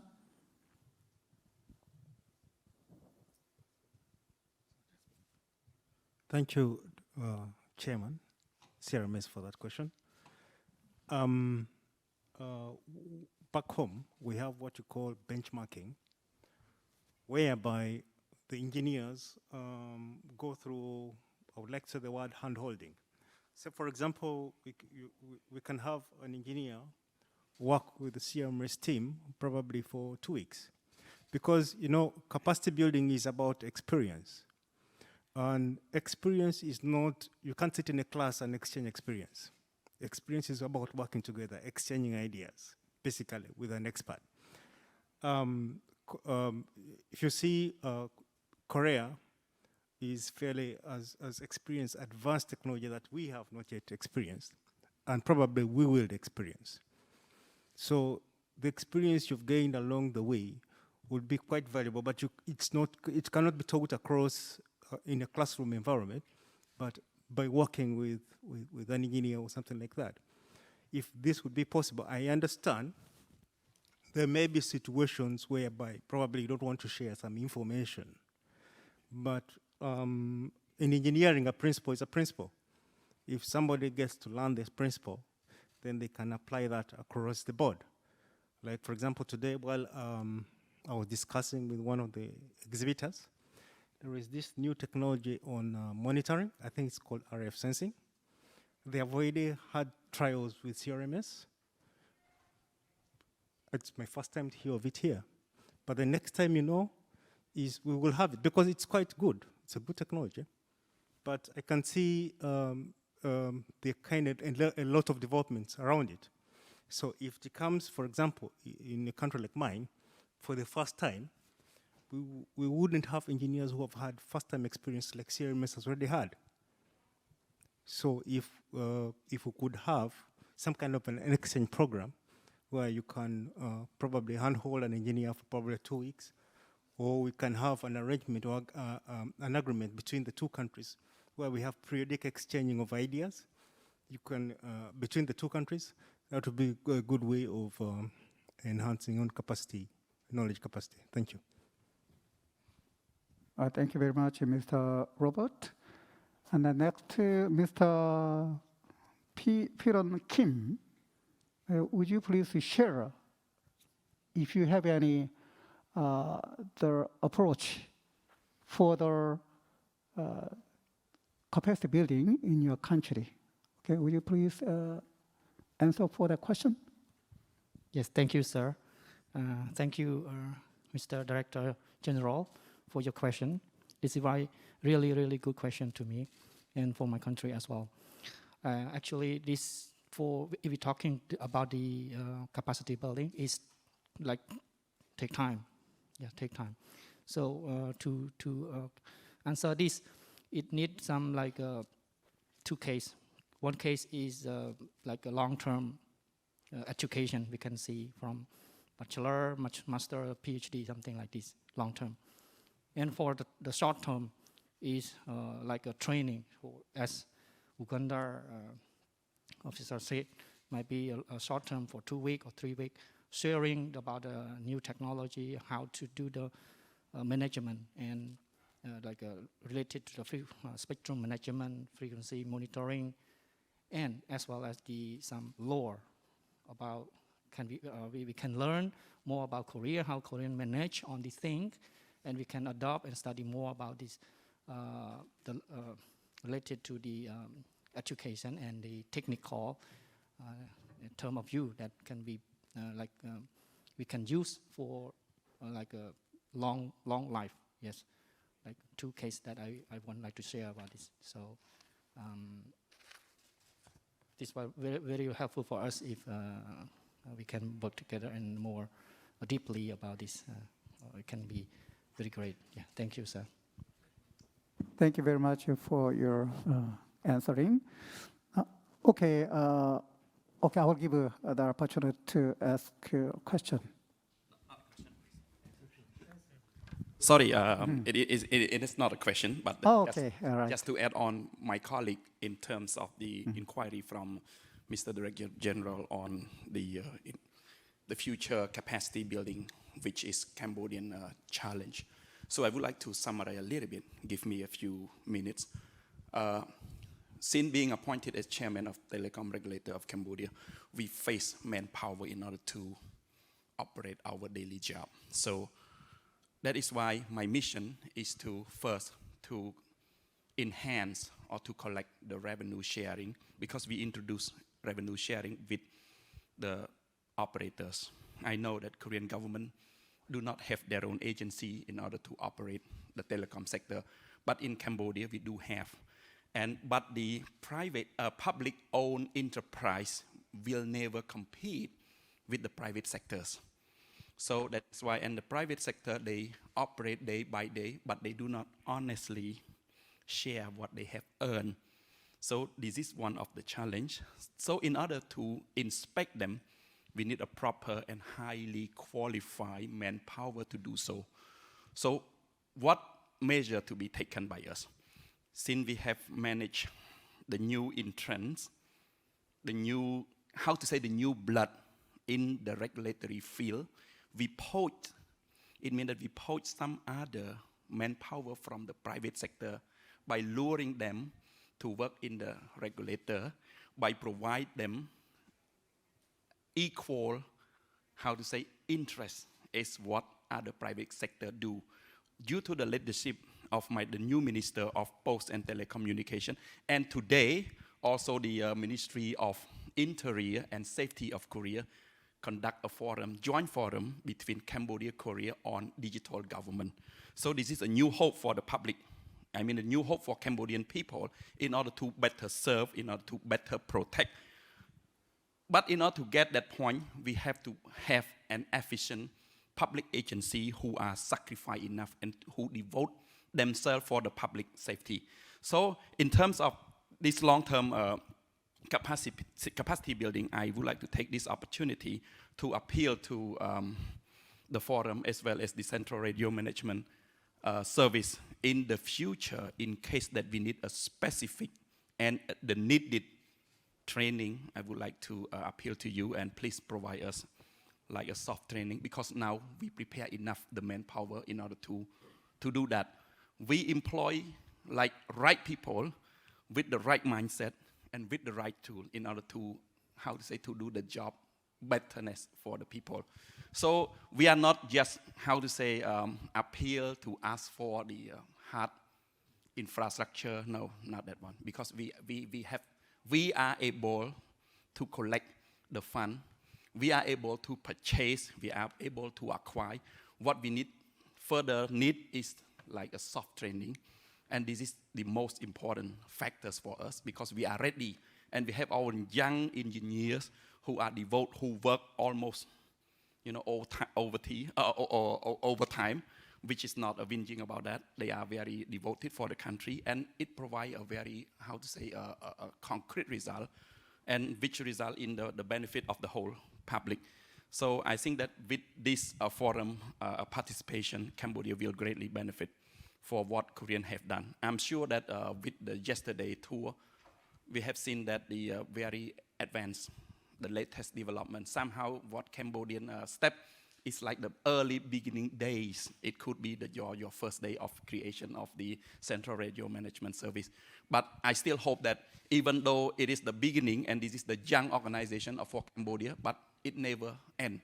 This is the starting journey. The journey will never end because still people in the process of their daily life. So I'm still hope that for being here today, we'll bring back and earn a lot of experience and as well as the knowledge. And in the future also, we look forward to continue cooperate and to learn what is the best practice, not only from Korea, but from our friend, not from only just public sector, but from all stakeholders, the private sector, the industry, the enterprises. So thank you very much for listening to what I have added on for my colleague. Thank you so much. Thank you very much. All right, thank you very much. Okay, thank you very much. The delegate from or representative of Cambodia make a strong support in detailed information and explanation. Hopefully, after panel discussion, maybe it is necessary for you to meet Director General and then discuss on the cooperation in the future for the more. Thank you very much. I'm so sorry to say that it is running out of time, but if the floor agrees, I would like to close. Okay, I will give you 1 minute to you because you came over here for a long distance. So I will give you 1 minute or 2 minutes. Okay, please just speak in short. Thank you very much. I'm Koshi Abraham from CRA Qatar. My question, more of information I require is from what Dr. Kim was telling about the 5G policies in Korea. Especially for the industrial 5G, you have allocated 100 megahertz in the 4.7 band and the 600 megahertz in the millimeter wave band. So just wanted to know what is the effectiveness of this assignment. Is there any takers? I also see that there is no much takers for the millimeter wave. You have given some incentives to those who are taking the millimeter wave also. So could you just tell us if it's a good strategy? Because it's primarily because we have just opened up a consultation from the industry regarding this aspect. Thank you very much. I'm sorry, I cannot catch your name exactly. Koshi Abraham. Koshi Abraham from CRA Qatar. Qatar. Okay, CRA Qatar. Okay, thank you very much. Okay, I think Mr. John Yong-gun will, you can answer for his question about the quality evaluation of 5G, especially 28 gigahertz, I think. So would you please answer for his question? 네, 안녕하세요. 먼저 질문 감사드립니다. Hello, thank you very much for the question. 28 gigahertz is a high band, and radio wave communication quality depends on various technology variables, and technologies combined to determine the technology. For high bandwidth,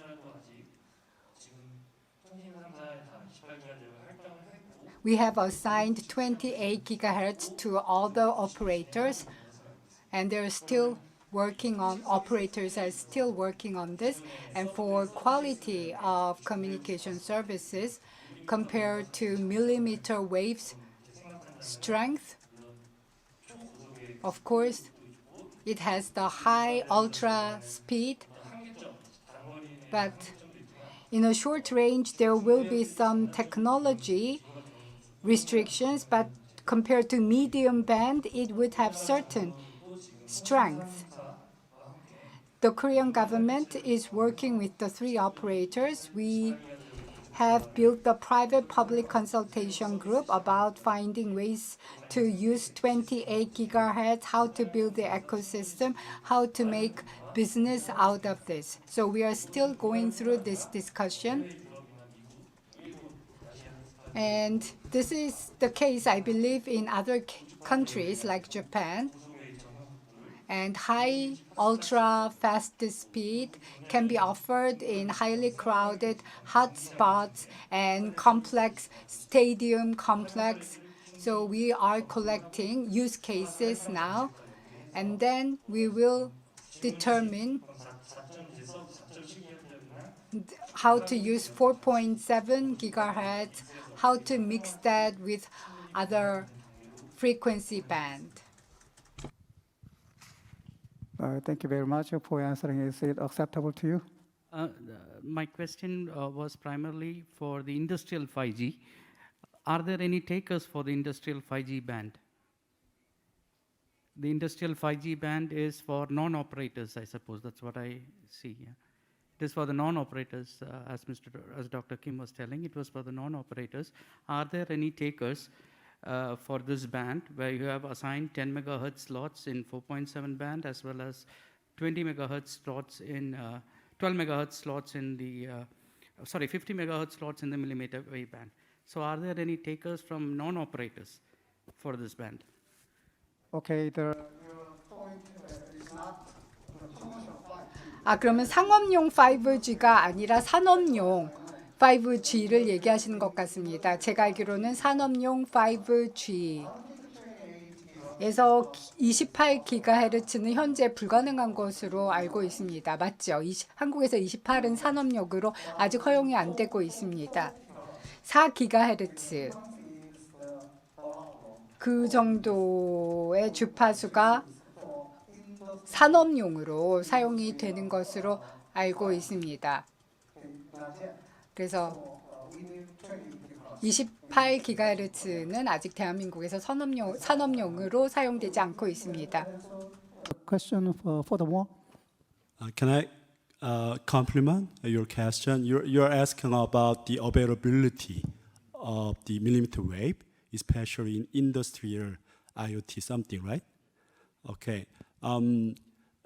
As the several presenter mentioned, yes, we three major operator has assigned the millimeter wave 28 gigahertz. It do not restrict any option, whether it is utilized by the B2C or the B2B, which is industrial uses. And on the other hand, the government already assigned the 29 gigahertz bandwidth for the private 5G network, we call it. And from the utilization or realization perspective, I briefly mentioned about our network. The 28 gigahertz band is good in terms of capacity. So we have some footprint. So one is the SK Hynix, which is the world number 2 semiconductor company. And the other is the Incheon Airport. You've been there, right? So we adapted the millimeter wave based network in the specialized B2B use case, which will require this very high throughput. Due to the, let's say, maturity of the technology in terms of the coverage perspective or the RF performance, so we are still investigating the availability to the other the option. Yeah, is it clear for you? Well, thank you very much for answering. Okay, if meeting agrees, I would like to give just 1 minute to Mr. Na Min-soo for better understanding. Okay? Thank you very much for your question. Let me clarify your question that whether you asked about the other stakeholders except the MNOs that had an assignment on the Industry 5G spectrum, right? Yes. On the page 96 on the book, actually I made a list of the non-MNO players who actually already had a spectrum as an industrial usage 5G. So Neighbor Cloud, which is actually, they are ICT platform company in Korea. So they are working on software and other kind of the related smartphone application, something like that. They are doing they already had an assignment for the spectrum on the 4.7 gigahertz and the 28 gigahertz. And they are trying to make an application for the robot and the digital twin by using that spectrum. And as Mr. Na already talked about the SK Hynix cases, the SK network already had an assignment for the spectrum, and then they are trying to make an application on the smart manufacturing.